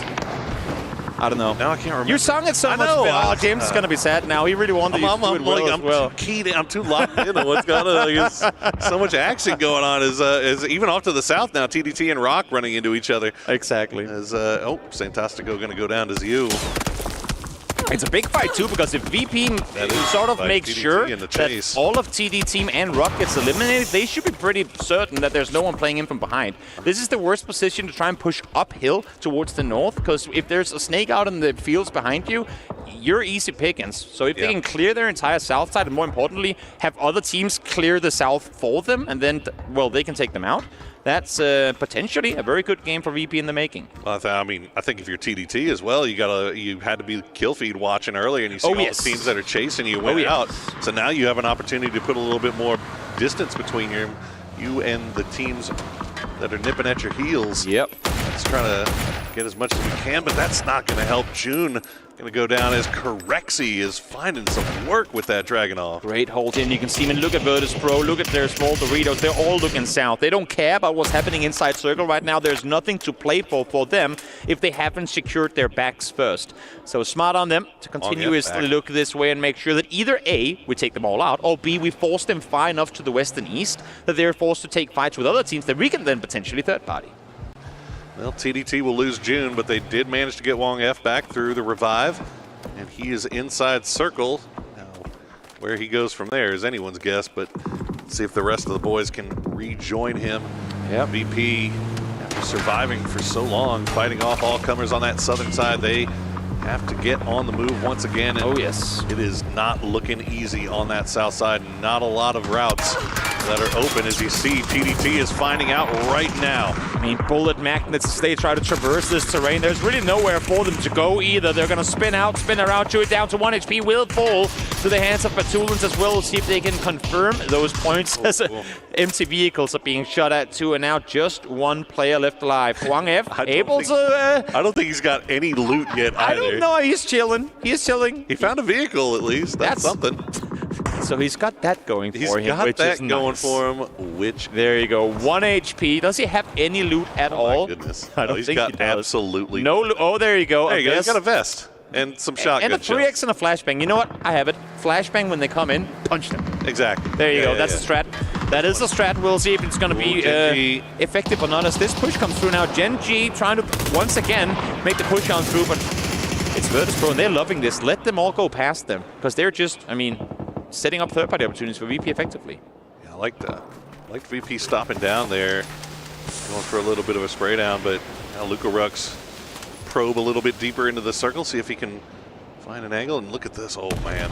If they've got some utility that they can play with here, Gen G might be in a lot of trouble. Two grenades in the pocket for Luka right now, but you also got to be careful because you're not alone. It's Rock over there. You might have FN as well that might have an angle, but Luka, he's just going to go ahead and get him with the headshot. As Orca now going to go down to Rock. They can play it so for a little bit. They're inside the circle up on this hillside, and again, they're allowing for other teams to apply pressure. But you know what? As this fight is going on, let's get a listen in to the boys from Virtus Pro and see how they handle this. Love it. Okay. I don't know. Listen, try and knock one of Rock, and you can go drive on them. Yeah. Oh my god. Oh, in the smokes on orange. Yeah. Last guy. I'm good. I'm good. That. 3-man Rock East. They're trying to go over now. We can pull them for the I'm taking their spot. I'm taking behind us! I'm having. Oh man. Can you smoke? Into smoke for me. I'm smoking. Wait. 3-man. Oh, play to kill Rock. Play to kill Rock. I don't know where the bodies are. I don't have more smokes. They're behind us. Twist behind us already. It could be all global gamers, by the way. I'm gonna be safe, Kirksey. Yeah. Yeah, been behind us, still in blue. I'm safe. But yeah, skip them. They're gonna peek on your hill, by the way, Kirk, behind you. Yeah, or RC is holding. No, they're not gonna peek inside. Or RC is only 2-man now. Yeah. You need to rest me now. VP in trouble, but you can hear how much is going on during a fight like this and how quickly they are to react. As soon as it's being called behind us, Lukaruk's 180 flick instantly takes down one. They get the bait smoke up on the hillside to try and alleviate some of the attention from the teams behind them. And look towards this map on the south side of your screen right now. South side, the bottom right of your screen. There are so many teams on that southern side where the north is completely free because it's an open hill going uphill as FN is taken out as well. Yeah, it's really rough there with the blue right on their heels. Himas running, unfortunately, into a hornet's nest. He runs right into Twisted Minds. Will go down, but now Destroy and Tycon are over here dealing with VP, but that's going to be Rock Esports getting eliminated in 10th. Has changed the game. They were kind of on the cut line, and all of a sudden now they have found a lot of success here today as they have accumulated quite a few points for themselves and still finding more here on Tego as they will get the revive, get their man back up. Corexi, the last one alive for Virtus Pro, and he is trying to find. He knows Tycon is on one side. He knows Destroy is on the other side. Can he get at least one more of these, maybe take 2. Oh, and there you go. Actually, now only, is FN eliminated. They do just outside of placement points, as you can see. That's going to push Falcons even further up. It's getting incredibly close on the leaderboard. 18th through 13th, just 9 points between them. A lot to fight for here. As Corexi prone down out, is trying to heal, trying to see how many more placement points he could potentially get. It's Tycon doing the same thing, but now pushing forward. Tell you what, all the action has been on this south side. Corexi will strike. Will find Tycon and get another point here for VP as they pull themselves yet even more clear of that cut line, putting up into 9th. Destroy trying to see if he can maybe get this one away. Yeah. As all gamers, they're in a good spot, but Patampong actually going to be the one that gets them. From the complete opposite side of the circle, the furthest north player takes out the furthest south player, and that, my friends, is what mountains can do for you. Indeed it is. And we're in an interesting situation here where there's a lot of high ground on that north side. Oh, yeah. Twisted Minds, they are running into a spot of bother here, down to just 2. But Freaks has a compound on the south side. Falcons have started to flex out on the north. Theraton 5 has so much control, and that new circle pop is going to favor them the most, you have to think, as they can hold on to their high ground. I mean, the entire northern half of the circle had 3 kills between all the teams represented up there. Goes to show that they have been chilling. Circles have been continuously coming their way up the mountain, and now is when they can get activated. Look at this. Plenty of util. Haven't even been hit yet as Falcons now spot them on the other side. Taken out Twisted Minds in 6th place as they will, you would imagine, spread out further and try to see if they can contain CTG towards the southeast. Theraton 5, we said, had a great day 1, but it's been a slow day so far on day 2 for them. But now they are in a great position to try to find something here. Falcons desperately need a big game as they have found themselves on the north side, but now changed the game, starting to make their way over. But fortunately for Falcons, Ranger X and that bomb are just absolutely sick. He's got 26 rounds for that Sometimes having a care package drop right on top of you is a pretty nice thing. Here they come. You can see when we saw it from Ranger X's perspective just before. It's so hard to push through the open here when you have them up on the other side. Benbow is going to track that entire rotation, allow for his teammates to get something done. Issue is, Kickstart, well, what he doesn't need to do with the gun, he can do with the vehicle. Runs over areas, gets the flush as well. And now the remaining 3 players from CTG actually going to collapse on this too. They know they can't fight inside circle because T5 has all of it under control. So sweep out, take them out on the SGF first. Let the util do the work for you. Finds 1, finds 2, finds the 3rd, and that's the 4th down 2. Change the game, blows Falcons apart. And who said red zones were allowed to be portable? Change the game. Just peppering Falcons, and that is bad news for them, but they do manage to get a couple of points at least. They get to that 60 marker, but still work to do left on Miramar. Well, let's see who's going to win this one first. Theraton 5 still hold on to that high ground, change the game, still just kind of working their way around the edges. You still got a couple left from Sharper, although Ursapalui is going to get spotted out. Jedi now the last player left alive. Well, I'm sure Ares was sad he was being used as bait there. There was actually a pretty heads-up play by all of CTG, allowing for them to wrap around them and then just lobbing them with nades when they got down on the other side. In the meantime, now again, T5, perfect high ground position here. Having said that, we are seeing some level 3 gear being distributed among the change the game players. Maybe they can get something done as T5 continues to apply pressure, this time towards Freaks. Well, sometimes you get some presents. Heaven gonna get taken out, so now Freaks down to 3 as that high ground for I mean, look at this. Look at Theraton 5 just has complete control over everything going on below them.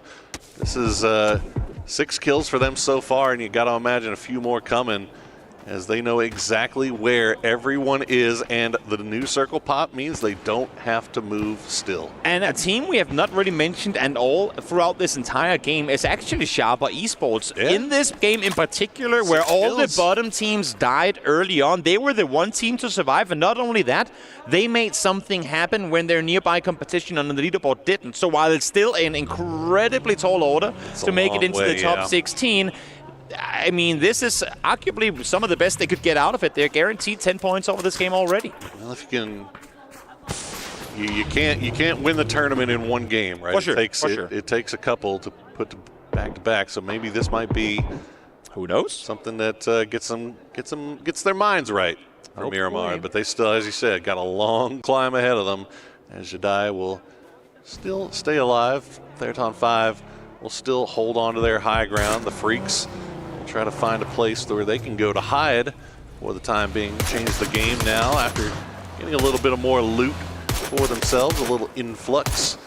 Will play right on the edge and continue to try to keep those heads from peaking from Theraton 5. Jedi going to try to see if he can maybe steal one away before going down to the blue eventually. And there he goes. So Sharper Esports goes down in 4th place. And it is down to our top 3 teams. It's a 4v3v3 for the win. Yep, it's an uphill battle for everyone, but T5, they'll just be set up here waiting. But, again, we saw it yesterday with the Na'Vi game, because they've been sitting up here shooting from afar for the entire game. Paddlepong is down to 8 bullets. If this becomes a close quarters engagement, I'm not sure they have the ammo needed to take out Freaks, let alone CTG. So we'll see what's going to end up happening here as they are set on this layer cake, one level above one another. And, although we have the boys down below, they're just waiting, stalling, hoping that this fight between T5 and Freaks will pop off and they can then third.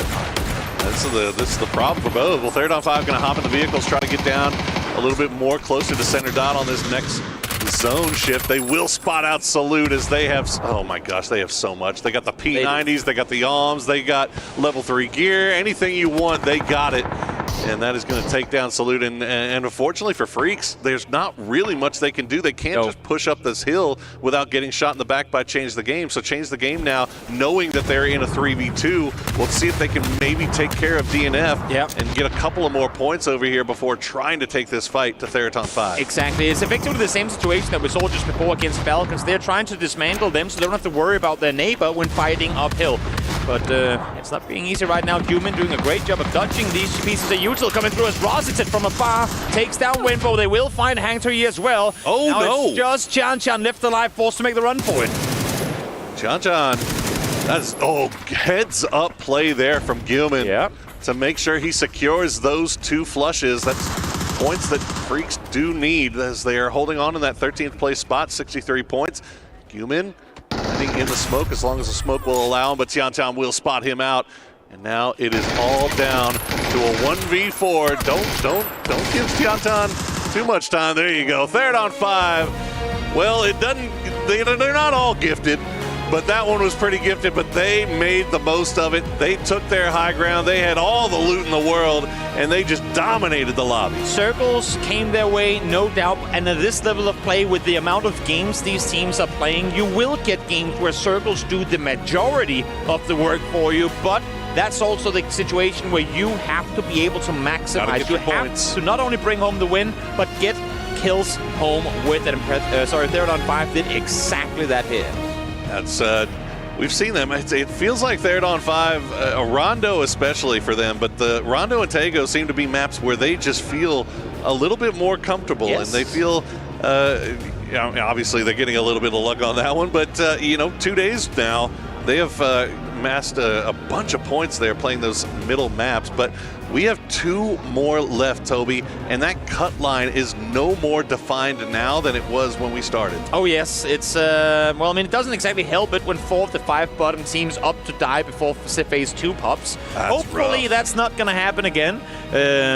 Fingers crossed, because what was a tall order coming in to this Tago game just became that much more difficult for some of these bottom teams that really need everything going their way coming into the final 2 Miramars in order to make the grand finals.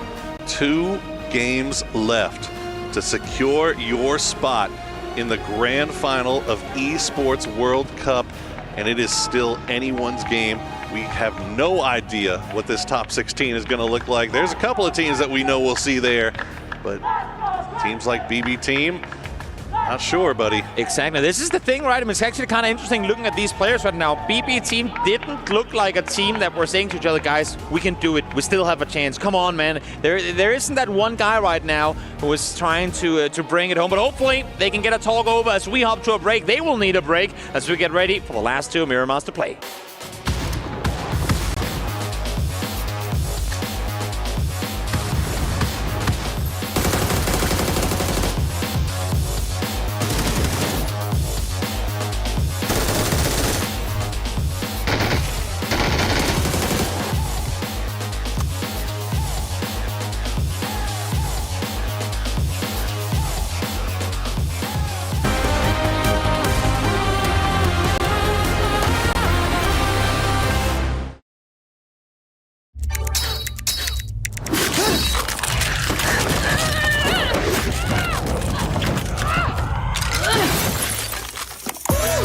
Picture impossible. Lenovo Legion.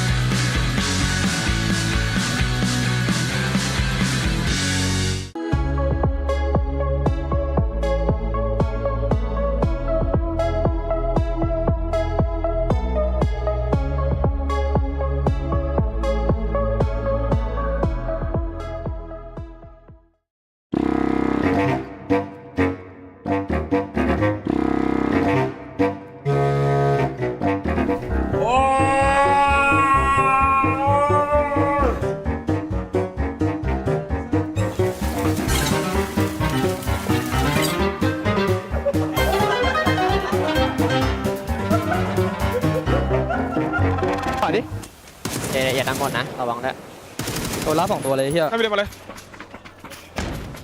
ทำเจอนะในสมองเว้ยไกลอยู่ในสมองนี่นอนตบไหนวะอยู่สมองท้ายมองรีบตบหมดแล้วตัวเดียวเลยถ่ายเลยเอ็นจีนะเว้ยล็อกซ้ายให้อยู่ไม่เห็นนะซ้ายอะ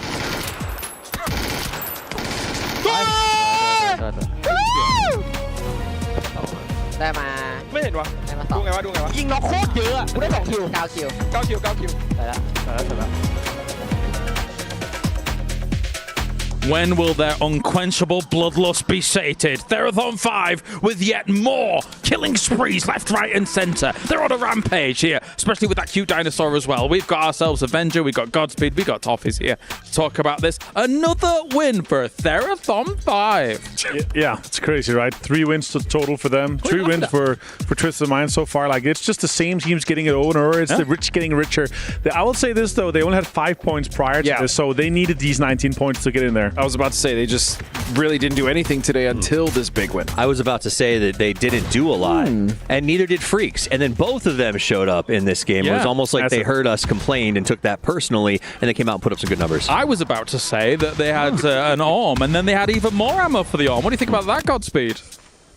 That's a lot of ammo for an ARM. Yeah, it's cool. I don't know what you want from me. I'm going to say it's a good amount of ammo.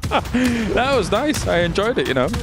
So this is where we saw that Falcons try to make the push on CTG, which I think all of us were like, why? Why are you doing this? But I think they had not a lot of choices. And if you got to feed points potentially with someone, I'd choose CTG over Petrichor. Yeah, I mean, they were pinched. At the end of the day, they did get a decent amount of points. I believe they're sitting right around 60 now. So again, with 2 games left at Miramar, they have to make sure that they don't have to be stellar games at this point. Just get 5, 6, 7, 8 points, and you're pretty much good to go.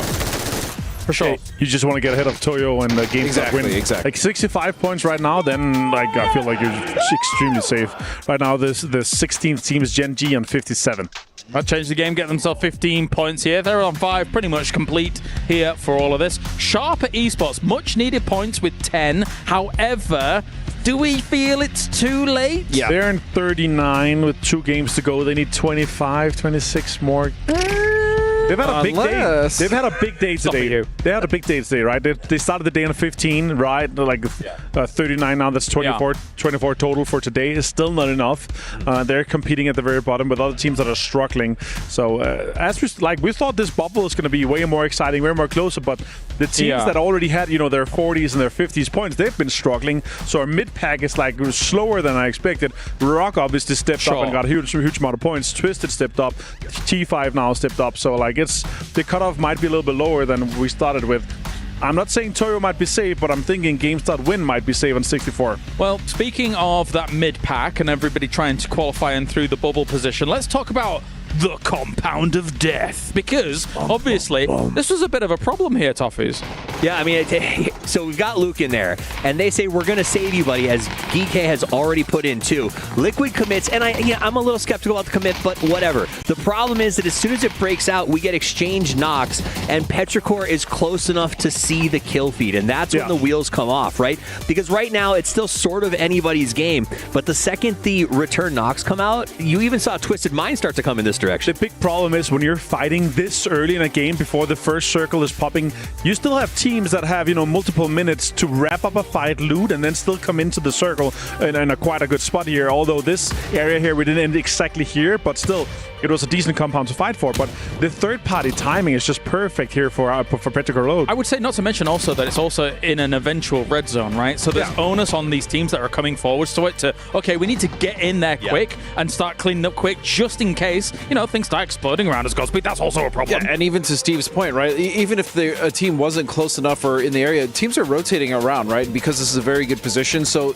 even if they weren't trying a third party, they're just going to see that as an opportunity and go for it. And on top of that, what you bring up at the red zone actually made the push even easier for Petrichor because they knew they would already be in compounds. And that's why that blue to double blue meant they only had to push one building. So it was really, really clean. All right, well, Third 5 moves up into third place here for this one. What's wrong?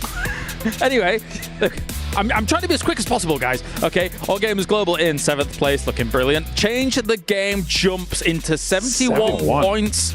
That's huge for them. That's pretty much qualifying here, boys. Yeah. Oh, yeah, they're going. Yeah, 57 here on the cutoff for Gen G, as we talked about. Still, again, Toyo not playing, GameStart-Win not playing. Those are the two teams that are trying to get ahead. Right now, to say the 65 point is what the teams are aiming for to get in there. But still, like, we're going to have so much teams still in the 50s right now. Freaks, Ponchon, TDT. With 2 games remaining, it's looking grim for Toyo and even GameStart-Win, right? I think it's grim for some, maybe even more than them, because if you look all the way down to 19 where we're at 46, that is technically strike distance for hitting that 64, right? So there are teams that are all on that chase. And so I do think there's a chance that we see GSW as well as Toyo eliminated, but also that doesn't mean that just because you pass GSW, you're going to be going to the grand final, because there are just a ton of teams in that mid-pack 50s looking to make the jump. In before, this is just the top 16 teams we have. Like, this is just the bottom 8. Like, nothing changes here. Like, from here, FN Pochon, like, TDT, that would be rough. So bad for them. Have you been keeping an eye on Gen G? How do you feel? I was just about to say Gen G. I mean, again, they looked lost in that last game. I mean, proning pretty much in the middle of the road wasn't ideal. And so, I mean, they did have good Miramars. Right. Sure. So, well, we'll see. We'll see. They've still got an opportunity here. 2 more games to go. Let's actually head to Bella, who has Gen G for an interview. Hi guys, I'm standing here with Gen G's Tosi. You had a great first day and you're back here at day 3 and things have changed a little bit. The teams are different and whatever is going on is just different. What are the changes are you feeling playing today? 일단 첫째 날에 너무 경기를 잘 풀어냈고 오늘 다시 이렇게 데이 3에 맞이하게 됐는데 조금의 분위기 변화가 큰 것 같아요. 체감하기엔 좀 어떤 변화가 있을까요? 오늘 좀 점수에 좀 쫓기기도 하고 저희가 좀 다급해져가지고 많이 좀 과감하게 못한 것 같습니다 오늘. Well, I think it's the fact that we need to get our points and stay on top of that leaderboard has the pressure's gotten to us. And I think that's the biggest change we're feeling right now. Speaking of the leaderboard, I wanted to ask you, are you planning to stick to your original game plan or are you going to spice things up a little bit? 확실히 좀 리더보드 순위권에 이렇게 안 쫓길 수가 없는 상황이 됐어요. 조금은 과감하게 경기를 운영해볼 예정인지, 왜냐면 2맵밖에 안 남았거든요. 일단 2매치 남았는데 최대한 과감하게 하고 어제처럼 총도 많이 쏘고 교전도 많이 할 생각입니다. Yeah, speaking of, we only have 2 maps left, so we're gonna do our bold moves, play spicy, and, you know, take all the fights that we can get. All right, best of luck to you, Tosi. Fighting. All right, well, the fist bump this time, no smiles, especially with the numbers that they've been able to put up, right, as we take a look at the numbers overall. But Avenger, it's not been pretty for them today. No, today so far 3 points. They started the day on 54 points, right, and they're on 57. Currently 16th place team. Everyone's trying to catch up. And again, sure, they're a good Miramar team, but I was having higher hopes. After what we saw, you know, they were a pleasant surprise, as we talked about, right? But this is a disappointing surprise to what we saw compared to their first day. Yeah, day one, I mean, I think all of us agreed, like, wow, Genji's just going to straight go through to the finals, but that's not been the case at all. And you heard him say, I mean, the pressure is starting to get to them, right? And that's an issue. God, imagine the flub. If you have such a good day one like that, and you're only able to put this many points so far, it's not like they're even that far away from where the theoretical bubble is, Toffees. I mean, they live in a state of pressure, being a fabled organization within PUBG, and that pressure, I think, after day one of everyone going, aha, we knew this was a roster that would work, I think it's pretty heavy. That's the kicker as well, right? Yeah. We see day one, we're like, finally, the GPT woes for this team, and the roster change after roster change after roster change might be over. If they don't do it in these next 2 games, Godspeed, I am devastated for them. I mean, that's just going into the rest of the year too. Like, how devastating is that? It's going to play a part in their mental. Their socials are going to be devastating. Like, the fans aren't going to put people up. are already questioning that as it is, right? So since they're the 16th team, guys, right? Like, who's going to take over though? Like, who's going to jump them? That's what I'm questioning, right? If Pocheon now with a sub coming in, like, it's rough. TDT, BB Team, GK, Liquid. Like, who's going to actually be taking the spot? I wouldn't be too worried for them, to be honest. Like, there's quite a bit of a gap. There's some situations where it's like we need, you know, massive games from the likes of BB Team, Sharper, GK. Like, the teams on the cusp have, you know, a sub coming in. The team like TDT has been having rough games as well. Like, I don't really see another team that's able to step up unless you see like a crazy, you know, 15-20 point game in this next one for one of the other teams that are currently in our bottom 8. And I think the real issue, especially going into these last 2 games, is teams are getting more desperate, which is making it even more difficult for these teams that are having rough rotations to get in, because the edge is a mess. We've seen it in pretty much all day. The edge has been a complete mess. Well, we are taking a look now across our teams that are on the cusp, trying to make sure that they keep themselves alive. Only 2 more games remaining here, and it will be both Miramar. At least Miramar, Toffees, does pose a different challenge to some of these battlegrounds, right? It's very, very mapped out. We know exactly where people need to go. Long-range fights, very important. Long-range fights, I think it's also a more forgiving map, right? Like when we talked about the Orango, where like there are teams that just catch 9 and there's nothing you can do to sort of get them out of the compound. I do think teams like Gen.G will sort of be able to survive here because there will be folds, places they can find to play when they need to get away compounds. So I do think that is going to be very, very relevant going into this last set of games. That said, it is the final 2, and there is people ready to make trouble. All right, well, boys, let's do it. We have got ourselves Miramar on the cards. The Dusty Dunes are coming along for the penultimate game. Only 2 more remain. Get those points on the board. Sand, sand, and more sand as we head on over to Miramar. What better place to get this locale than here at EWC? So much on the line, and good questions being posed on the desk here as well, Poro, is yes, you have Gen.G down in the last currently spot in the grand finals, but who has what it takes to overtake their spot when you look down towards that bottom 8? It has been a vicious battle all day long trying to secure that top 16 spot, but now we are on Miramar. It is last chance saloon for some of these squads, namely BB Team, Sharper Esports, Team Liquid. If you are going to have any shot at all at making that top 16, you need to have a big game now, and you gotta honestly have 2 big games back to back if you want to guarantee yourselves a spot. But you gotta start now. There is no more time left. It is time to deliver.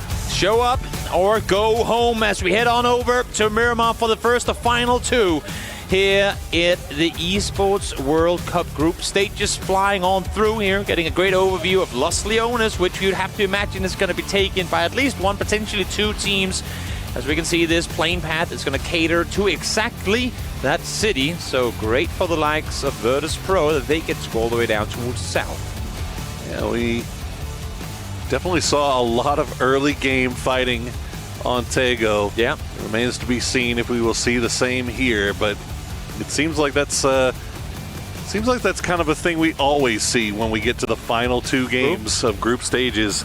The wheels kind of fall off a little bit and people start getting a little bit more aggressive. They start getting a little bit more willing to take high risk, high reward type plays. Yes. And we'll see if that continues. BB team down there on the south with Sharper. Wait, is VP actually going to drop on TD team to try and prevent them from qualifying? They want Las Leones to themselves, and they're already in. They have been landing way further south in the city previously here in the tournament. I haven't seen them this far north, but it could just be the initial jump out of the plane that had me bamboozled, because I don't see them necessarily be complete. Now, they should be flexing further south. I thought for a second maybe they're going to go for it, but it seems like they're going to allow them to stick around. As a circle once again goes out towards the east. We had 2 eastern circles on day 1. The northern ones came on day 2, and now we go back east once more. We'll cut you some slack for that one. Los Leones is very difficult to kind of figure out. But yeah, VP and TDT have been sharing that, albeit tenuously. There have been shots between the 2 in the city right off the drop, but it looks like they're going to play a little bit more safe right now. Falcons over in San Martin, they've got Team Liquid just off to their east. And again, Team Liquid desperately in need of some points here. BB team, Sharper Esports on the south side. But looks like Team Liquid may be in a little bit more trouble, as they are definitely more surrounded right now. And we kind of focused in on Gen G for a bit there earlier, and the desk did as well. They're in the 16th. Who can beat them? Well, if Falcons go back-to-back 0-point games, it might not be Gen G you're going to have to beat. Imagine that with the club championship on the line as well. If Falcons fail to make grand finals, that would be absolutely huge. And for Liquid in particular, who is ahead of them in the club championship, if they fall, they go, oh, no, what? Wait, Falcons didn't make it either. That would be a huge blessing. Yeah, that club championship has a lot riding on what's happening here. Oh, yes. In these PUBG Grand Finals, but also, once again, still looking over there at FN Poncheon. Again, having to play with 2 subs. Yep. Although it looks like actually Zenith is back, so that is good news. So Cheese filled in for 1 game, and Zenith trying to come back and fight through whatever is ailing him right now is. Got to give him credit, man. That is rough. Exactly. We know that Rex is under the weather. Zenith probably the same thing, but it's like, guys, we can't do this. I gotta, like, whatever it takes, give me whatever I need to stay alive, at least for the next 2 games, and then we'll take the grand finals when they come tomorrow. We want to make it, and Zenith is just not a player you want to miss out on when you're this close to making it to the grand finals. And all credit in the world to Karan being able to come in here definitely on this last day with so much on the line and fill in. This is his first international experience. Yep.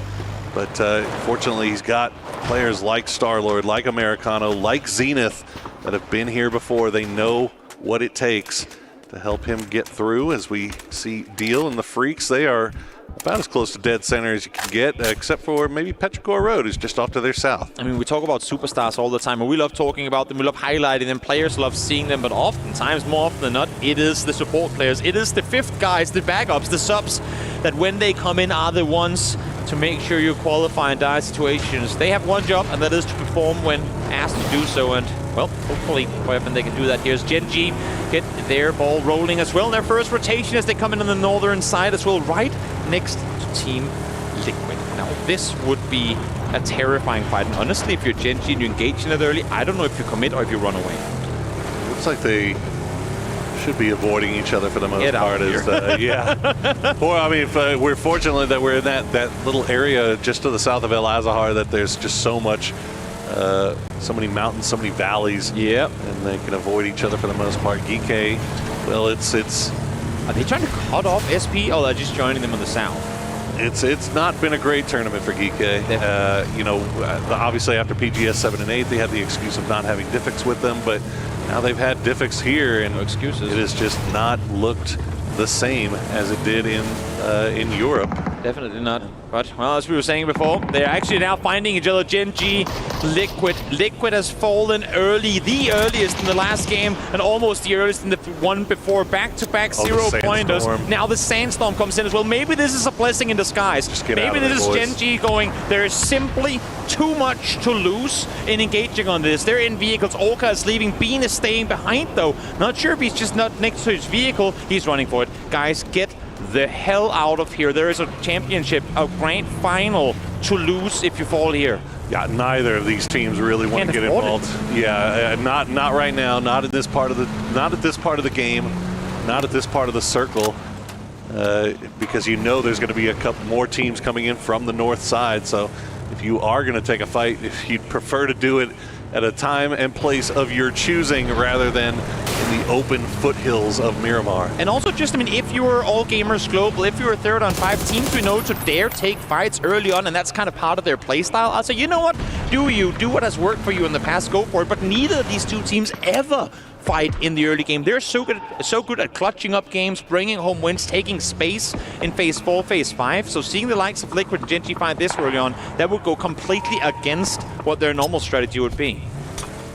Fortunately for both, they're able to disconnect, get back on the move, although Gen G not really finding a great spot here. I don't know if this is a place just to scout out and figure out where people are, or yeah, I don't think Tosi wants to stick around there too long as Heaven raining those mini shots down. So at least Gen G knows that they are pulling into hostile territory right now. We'll see how far they can get through. Bean, you gotta make sure you keep that thing level and going. Fortunately has all 4 tires still as they will pull through. It looks like they'll pull into that northern or just to the north of Impala. I mean, Gen G taking shots by both FN and DN Freaks. Like, guys, come on, we're from the same country. Can you not help us just 1 second? There is Give us no some love space lost here. But hell no, they don't want to let them through that easily. They want to keep them down towards the bottom. And of course, for Evan Ponchon, they desperately want these points so that they too can make it into the grand finals.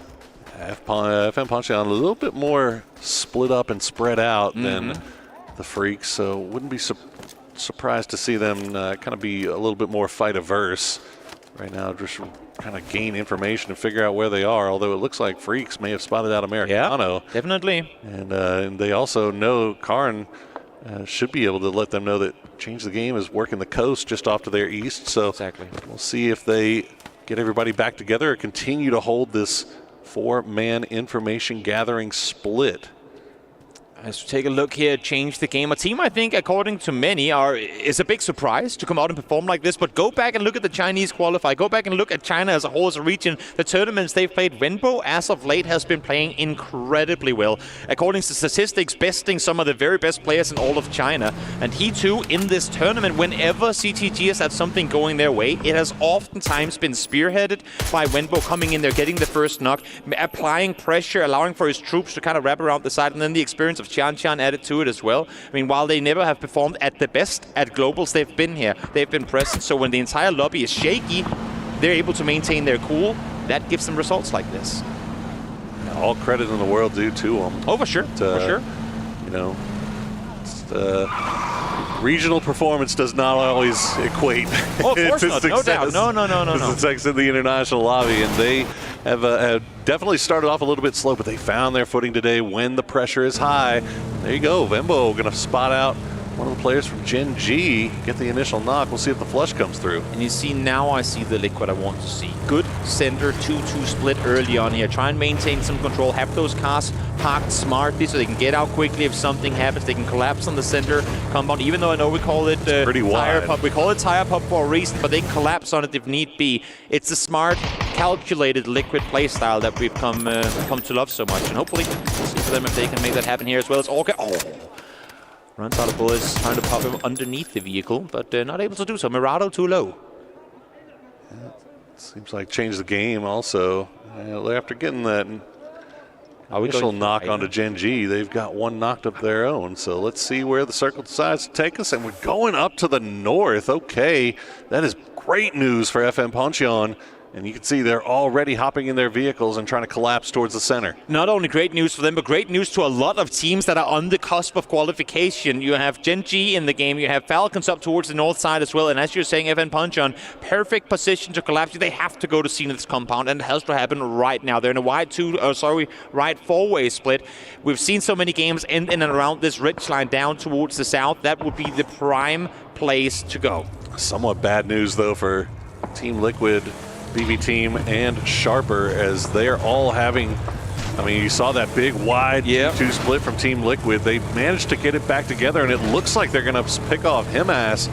At least that's 1 point picked up, as BB Team and Sharper haven't come in from the south side, where there is just a lot of traffic, but not nearly as much as what Team Liquid is having to deal with on the west. Nope, the big migration is taking place out towards the east, of course, with the coastline. It's really limited how much space you have to maneuver coming north. You can see Change the Game barely in position, and now both BB Team and Sharper Esports are wrapping in right behind him. In the meantime, Gen.G on the northern outskirts of Impala are trying to withstand here against TD Team, and what better team for them to eliminate than the teams right behind them on the Hunt Flame.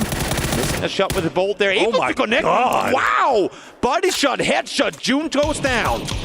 Misses the bolty and then hits the disgusting red dot spray, as TDT going to lose 2 just like that.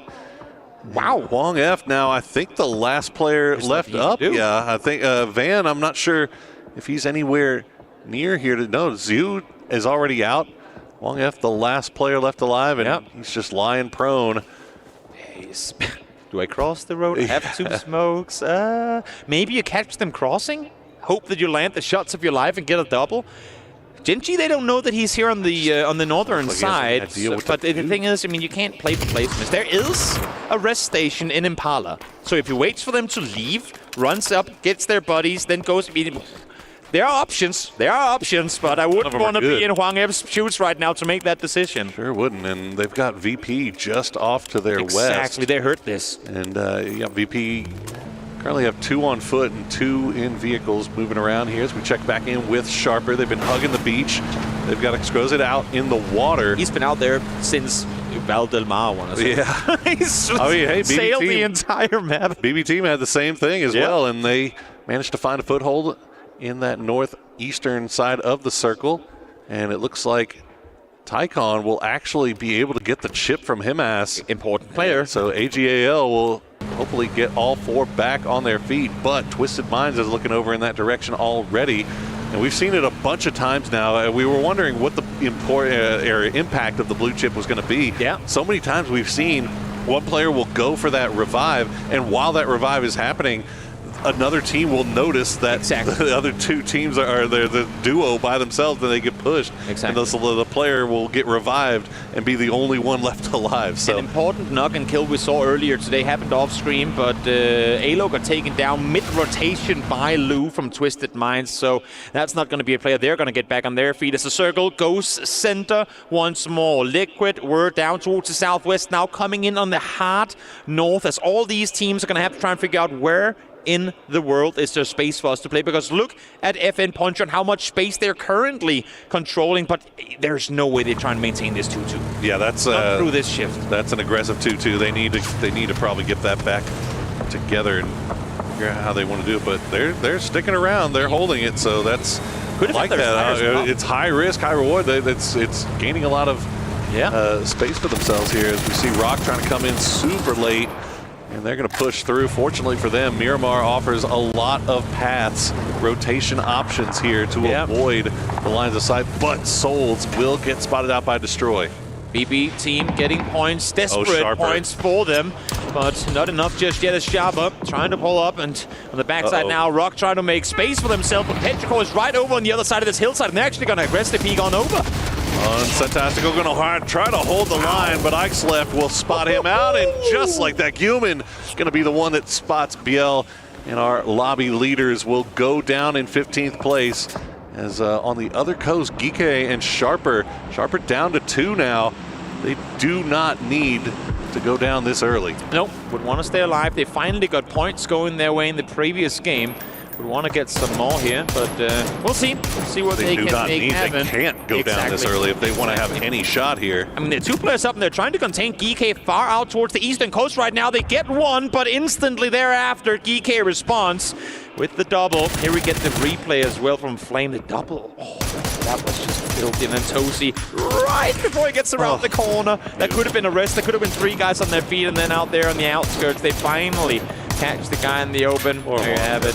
TD team out in 15. But that's huge news for BB Team and Team Liquid. Although Team Liquid, it looks like they've lost one. They lost Alo earlier. Yeah. So they're trying to make a move right now, and it looks like they're going to go and split that FN 2-2 split, and we'll see where they decide to play. But again, TDT, Sharper, both being out, that's huge for BB Team and Team Liquid, because that is 2 teams that they are chasing. The fact that the FN was actually able to maintain this 2-2 through this is very surprising to me, and it could actually become scary for Liquid that they are split the way that they are, because they are, I would imagine, fully expecting that this is 2 different teams. One team in the western compound, one team in the eastern, and if that was the case, it would take more to convince them to make moves. Unless if they're getting full shifted south, which you know won't happen due to the mountain down there in phase 4 coming up. So once they do group up, it could become dangerous for Liquid. We'll see though what's going to happen here. Circle should go towards the north, but of course it can waver both east and west with the shift coming up. Petrichor Road kind of sniffing around. That western part of the split is, there you go, hard western shift, and it's actually good news for a lot of the teams in this lobby. Falcons, though, they got to get on the horses. BB Team, Geekay, change the game, all have to make their way in. Gen G already on foot. Freaks trying to push in. They're going to run right into Virtus Pro. You see Deal already going down. Yeah, VP and Freaks fighting this one through, of course, for now. Freaks are going to be in, so not the fight to look for this one, though, with Gen G right on the cusp. They're trying to make their way north, and as they've been avoiding Liquid all day long, now they're going straight back in their direction. Falcons taking a casualty. That's the Luke early on. No flush confirmed, though, as we do go back down towards Virtus Pro and DN Freaks. Fights going on all over the map here. Freaks down to just 2 as they're getting peppered as well from Petrichor Road, as Heaven will go down. Salute now, the last player left alive, will drop down the smoke ball, try to slow things down, but VP, they smell blood in the water. They know who it is they're fighting. They know that they've got 1 player left alive on the Freaks, and they would love to be able to take him out and secure this compound for themselves. Exactly. Salute down to low HP. He is outside the building, even if the X-ray might fool you a bit, but we're seeing Gen G both get kills and take casualties here. That nade should be good for Salute. No. Bounces a bit far. More damage coming through. Geekay on the receiving end of that. Flame falls down as well. That's him flushed, and points given over to Team Liquid. So it's going to be GK out, fully eliminated, 13th place for them, as the chaos once again unfolds towards the east. Lookarooks still trying to maintain control of exactly where Salute is playing from, because they don't want to let this guy stay alive in that compound. Liquid picking up points there. BB Team picking up points there. Gen G down to just 2. As Virtus Pro finally cleans out Salute and secures themselves a spot. CTG changed the game, moving in from the south to try to clean up the last player from Gen G. Bean will go down, and that is Gen G Esports eliminated in 11th. Breath of relief for Falcons, and even more so for FN Ponchon. Sat in a really good position in the circle right now. This could be their chance to come and climb over the top. We are soon to get into placement points as well. So even if they don't go on the aggressive, points should be almost guaranteed for FN Ponchon in this match, at least some. But Falcons, the ones currently on the chopping block in 16th place, have BB Team to deal with before they can cross into the circle. It's an exchange of utility right now. No team, neither of these teams really wanting to commit to a full 4v4 fight on the edge, especially considering the fact that Team Liquid is kind of overseeing all of this from range. Change the game also sniffing around in that direction, as BB Team will hop in their vehicles, try to find a path to get inside the zone. At the same time, the Falcons are doing just that, as they will find each other on the road, and they will trade shots across the top. They each have a ditch to play around in. And they're actually both being suppressed by FN right now. I mean, the fact that they got just that little bit closer to the top plateau of this roadside means that they're within vision of the teams further over towards the other side. Of Doozy, watch out, there's a burning cow on top of you. My man able to get out of dodge fast enough, but Bill first does fall in the in the chaos there. Best of luck to Ball as well. They've been pressured from multiple sides now. That's the unfortunate part for both Falcons and BB, is that there are a number of teams that have angles down onto this. Theraton 5 changed the game, and even Petrichor Road taking shots as Team Liquid will just hop in their vehicle and get on out of this as the new circle has popped. They will find themselves a place to play early so they can at least try to defend themselves. CTG still outside the zone on that eastern side. Virtus Pro looking fantastic in the compound on the southern side. This circle is horrendous for anyone that ain't Virtus Pro. The fact that they can sit down in the low ground and look up and take out these players that have absolutely no chance to focus the south because they know they have people right over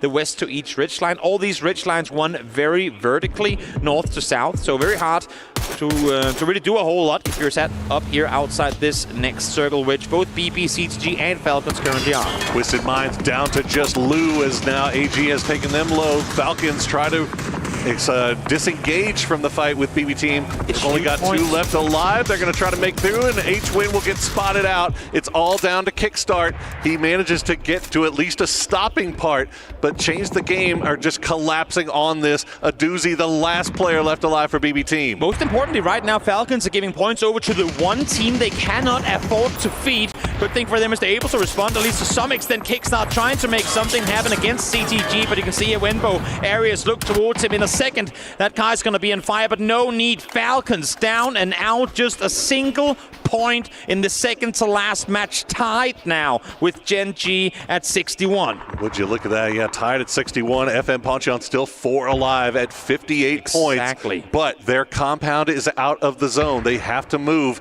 and they are starting to make their way through, but Petrichor Road in a perfect spot to keep an eye on them. Theraton 5 also overlooking them. They had the mortars. Mortars not finding anything, but look at that. Himas will finish off Lou, but let's listen in to FM Poncheon as they take this in hugely important fight. 이번 때릴 수 있는 사람. 터치해줘야 돼. 터치해줘야 돼. 때려줬어. 터치해봐. 안 되면 오지마. 안 되면 버려. 안 되면 버려. CTG 2번 점 찍었다 한 명. 확인했어. 우리가 정면 진행하면 돼. 확인했어. 아니면 뒷발배 킬고 끝내야 되겠다. 그래 되고. CTG 몇 명 죽었어? CTG 하나 죽었어. 그냥 CTG 싸우면 해도 되겠다. 다시 내려와. 봐봐. 뒷발부터 한번 보자. 확인. 한 명 고정해줘. 기도하면 내려와서. 밀었고 내려왔다. 그 뭐냐 저거. 야 앞에 픽트 CTG 쪽 하는 게 맞는 거야. CTG 맞는 거 같아. 맞아. 보여줘. 2번까지 붙었다. 확인했어. 이렇게 해줘. 하면 포탑하고 안에 느려 얘들아. 팀워크 할게. 쳐다보고 있다. 연막 치고 하던 거 해야 돼. 연막 쳐야 될 듯? 쳐봐. 연막 쳐봐. 봐줄게. 연막 쳤어. 4번에 있다. 4번에. 확인. 바깥쪽 하나 쳐줄게. 내 시체 좀 먹을래 얘들아? 기다려봐. 나 멀리 길게 하나 쳐놨어 또. 나 공도 없다. 자기 들어봐. 상인 사람. 내 시야 가린다는 느낌으로 해야 돼. 알겠지? 그리고 우리 3번 픽 들어가서 페로한테 찍힐 수도 있거든. 그냥 이거 3번 픽 한번 해보자. 트라이. 안 되면 그냥 인서클 하고. 이거 둘이 잠깐만 연막 뿌리면서 계속 해봐봐. 이거 지금 T5도 우리 쪽 간 보고 있으니까 내가 제지 시켜놓을게. 확인했어. 나 지금 3번 둘 걸어놨다. 확인했다. 지금 피킹 같이 하자 이거. 안 될 것 같은데? 그냥 인서클 해야 될 것 같은데? 이거 앞에 연막 치면서 앞에 페로 있어. 앞에 페로 있어. 페로 쟤네 CTG 얘들아. 나 킬템 있는 사람. 폭! 먹었다. Star-Lord, with the help of Zenith, trying to come up with a plan on how in the world these boys are going to cross the road. One issue just came through is they lobbed a lot of utility to try and make that cross happen, but never made a move. So they've burned through a lot of smokes as now, I mean, all game was global, taking out Petrichor. That's going to allow for Theraton 5 to look the other way. Util's going to be real close, actually splitting FN Poncheon right in between them. Oh, that's absolutely huge. They've opened up a window for FN Poncheon to make their way down, but Theraton 5 still on that same side of the road. They have to go. They have to make a move, and now CTG, they're starting to be the aggressors. Hangi is down, but Wenbo and Ari are already making the push into the road. It is a 3-way, 4-way fight on the north side, but FN Poncheon will go down. Indecisiveness gets the better of them. They had a chance to make a play west and east, never committed to either of them, and in the end, they get smothered from both sides. T5 now trying to back off. They still have their BRDM to work with, but Wenbo is on their side of the street. In the meantime, Virtus Pro, they've opted to leave the combat altogether. They backfilled over the side of CTG, now wrapping around the northern side with Liquid down the middle of the circle, finally starting to get something going. Love to see that from Virtus Pro, trying to make moves as their top 5 will get taken down. CTG, it's down to just Wenbo, but he is collecting a boatload of points, 13 points. They flipped a switch at some point today and changed the game, has done literally that, as he has now found himself a BRDM, but Tycon has the Panzerfaust to end his reign of terror.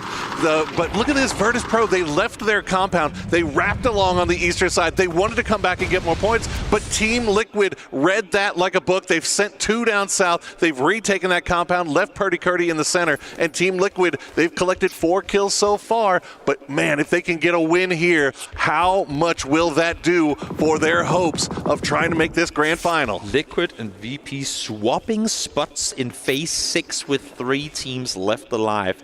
There's something you don't see every day. You can see Sparking, usually a very emotive player, but this time around he was said, deep breath. They know that, and that's the main issue right now, right? They can't be satisfied with a good game here. They know they have to go back and repeat it in the following match. But the more they can do at the finish of this match, the easier it's going to become the final game of groups. Rexy, keeping eyes on that northern side. And, I mean, this is going to be a really tough one for them. All gamers, as they're sitting on great weapons. Obviously, they found themselves a nice BRDM for the late game. They're 4 strong. They have complete control over that western side. And now Luke and Sparking, well, they went down to this compound, but the circle pulled away from them. And now they've got to figure out some way to get from here and rejoin Purdy Curdy inside the zone, but they've got Destroy looking that way, Beamy looking that way. It is going to be tough sledding. And that's the issue, right? Because it's easy enough to head down there when everyone else is looking towards the north, but now the north has quieted down, so now everyone's going, guys, did you hear someone in the compound too? Great, let's just sit here and wait, because they're the only 2 players that effectively have to make moves here. Yes, Correction Beamy not exactly inside circle yet, but they will be at any second. But here comes the rotation, driving on now. Purdy will fall, tried to make some space for his teammates to get the run on out, but not to happen. Good thing for him, I suppose, is that him distracting both teams allows for Sparking and Luke to make it towards the bottom of the hill. They will stay alive, and now Virtus Pro and all gamers are looking squarely at each other. And Beamy was going to be the southern, basically the southern gatekeeper here for Luke and Sparking, but now he's been spotted out by all gamers and has to move and rejoin the rest of his team. So now this is a full-on AG versus VP fight with Team Liquid just trying to survive on that southern side, and maybe they can stay alive and a fight for this final 2, go for the win. Exactly. Any point they can get here of just getting top 2 guaranteed and then potentially engage on a better team afterwards would be huge. But having said that, they also need to some extent to help out Virtus Pro. If they together can get All Gamers Global down low and then Liquid can engage on VP should they come out victorious, that would make their odds a lot better. And that's what they're doing right now. They're trying to take the fight towards the east. They're trying to move over towards the side of Nixie and Corexi. But remember, there's still one more circle left to pop. And if that one swings west, I don't see how either of these 2 teams make that happen with how solidly All Gamers Global are currently possessioned.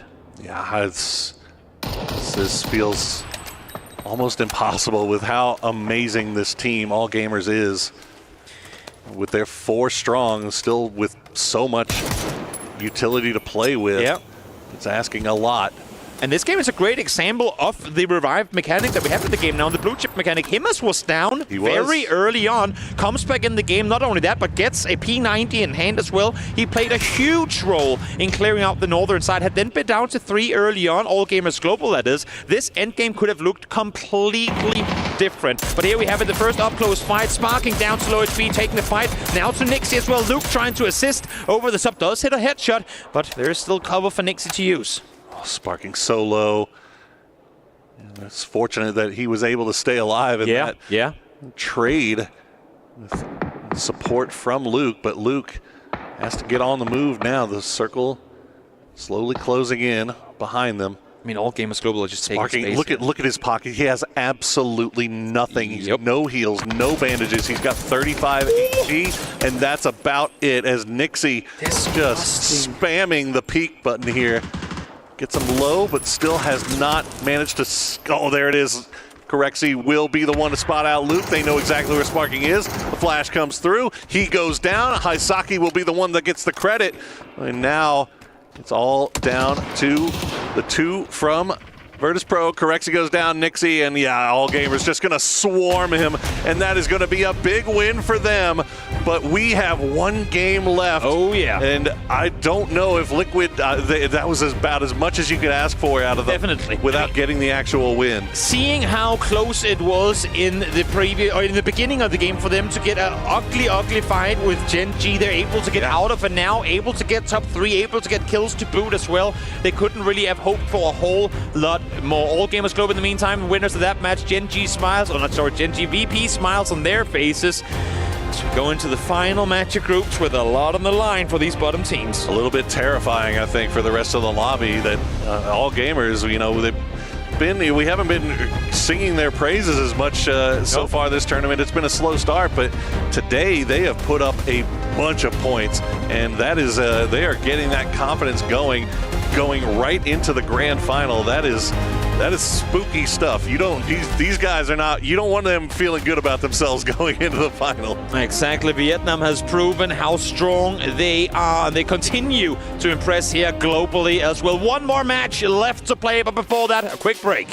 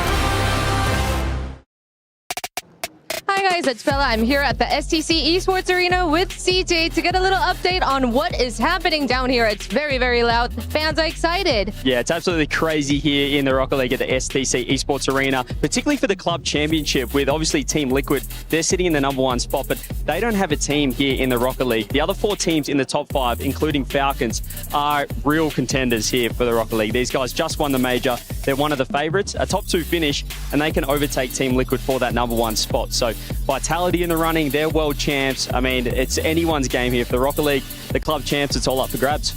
Wow, that is just full of excitement day. I am excited to see who will come out on top on your end of the line. Thank you for having me. Yeah. Đồ của em đẩy luôn rồi. Đâu rồi. Em đẩy bên trái nha. Có là một thằng trái nha. Lên. Hai phải một áo tay. Đẩy trái với một phải. Còn trái chấm mày mua tay chấm anh nè. Nó sữa nè. Sao phải luôn đéo được kill nào. Không kill hả? 3 kill. Má đéo được kill nào. 3 kill mẹ hết rồi. 3 kill còn đọt kill nào. Hiểu. Sounds like they've shaken the rust off here all game as Global. You could hear the hype for them at the end as well. Brilliant stuff from them. They have been rocketing up the leaderboards here today. It looks like they're back. It's the Tycon turn on. The Tycon turn on, okay. yes. And all the rest of the team. Him-Ass heat up. Ooh, not bad. They're both hitting today. I mean, Him-Ass said himself he's very regretful, I believe is the word he used about his performance over, the year. And so he feels like he owes it to himself, his team, but also the fans to make sure he's bringing it back. And I mean, it's a hell of a way to bring it back. Yeah. Yes, maybe we'll say they slow played the first day to really get us hyped for day 2, right? They don't want to give us everything up front. So it's been fun to watch them. I think they have been exciting. They're not scared to take fights, which I think when you talk about some other teams that came in today struggling, man, they've played passive. Well, very impressive. Very impressive by them. Really kind of dominating position towards the very end. Of course, Team Liquid tries to get towards the late game, and they actually did a pretty good job of getting towards the late game here, Godspeed. Is it enough points that they're going to have to go into the next game? What, probably getting 20-some points? They have to get at least 20 points. I believe they're at 45, 46, which again is doable, but you said it yourself, with the form that they've kind of had over the last 2 days, is it plausible? I'm honestly not sure. I'm always going to root for them, but it's hard to say yes. It's just hard to say yes to the way they've been playing. Definitely feels like we're on the fence with it. I mean, I picked them to win this event, and they have not lived up to that at all. So at this point, it's one of those things where, like, I just want to say I don't believe in them, and then maybe something good happens. That's kind of how I feel too. So let's just look at the match rankings and hope something cool happens next time around. Yeah, 21 points goes away of All Games Global. Congratulations there, of course, in the finals. Change the game here, Martin. 17 points. What a brilliant game for them. They have had probably one of the best days I've ever seen coming out of a team. I think it's 61 points they're at now. Just broken by, 5th place. All Gamers Global here. They are on 62 points for the day here. Very impressed with how they've been able to step up. I did not have a lot of expectations from them after their first day. I had no expectations, to be completely honest. Okay, fair. No. Expectations. They are changing the game. But also what we're going to see as we change over on the scoreboard right here is this is what matters most, where that 16-point cutoff is. 61 is tight. Falcons are up there, but not by very much. And Toyo, who I don't think they're at their hotel right now. I don't think they thought they'd be holding on this long, to be honest. The big thing here is Falcons and Gen G, they need 2 points because the tiebreaker is placement points, and Toyo won 2 games. Extra 31 placement points, right? So we need to see 2 points from Falcons, 2 points from Gen G to push Toyo down. And then once we get to the lower half of the leaderboard here, we're talking FN Pochon, we're talking Team Liquid, we're talking all the teams at the bottom. They need to have massive games to jump up. Because of how close it is, there's a world where GameStar Win actually does survive this. Yeah. I mean, even Toyo. Yeah, technically yes, but you'd expect these teams to at least go out, find 2 or 3 kills here or there, maybe some play, some point. It is so close. You say that, but Falcons have languished on the edge every single game. Well, I think the big one for me is I feel really bad for FM Pocheon because they were in a position. This is why we thought Toyo was dropping for sure, because they were looking good. They're right off of that cusp, but they have just had unfortunate after unfortunate, having to sub twice basically in the same day. Having Rex out alone, and then on top of that, you get sort of Zenith have to go out for a game. I love Cheese, but he wasn't going to sort of get those points they needed, and that's tough for them because if they have a bad game here, they're done. But even if Zenith comes back in, like, he may not be feeling well still, right? Like, that's another big factor of him not actually playing to the capability, and they're still playing technically 2 players down. At least Zenith in this previous game had a few kills here and there, right? So you could see that even though he was not feeling so great before, he's kind of still able to put up those numbers a little bit here, Martin. So there is some hope. I would say so, but like right now, I'm saying like what I feel like is the most likely going to happen is like FN Pochon is going to knock out either Gen G, Toyo, or Falcons. But then again, we could also go over to the little talk we had prior to this. Falcons, if they get knocked out, they are to the run for a club championship, right? And Liquid is their closest competitor. Should they target them now? Even though we heard Freddie Curtis say, yeah, we don't care too much. We just want to focus on our game, right? Because that would be the big 5-head move in terms of club championship. So you brought this up during the break, and I thought this was the most insanely intelligent play to potentially go for if club championship is your target, but exactly as you said, it's such a quandary because it would be an insane play on multiple levels, even just beyond PUBG. That's kind of crazy. It would also have to be a call that comes down from the front office, right? And the front office was sitting with us earlier and said, I just really want these guys to focus on this game. Yes. I don't see Liquid and the fabled history that they have being willing to sort of make that call from the front office, but if they did, it would be 100% understandable. I could see it happening if they weren't, again, possible to qualify, right? If they had like 25, 30 points and it's just like, okay, they're not going to qualify, fine. But they technically can get there with one good game here. It's crazy how many times we've actually shown this. I was like, I wasn't going to talk about it. Because the thing is that we expected these guys to comfortably get into top 16, and they have been nowhere near that. They were 4th here last year. They're 2nd in PGC. We expected them to blast through the group stage, right? But we have no double elimination. Right now, we're looking at them to take over Toyo on 62 or GameStop Rin on 64 or 20. I mean, we're talking 18, 19, 20 points for them to be anywhere close to being inside the top 16. I just feel bad. Sparking's got that DMR tattooed on his forearm. He heard the nerfs are on the way. He started to freak out a little bit. No, he's fine. Maybe change it to a Dragonov or something like that. It's fine. He'll keep the mini. Yeah, I mean, that said, again, it's just it's a long shot and a prayer. It's totally possible. Liquid has done crazier things. The guys know how to play. But I think this is going to come down to how does FN Ponchon make their moves? Are they able to sort of recover now that Zenith is back into the game? And more importantly, will the ball be dropped by a Falcons in this situation? Because, Falcons is going to be potentially targeted by everybody on the map because that is a team you don't want in the finals. Yeah, well, of course. I mean, I actually want to look at the overalls again, honestly. I want to look at that 16th place. I want to look at the teams below that as well who are in the running, right? Because this is the important part of it all. So we can take a look at 1 through 8. Obviously, we need to see that to be able to get on to the next one. Congratulations, you guys. You guys are in. Here is the bubble. Let's stick here for a moment. Toyo and GameStart win. Not playing today. They are sweating back at home. DM Freaks technically is not safe. Falcons definitely not safe. Genji not safe here, Martin. I will say this, though. We have one team that are close right now. It's FN Poacher on the next time. That's 59. I think that's actually the only competitor. Yes. I don't see TDT coming in and getting 11 points in the next one, taking over. They need 12. TDT needs 12 points to take over Toyo. They could, though. We're going to have Falcons and Genji definitely get 1 or 2 more points. So they need 2 more points, both of those teams. They're going to be extremely aware of that. For all of these teams who are at that cut line, it's now a race not to be on the bottom, right? Exactly. That's the goal. It's just not to be the one left behind. Yeah, exactly. Be faster than the slowest guy. Okay, but then do these teams again play not to lose instead of playing their game, right? That's the issue that we've seen. And for FN Pocheon, aside from the last game going out early, they've actually had really good position overall on the day. And I watched Walking Dead. I know that when you want to survive the herd, you shoot someone in the leg, right? Ooh. There's a chance that you set a trap here. One of those teams goes ahead and plays a rotation or drops on a single player and does exactly that, because all you have to do is beat the slowest guy, and if you can make one of them limp and you're in that race, maybe you get away with it. I was about to ask who you'd sacrifice on this desk if we're all there, but you'd all pick me, so it's true. Yeah. The thing is, we don't have to shoot you in the leg to beat you in a foot race. I will beat yourself. That's actually easily beat you. That's a content piece idea I want to be part of. I don't want to be foot race. For the record, I think you're doing just fine. You can have that one all you want. I will say, okay, back to seriousness though. As we saw, FN Ponchon, TDT there. I don't think it's completely out in the realms of possibility, Toffees, that even TDT could make this happen. Well, that's true. I think the point is that we'll know pretty quickly if this is a TDT or Liquid sort of run game, right? When we see those first couple of circles bop and how they handle it. And I think the other teams on the map are going to start to know very quickly whether or not they're a threat. What about you? I don't.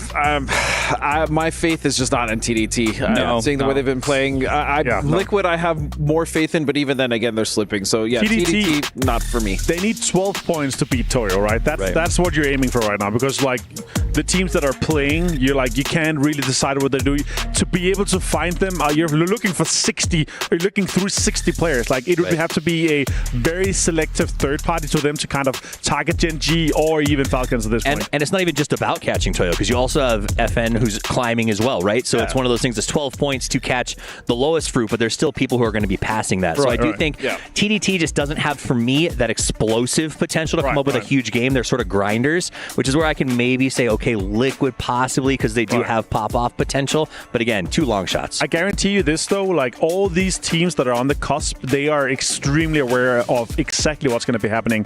Kill feed counting is going to be extremely important here. We're going to be saying, okay, Toyo has 62, but the tiebreaker, we're going to need 63. Game start win is 64. 65 would be that next cutoff. Like, how is the other teams doing? How can we third-party teams like Gen G, FN Pocheon, and Falcons in this game here? We saw yesterday, just yesterday, so it can happen in PUBG, Na'Vi.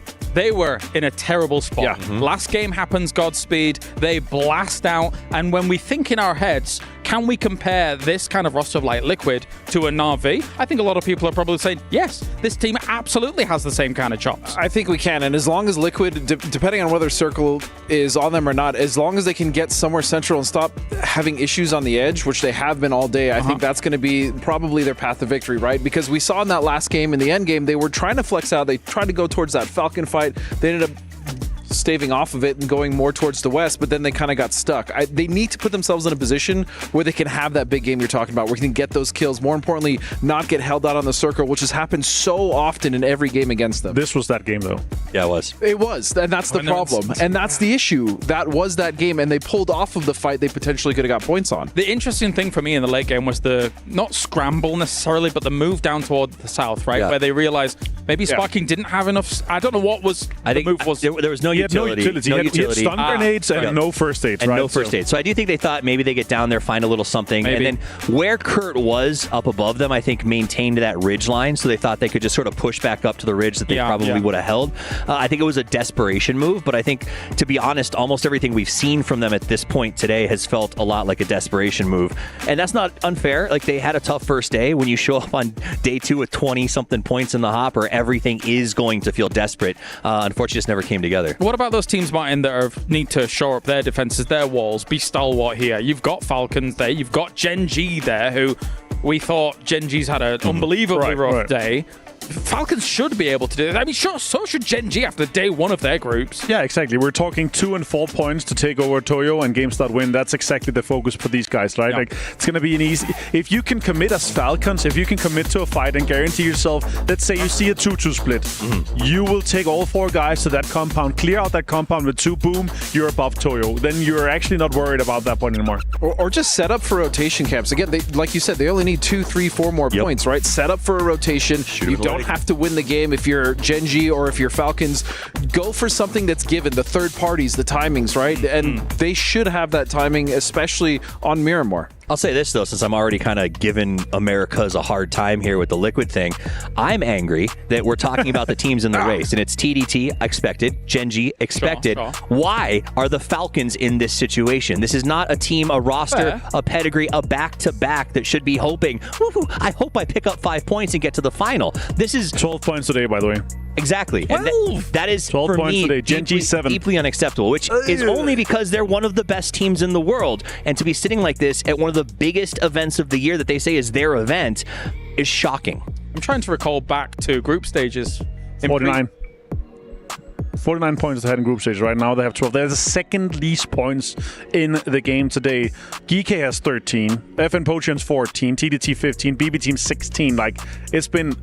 Team Liquid 21 points. They've had 9 more points than Falcons today. Like, it's been a bad day for them, but because they had a bad day yesterday, they are also kind of struggling today, right? So. Also, if you compare it to, for Falcons, if you compare it to PGS 7, PGS 8, it's always like almost they could set no foot wrong there, right? Yeah. Like, we're constantly getting in themselves to podium position. But anyway, gentlemen, I'm getting word we're ready to go. One final game here will determine on the bubble who's going. There's so many teams still in the running. Let's head over to the commentators.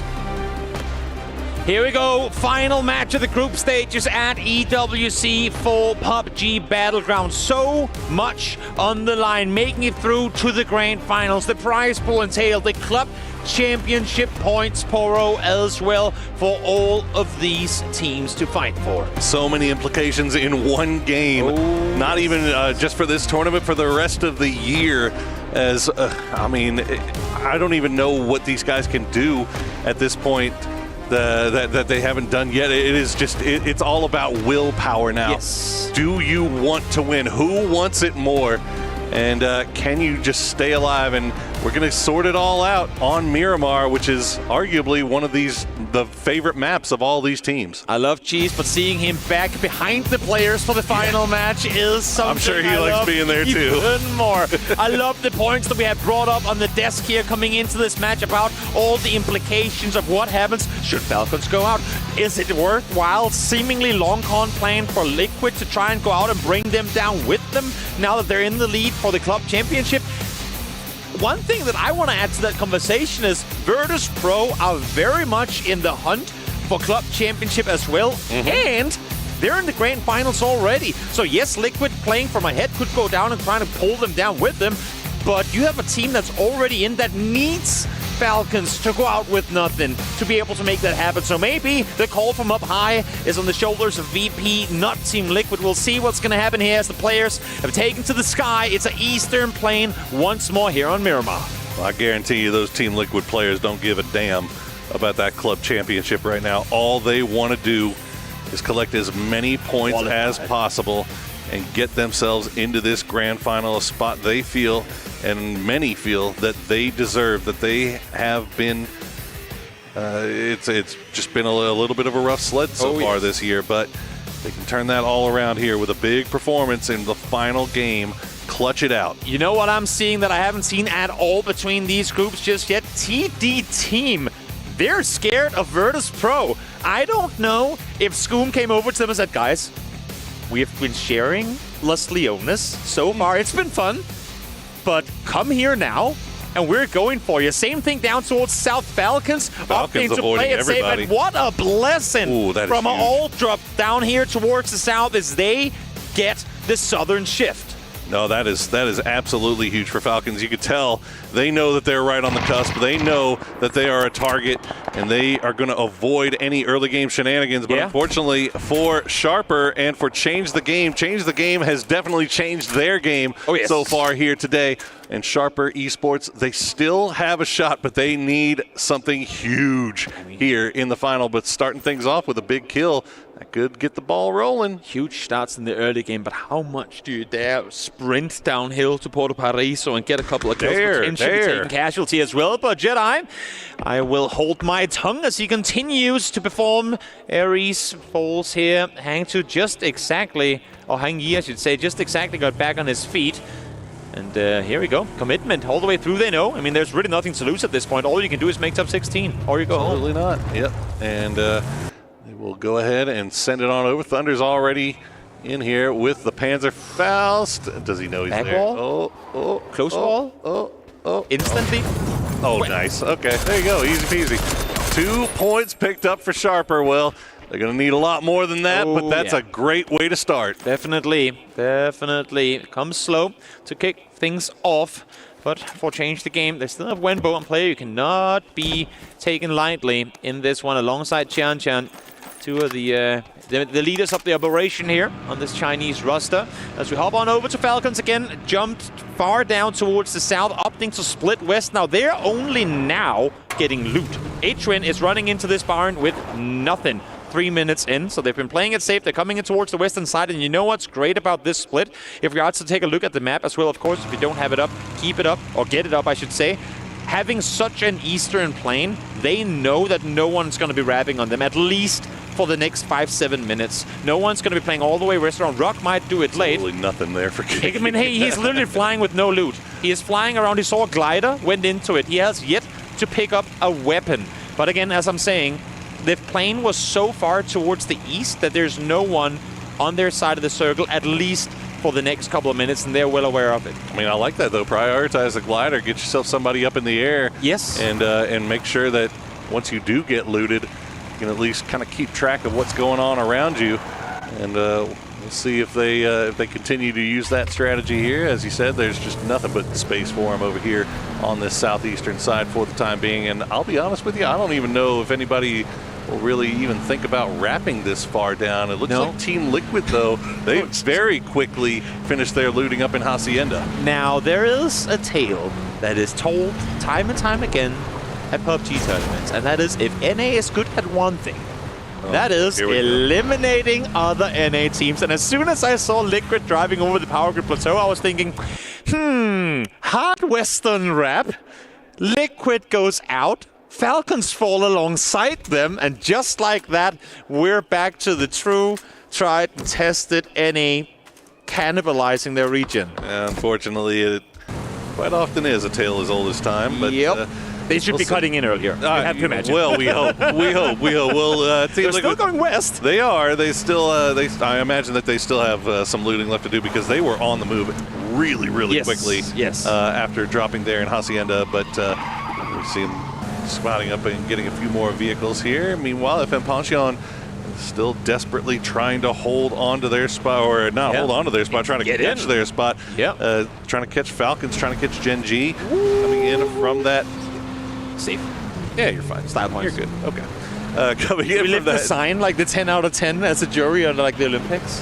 Give him a 6. He didn't stick the landing. Nah, fair enough. It was a little bumpy. wheels, no nothing. Continue as you were saying. Yeah, I'm sorry about that, but yeah, no, they're coming in from that northeastern side where they fortunately do have a lot of real estate available, and if they decide to keep kind of hugging the coast and playing around Puerto, or if they decide to go a little bit cut closer to Los Leones, those high cliffs to the southeast of Los Leones still wide open right now. Definitely. That's definitely a place that I think that they might consider playing. I mean, and while America is as good at taking out one another, you have a very good likelihood that the first opponent FM Pantheon will be seeing is in fact DN Freaks, so could be getting scary early on here as well. Two other teams that have been doing nothing but getting into skirmishes in the early game is Gen G and GK. There's a reason GK is down the leaderboard, because while they've been fighting early, they've been on the losing end of the vast majority of those, and here we go once more. It's literally miles outside the circle, and they don't seem too entangled right now. As a matter of fact, Diffex is far off towards the south. PUDD is miles up towards the north. There is no good reason for GK to be doing this. Well, and to be honest, get out of here. No good reason really for Gen G to be doing this either. I mean, this is kind of the same situation they were in this last game with Liquid. True. You know, we're outside of the zone. We've still got a lot on the line here. Let's not get caught up in some in ridiculous early game fight. Even if we do need the points, let's try to survive a little bit later and get them there. But at least for Gen G, I want to give them the benefit of the doubt. They only saw one vehicle. Sure. And it was completely alone. So in that case, 4 guys waiting, maybe even fully actually set up one ambush. Yeah. One car comes in, you take shots at it. It makes perfect sense. We got if you get it, you get it. You don't, you don't. Exactly. We got to see the golden triangles, the keys just before as well. By the end of this game, 8 of them will be crushed. And right now, well, I would say 5 or 6 of them we already know who it's going to be, but there are still some change-ups that could definitely take place here. Not everything is set as stone, but it will be just 20-some minutes from now. Somebody's going to get their heart broken at this one. Oh, yes. You just know it. You just feel it, that somebody is going to end up going out. If they thought they were secure. It looks like FM Pantheon have made their way into the zone, and they have cut very close there to DN Freaks, and so much so that they're trading shots back and forth, but nothing too serious just yet, it seems. I hate that it brings a smile on my face, and this could not have been timed any better. Liquid are wrapping full west on this. Oh yeah. There is no way at this point I feel like they don't come down coastline wrapping. I mean, do they maybe go in over land? Now they're going to hear the Twisted Minds vehicles in just a moment. You can't see it here, but if you have the map open, you can see that Twisted Minds is wrapping just on their eastern side. They should be hearing and seeing one another real soon, especially when we're delaying the rotation with cars driving into one another. And they've left Luke in that high ground on Chumacera, so they are Team Liquid currently not even a full 4-man squad, so they do run into Twisted Minds. And yeah, you can see Twisted starting to steer their vehicles over in this direction, trying to get into a favorable spot here if they are going to take that high ground, if they're going to take this fight. And yep, they're stopping. And you hear the shots already coming out from Alo. I think he spotted out Batulins. Yep, they better know. Sparking and Luke stopped on the opposite side of the valley here, trying to give the info across for Liquid. And now they have to make a leap as fast as can be. As you say, Third on 5 are coming on this side of the circle too. Liquid has everything to lose. I mean, very similar situation to what we saw with Gen G in the previous game. You don't know everything that's happening around you. This is a fight you're going into at a disadvantage if you opt to engage in it. So much wiser to disengage and make your way towards the circle instead. Falcons kind of spreading out a little bit on that southwestern coast, and they're Going to be starting to hear these vehicles from Twisted Minds, from Team Liquid, starting to come in from their west. It looks like BBT might have an angle onto H1, so that might force Falcons to reposition once again. As you see a number of teams, so much space up to the north. If this hard shifts north, Toby, this is going to be a lost ending. Brutal. Okay, this is even worse. That is a lot of water. That is a lot of unplayable area, and you see everybody already in their vehicles on the move. Once again, Sharper Esports in the dead center. FN Pocheon about to join them. It's a race along the coastline to try and claim what little real estate there's available here. TD team, a team that needs everything going their way to qualify. They're going to be sat circle center. They have Sharper Esports next to them. Now Falcons are wrapping the southern side, trailed by Team Liquid. Issue is Liquid are running into Twisted Minds once again, and behind them are T5. So if Liquid and Twisted Minds don't get out of this traffic jam very soon, this could be trouble, and now they know exactly who's here sparking. First to fall in a situation where Liquid could not afford to take casualties. Knocked and flushed as well. Purdy Curdy will at least grab his chip, and they'll start trying to get on the move once again, but yeah, he was able to grab it. It looked like he was able to get to the box, and they're going to move back once again. They're going to try to escape by retreating west, but unfortunately, Theraton 5 is coming in at the exact moment. You have Rock joining in just a minute's time as well, depending on how they up to path it. Purdy has to go down in the water. Not sure if his tire was popped, but Alo's going to try and come for him, but he gets stuck on a stone. Everything that could possibly go against Liquid is doing it right now. In the meantime, FN Ponchon taking casualties as well. They too are trying to fight their way on in, as Alo is risking absolutely everything to save Purdy. Good thing for him, Lou has to reload. You need to get out of here as fast as you possibly can. Come on, Alo, get out of this 5. beam. Get off this shoreline as fast as you can, but here they come. On the backside, Luke, though, able to get the double.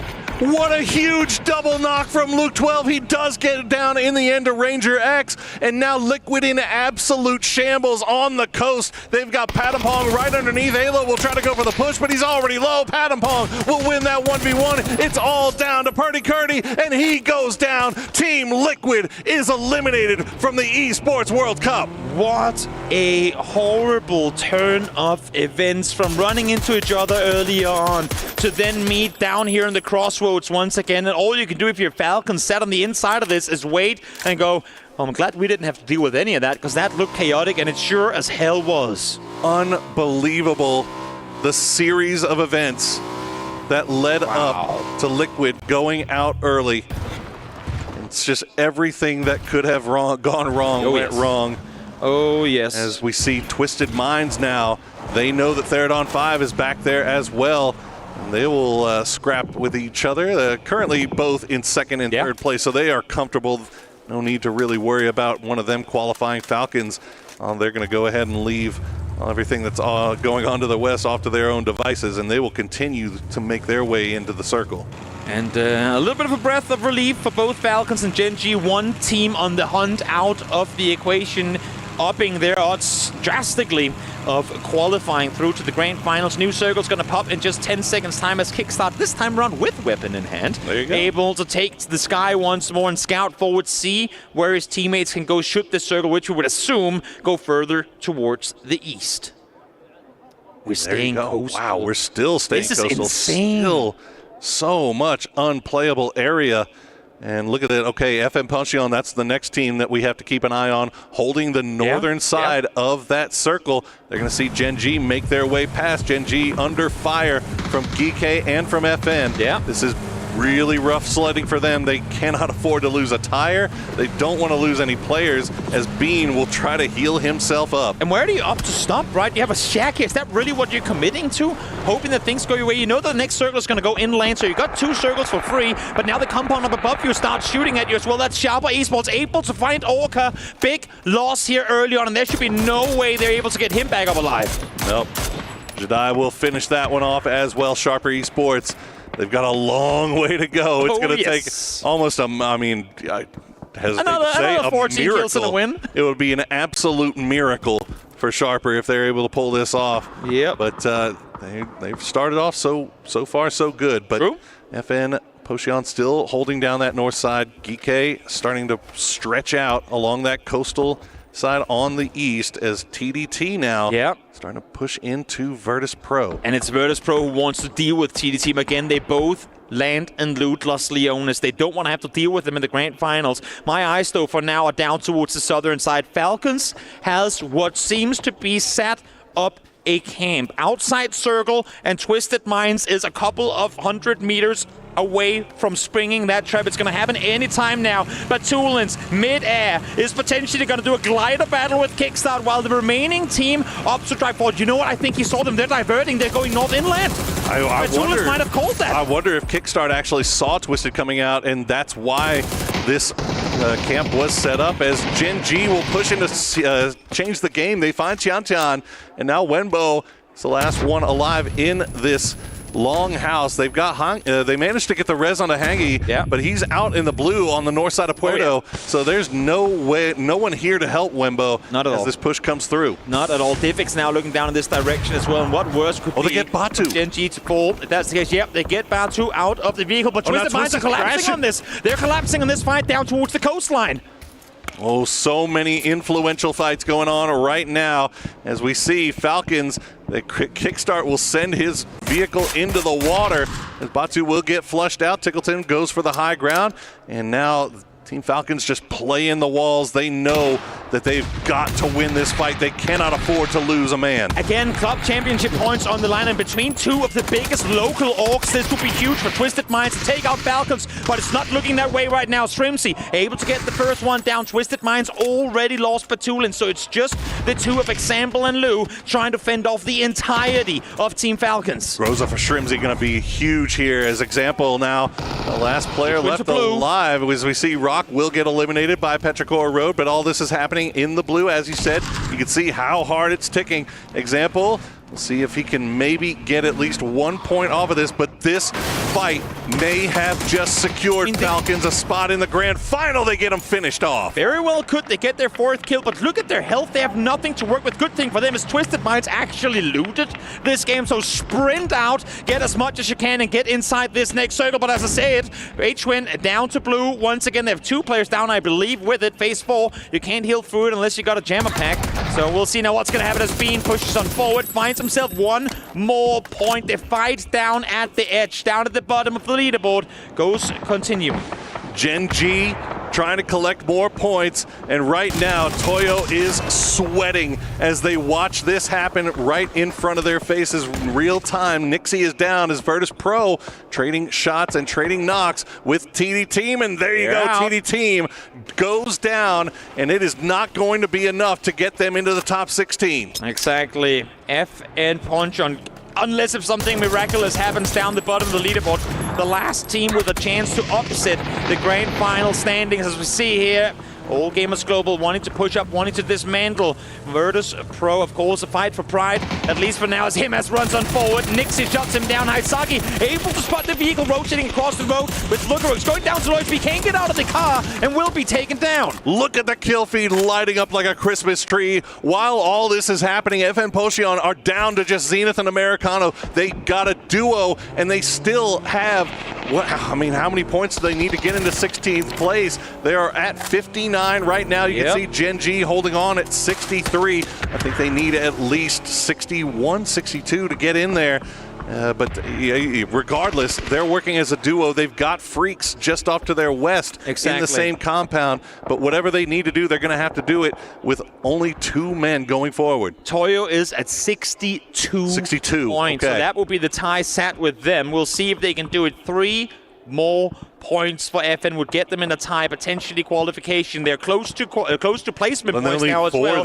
Especially with how fast these teams are getting eliminated. They are getting closer and closer to placement points, but they're on the very northern edge of the circle. The odds of that compound being inside next circle is close to none. And then don't forget, you still long shot. A long shot by all means, but Sharper Esports dead center circle with all 4 players still alive. They could force people to sweat just a little bit more, but right now all eyes have to be on FN Potion. And Falcons, I think they have lost H-Win, but I think they've secured their spot. I think they're comfortable at this point. Gen G would love a few more points just to be sure. Yes, definitely. My eyes again up towards FN Ponchon. They are making the rotation of a lifetime right now. Americano in vehicle, right instantly getting shot at by Sharper as well as we go over to Destroy.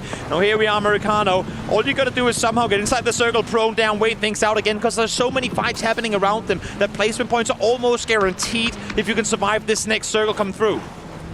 And meanwhile, BB team, it was going to be a super long shot for them too, and it looks like they are about to get taken down by Petrichor Road and Virtus Pro as Americano will survive for right now. Now Zenith is still back in the compound on the north. Yes. So they have split up. They like their odds better by going forward as 2 singles. Still first will try to get the res onto Bestalosh, and BB team's tournament hopes may be dashed here very quickly. Reigning PGS champions have had nothing but trouble trying to make something happen today and on their day 1, and here comes Virtus Pro, their fellow EMEA team, and trying to shut down what remaining hopes they had of making grand finals here at Esports World Cup. Virtus Pro starting to earn themselves a reputation as dream killers. Definitely. We see Zenith will get popped by Rossetted, so all of FN Potion's hopes are put on the shoulders of Americano, and he is getting swarmed right now by Geek-K, as Diffix will be the first one to take a shot, and there you go, FN Potion is out.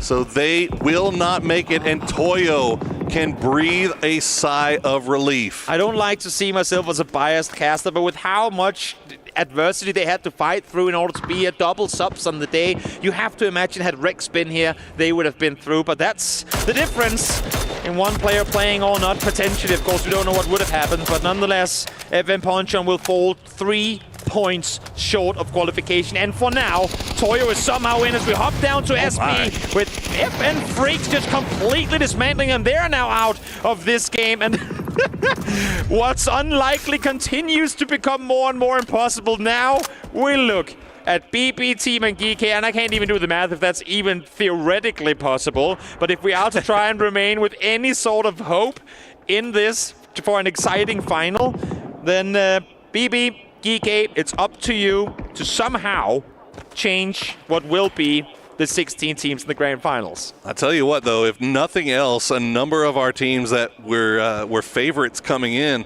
that maybe kind of under-delivered on the first day have definitely found their footing here on their second day of play. DN Freaks definitely looking a little bit stronger here today than they were on day number 1. Petrichor Road also in the same boat as they now lose Ike's left. Salute gonna find him from range, and Geek-K still have 3 alive. They're still causing problems here on the western or eastern side rather, but the circle is going to shift back over towards the west, falls right on top of Bestalosh and Phil first. Yep. Falcons able to find one of BB, just making what Cinderella story we had lined up from the bottom of the leaderboard from impossible to, well, I don't know what goes beyond that, but nonetheless. That slipper didn't fit, unfortunately. Exactly. Exactly, and I think while there's probably not smiles on the faces of Falcons, because they too wish they had had a better performance through groups, at least a bit of a sigh of relief that they are through to the grand finals as Salute falls down. Quissy able to find one. Heaven now taken down by Ikeslip as well. Petrichor Road playing a little bit of tower defense with Mr. Ming Ming, and Ike's left. Chewy off to the right will spot out Human, and now it's all down to deal for the Freaks, but all is pretty comfortable for the rest of them. They are secure in that grand final as Petrichor Road now just playing a little bit of cleanup. Yep, deal.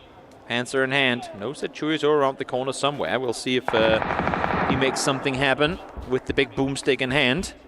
As he peeks around. Boom. There it is. Counterplay? None. Counterplay. She doesn't go to this school. Nah. Yeah, we don't do that. We don't do that here. Deal will receive a nade in return, though. Steps out the door. Instantly met by Ming Ming, though. Nice 1-2 push. Petrichor up to 11 kills. I mean, they're just playing cleanup duty in this lobby right now. We'll see if maybe Geek-K can do something to take down this Chinese powerhouse. Yeah, let's see what you got, Geek-K. It's been a long, hard road so far during these group stages, but you can at least come here and find a little bit of something to hang your hat on if you take this 3v2 with Petrichor Road. Meanwhile, BB team does get eliminated in the end as Falcons now taking over all of that center zone. Got to give a lot of credit to Falcons. They were in a very, very sweaty situation here going into this final game, but they did exactly what they needed to do, and they clutched up in a big way. Exactly. I mean, blessed with the southern shifts, no doubt, because they all dropped. They had to be. I mean, they were forced down towards that southern side, right alongside other teams that had everything to fight for. Lucky to have the circle comes to them, and then of course the ones in the losing end of it, Liquid and the likes. Tough rotations for them to make something happen. DK down and out they go. Gen G, Falcons, Petrichor Road fighting for a participation trophy here in the last 3 teams up for the group stages at EWC. Well, you know what? I'm going to take it as a little bit more than that, though. Okay. You've got 2 teams here in Gen G and Falcons that came into this game tied at 61 points. True. On the cut line. True. Knowing that they needed to have a big performance here in the final game. Yes. And they absolutely clutched it out. They did exactly what they needed to do. Now, Gen G only sitting on 2 kills, but now they're in the top 3 with 3 alive and eyes on a win here to secure that spot. But that is great for the confidence going into that grand final. And to add on top of that, I mean, as they talked about in this as well, we are used to having a group stage, an off day to catch your breath, to talk things over, and then grand finals. Here we're going straight into it. You know what? Let's get a listen into the boys in green. Falcons, see if they can bring this one home. This is the guy in orange. He should have killed one. I don't know. Boys, come with me. Let's look at him kill feed. Fucking clean setup. Just looks giga retarded. Yeah, I know. They're playing like this though. They want to call so bad. Headbeat can see everything. I'm just chilling right here. I'm just chilling right here. Let's I'm trying to play high ground. You guys should commit to this yeah, rap. we should keep pushing right like here. W key the fuck out of them. Yep. The double wise windows. Wait, Para's driving towards us. They go slow. They should be on your ridge on blues, remember? Yeah, I'm coming to you guys because my ridge is bad. Yeah, I agree. I don't see them at all on P. Should clear from the double white. I agree. Let's just we have a nice ridge to chill on here, right here. As soon as double white's out, you push. Yep. Yep. They have a giga head ridge. They also have orange, bro. It's not in, so we could play a little slow. Yeah. You just don't want to be pinched. He can still be in the double white, not P. Can I repair anything? I have a repair kit. Yeah, my vest. X left's still alive, so he'll run it down at you, by the way. It's X left and Ming Ming. Yeah. Are they griefing? X left's probably in the shack behind us on blue already. I don't see anything, guys. Yeah, me either. Full rat. Matt's got an arm. You want to just peek this ridge? Just say fuck it. You guys can walk to green. I swear I could listen to Falcons comms all day long. Giga ridges, giga He's running it down. He's running it down. Everything you could ever hope to hear. Giga unfiltered in-game comms, and you know what? I'm all for it. I am all for it. That is the raw Falcons. That is the raw Falcons that we get to see here. Yeah, I'm making a giga push right now on a Tosi. Giga pushes come through. We'll see if they got the Giga aim. Bean sure does. Nade right on top of Strimsy. He's shut down instantly as now Tick tries to respond and return. Cake is going to be the one from down low to get the good angle around the ridge line. Oh, and while all that was happening, Flame actually was keeping eyes on Petrichor Road. Yep. They thought that they could make an escape from their compound and come in third party this, but Flame in a perfect position to take advantage as now he is the last player left alive for Gen G. Falcons will get the Giga Res, and they will come in with 3 strong from the south side. A 3v1v1 for the win. They needed the bare minimum to stay afloat. They came in and said, no, we want it all. We want to bring it home here on our home turf at EWC. We want to show the world that this was not just a fluke. We are still capable of bringing home good games here at EWC. And, well, Falcons have done it here once more, looking to get themselves potentially on a level 10 will. Make it a 10-kill one. There you go. Ming Ming taken down by Flame. Falcons, it's all just academic at this point. They know exactly where he is, and they will hold on the top of the hill, wait for him to show himself. But lest you thought that a three-peat was going to be off the table, no, sir. The Falcons with 9 kills now trying to secure the final win here on Miramar. Is Ming Ming just going to Giga Grief, or is he actually going to try and see if he can play this one out? He's Giga Griefing, at least according to Tick. We'll see if that's going to be the case and not flash lopped on Nova. What are they going to do to try and bring this one? They know where he is. Tick is still holding the ridge line. I'm not sure what the communication is like right now. But other than Giga Griefing, of course. Of course, yeah. You don't want to give away the free kill, right? Obviously. True. Ming Ming want to give them anything for free and make them work for it. Here's Tickleton holding their side angle. More utility coming through. Ming Ming will just continue to dance around. His kickstart will well, just a grief nade. Just that nade griefed him by going outside of the thing. Ming Ming. Oh my goodness! Come on, man! End this thing. We have so much to talk about, and Ming Ming is giga griefing the entire broadcast. You know what? This is the last scrim he's gonna get before grand finals. Might as well make something of it as kickstart peaks over. I swear, if he walks out of the blue right now, I will run out to that stage and strangle that kid. He gets the med kit off, back to full HP. We get a try once again. Come one by one, give him a chance, and he's now fully flashed, tanking the blue.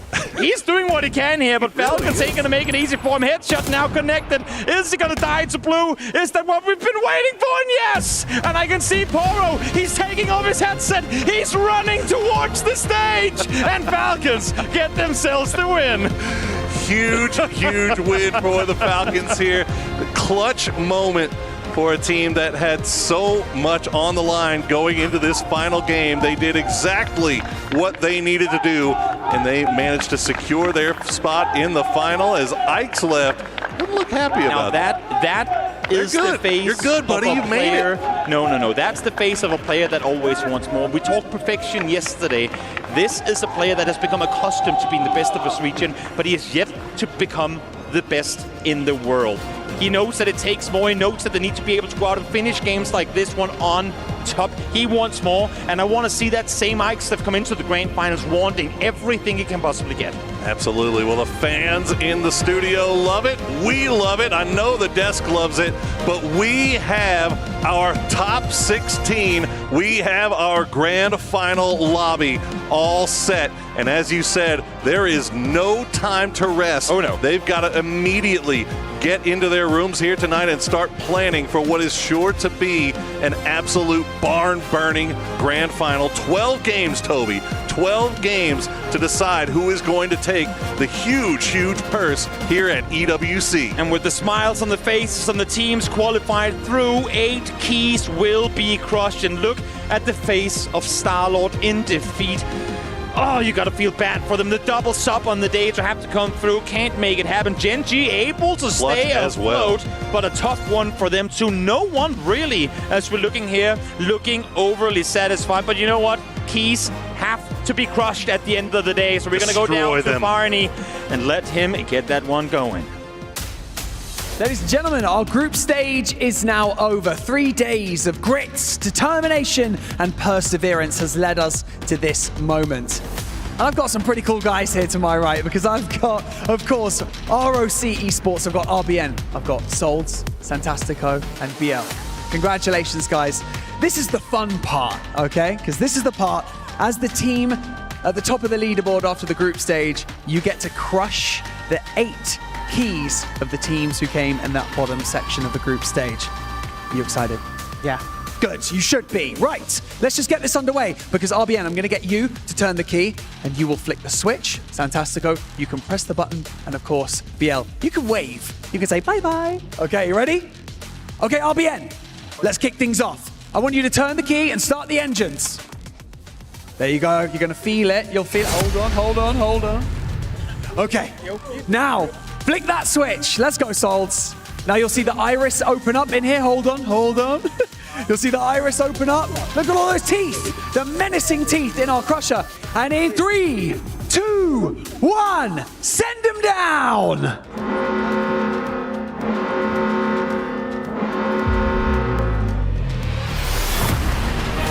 Ooh. How did that feel? It feels good. Yeah, I bet it felt good, and I bet you guys can't wait to do that in the grand finals. But of course, we're going to have to wait for that, of course. 16 teams now fill our lobby. We already have them set and ready to go over the next 2 days of competition. It's going to pop off here on the main stage. If you think that what you've seen so far has been spicy, you just wait for the next 2 days. But for now, we're going to send it back to the studio so they can break down everything they saw on the final day of the group stage. Congratulations, guys. 8 keys gone, absolute destruction here for the group stage, and that means we now know our 16 teams. But for some of our teams, it is devastation. They will be going home. They are done here for PUBG at the Esports World Cup. Sad faces of FN Ponchon. They've had such a rough day of it here. Martin, Toffees, Godspeed joining me as a whole. And multiple of these teams just absolutely devastated, Toffees. FN, you could see the look in their face. They came up against a tough situation today after a great start. These are guys who started out on farm teams together. They all spent time on D plus Kia back in the day, found each other finally and made a run. And I think came into today thinking, this is it. We finally found it. And just against their sickness, it takes 2 players down. It's crazy. That is devastating, man, because it really wasn't their fault, right? They were fighting good positions even, but for FN Yonshan, yeah, my heart goes out to that team specifically. That's a heartbreaker. No, definitely. Of course, as you look at the Freaks here, they will be in that grand finals. They have made it here and just kind of quietly contemplating how things are going to go into the next game and the next games, which will be a best of 12 in that grand final. That said, let's talk about this match that went down, Avenger, because we saw moments where we were kind of focusing on those bubble teams. A few of those bubble teams knocked it out of the park. Yeah. As my friend Poro said, it was a barn burner of a match. And I gotta say, it was a rough one, right? You saw so many teams that were, you're in a situation where so many teams are already qualified and there's teams scrambling to try to get their 10, 15, 20 points that they actually needed, right? It's just such a difficult and a heartbreaking match to be watching from some of the teams. Yeah, and for me, it was amazing to watch the Falcons. I mean, they set up a trap. They played aggressive, and they didn't wait for the game to come to them, right? They went out, they found the points. On top of that, they made it all the way to the end, but it started with that aggression early to make sure they got that camp on Twisted. Oh, Petrichor Rogue gets 20 points here. Falcons gets 19. The interesting thing was it did feel like there was a bit of targeting from Twisted Minds, as you're mentioning, against Falcons. That was absolutely not in the wheelhouse of Falcons. Was like, no problem, we'll take that. Listen, we started the day talking about brains versus bronze. We ended the day watching the actual throwdown between the two. True. And I think that is a great bookend to this story. And I think it also speaks to the Falcons that, yes, they struggled, but ultimately they were never scared to take that fight. All right, here's the overall rankings. Rock, of course, finishes at #1. You just saw them destroy some of the keys here for some of the teams that are eliminated. Therathon 5 in second place. Congratulations to them. All Gamers Global. What a glow up from them in day 2 of their group stage. Yeah, 67 points. Actually the best game and day for anyone here. So amazing to see them kind of come back. We had huge expectations for them coming in here. First showing for quite a while for this lineup here in a global stage, right? So that's massive. I will say this though, it's been the tightest top end of the leaderboard that it's ever been. Toyo make it. They have 2 wins, James. 31 and 31 points on both sides and kills and placement points. I was sure they were going to go, but they scrape by here. Godspeed, I think you were sure they were going to go as well. I didn't think 62. I thought it'd be closer to 65. I think we all did, and they scraped by the skin of their teeth. But man, they're going to the finals. We should have had a box for them here so we could see their reaction. Oh, I would. Yeah. When they actually qualified, that would have been amazing. Yes, but here, unfortunately, are the eliminated teams. FN Ponchon, so close yet so far, Toffees. It is, and again, it's one of those things where just situations beyond your control. That is a tough situation to be in, but hey, that's esports. Sometimes it's your day, and sometimes it's not. I think the guys will handle it well. They'll at least can look at it and say, we did our best. You can't control what happened. Like, we're going to bounce back, get to PGS, and show that we are the roster that we sort of showed on day 1. Yeah, we lost quite a few great teams, let's be honest. Yeah, obviously, we've talked ad nauseum about Liquid. Unfortunately, they will not be in the grand finals. But BB Team, our current reigning PGS champion here, Martin, had a disaster over 2 days of group stage. Yeah, 43 points here. That's just unheard of, honestly. Like, you just dominated PGS. You won the last one. You had a 4th place in the previous one. That is kind of the performance level that we would be expecting from a team that's coming in here. Like, 43 is just not enough. And the guys are going to be heartbroken, obviously. They had huge expectations coming into this. I'm just going to call it a PGS curse at this point. The fact that it's back-to-back years where our PGS defending winner shows up and gets knocked out in EWC's group stages is pretty fascinating to me. I think another team that we talked about a lot, especially in the beginning, was Geekay, man. I really was not expecting, especially with how well EMA did yesterday. Right. I thought coming into today, BB and Geekay would be able to kind of make up for it, but man, they just struggled all day. Yeah, we had a huge game of talking to. Like, we have quite the expectations of Divx having to come in here and have quite the impact. Big hopes. Because we saw what they were capable of at PGS. They managed to get into one of the finals, the last one, right? So Like, there's a huge difference to coming in for Diffix to kind of step up here. Also, yeah, heartbreak for them to come in here too. It raises questions for me when we go back to regionals, which are basically next month, right? Like, what happens there, Toffees, all things considered? Well, so this is a gut check for both EMEA and Americas to see some of our top teams that we expected, in your case, at least one, and in our case, absolutely Liquid, to make that advance. And we have a lot of our resources in terms of player talent invested in these teams, and to see them not pass, I think is, as I said, a big gut check and a shakeup. Yeah, and especially when you look at, you talk about Diffix coming over from Na'Vi now to a team. Na'Vi qualified, and Geekay didn't, so that's got to burn as well. And you got to think about how that sets their mentality going into their regionals, as they're not going to be playing this grand finals. Yeah. Well, let's take a look at the Gadir top plays from everything that's gone on today. And whilst we look at that, another team that I do want to mention down towards the bottom as well here is, of course, Buriram not being able to make it. They came out at #1 from their qualifier, Martin, in a very stacked region. Admittedly, some of those teams moved through from the power rankings, though. It's just a different beast. Esports World Cup. It's just a whole different level, and everyone just brings their A game, and the meta slightly shifts as well, right? They're also going to have not as many top teams that you go up against. They might have been able to, farm some of the teams that they know they're stronger than. Here, only 33 points, less than a third actually, than our winning team of the group stage, right? So it's just not even close to being able to qualify. But that's the thing about Buriram. How many times do they qualify for these internationals? Buriram, and then they don't actually perform right at this level. So unfortunately, I hate to say this, but it's not really a surprise. Yeah, I mean, if they're Buriram, but they're far from united. The way that they're playing is over the top. It's far too aggressive. That push on Liquid, I think it was game 2 or 3, was just it was a push with grenades to get 2 kills. That gave their entire life away to everybody. It was else. A choice. It was a choice. They made a lot of choices. But that said, we're taking a look at these highlights, and it's a lot of change the game, right? 62 points today. Yeah, crazy, a massive day for them. Insane. Like 5 points less than all gamers global. Like they had tons of kills here. There are some situations where it's like, okay, on this one here, that's the 16 teams. Here it is. All right, the 16 teams advancing to the grand final. It will be a 2-day grand final here at the Esports World Cup, best of 12. And when you look at that lobby, honestly, you can't pick a winner. It's so hard to pick who is going to walk away with this title, Toffees. It could be anyone's. Well, the problem for me is there's some real boppers at the top, but there's also some real, I'm just going to say lemons potentially at the bottom. And I think that shakes up the whole lobby. There's teams that people didn't prepare or expect to be in here. Right. They're going to cause a lot of trouble. And again, it goes back. Challenge tonight is going to be fun to watch.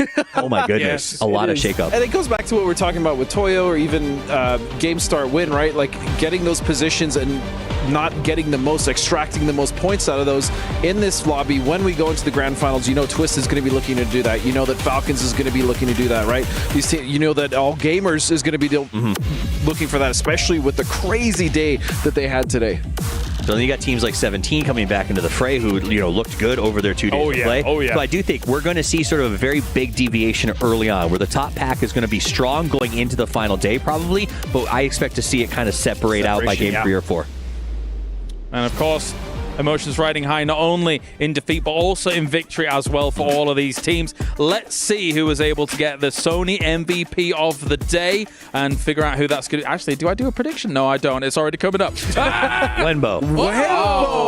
Holy! That's a huge MVP, because it's not a name that really rises to your attention, but what a performance for him. It's a great picture, too. I mean, it is. I think it's shocking. I think they're probably shocked to honestly be up here in an MVP situation. I think they're going to look at their score for today and be like, yeah, that's cool. Didn't expect to show up and get that many points. But it was. They were in the right place at the right time a lot of times. Some of the Falcon pushes and stuff that they got to clean up points on, I'm not saying it was the right place in terms of game sense. It was like they happened to be standing in the right spot he had 5 when a team rotated past. Just lobbing it over there. No, but I gotta say though that I've been impressed with what they've been able to do today. Like I didn't have high expectations of them, but still, he dropped 18 kills today. By the way, guys, second closest one is Iced on 14, 13 for him. As like you're out fragging him as an IXF by 4 and 5 kills. But here, this is what I'm talking about. He had 5 nades just lobbing it over there. He's able to get so many utility kills. He had a massive amount of clutches today. 18 kills as a solo player in 6 games. I don't think you realize how disgustingly impressive that really is. Well, I don't understand what world we're living in, where it's CTG, it's Rock. These are the teams that are outperforming the Himasses of the world and the Shrimsies of the world. It's just a total shakeup. Are we amidst the big shakeup is the question. Yeah, I want to know, though, when they go back, how do they replicate this in Grand Finals? That's the big question mark. How are they going to replicate the kills? How are they going to replicate the rotations? Especially, again, because it's a different lobby. It's a different lobby. I got to say this as well, guys. Like, we talked about it at the start of the day. Like, are we going to see the continuation of the Tycon turn on and the Himas heat up, as you continue to say here?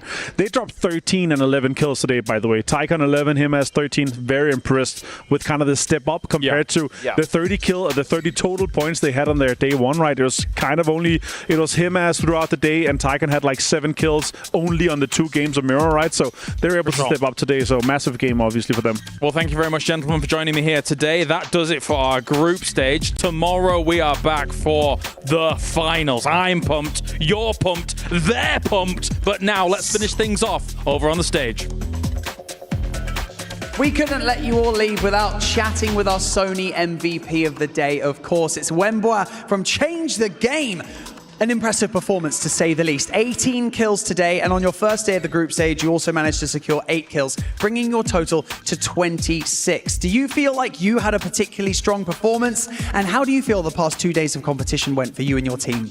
好的，首先恭喜你啊，也是在这2天的比赛打得非常好。那昨天呢，其实是第一天8个淘汰，那今天其实单日拿下了 MVP 18个淘汰，2天的比赛一共是26个淘汰。那整体对于自己的这个比赛的表现有没有什么看法呢？其实感觉自己表现的挺好吧，除了第一天啊，第一天大家都怎么说呢？没有适应吧，没有适应这个世界赛的节奏。然后第2天大家都慢慢找回了一些状态，然后打得不错，今天。 So I basically feel that I performed pretty well, except for the first day, because first day we are not adapting to the pace of the international competition stage. But today we're just coming back to our pace, and I think we've done a good job. You have done a great job, and obviously your team finishing in 6th place overall in the group stage. How are you guys going to fix any issues that you potentially came up against going into the grand finals, which obviously starts tomorrow? Are there any things that you can fix, do you think, overnight? 那其实明天要打到我们的这个决赛呢，现在目前是第6的位置。你觉得在这2天的比赛中有没有什么问题？然后呢，今天之后有没有想要去解决的一些问题？该怎么样去应对这些问题呢？问题肯定是有的。就我们队伍其实也是4个人都是第一次打世界赛嘛，然后关于配合这方面啊，细节上处理的可能没有那些老牌的强队啊，就是世界赛的常客也好，没有那些那么细致。然后肯定就是今天回去会慢慢改正，然后明天在后2天争取在决赛上能拿到一个好成绩吧。 Actually, for us four, we all have the first experiences in international stage, so we're not having that like collaborations compared to this old teams like regular teams in the international stage. But just coming back today, we're just gonna improve our improvement and also just do like better in our details. And we're expecting to have more better grades in the finals. I love that. We cannot wait to see you guys in the finals. Wemba, thank you so much for joining me. Lisa, thank you so much as well for helping out here on the main stage. But for now, right now, the group stage is now over. We're going to be handing over to the grand finals, which begins tomorrow. Our top 16 teams out here on the main stage going toe-to-toe. I cannot wait for it, and I bet you can't either. Thank you so much to all of the production, to all of the players, and to all of the talent who have been incredibly hard-working over the past few days. But thank you so much to all of you at home for watching and supporting all of your favorite teams. We'll see you tomorrow, same place for the grand finals. See you then. They say they're never getting in my way, and even if I make mistakes, I will always season through, 'cause I don't wanna play your game. I had enough, I'm burning up so hot I just break your chain. You can never stop what's building up inside of me.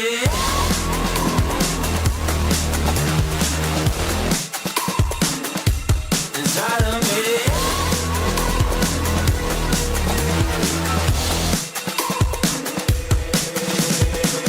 They call me a monster, I guess I don't fit fit in with the imposters. I'm taking the mask off, prepare your conscience, prepare for honest, cut off all the nonsense. I'm all of your chakra, wonder who shot you. Go call the doctor, boom like the chopper. Don't you get chopped up, I'm here to stop you. Whoever wants smoke like a roster, break you all proper. Things they say, they're never getting in my way.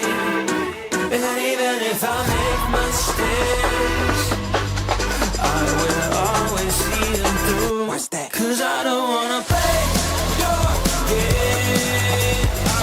I had enough, I'm burning up so hot I just break your chain. You can never stop building up inside of me. Play your game. I had enough, I'm burning up so hot I just break your chain. You can never stop building up inside of me. They say that I'm such a weirdo, tattoos from my toes to my earlobe. Can never stop building up inside of me. They say that I'm such a weirdo, tattoos from my toes to my earlobe. Can never stop building up inside of me.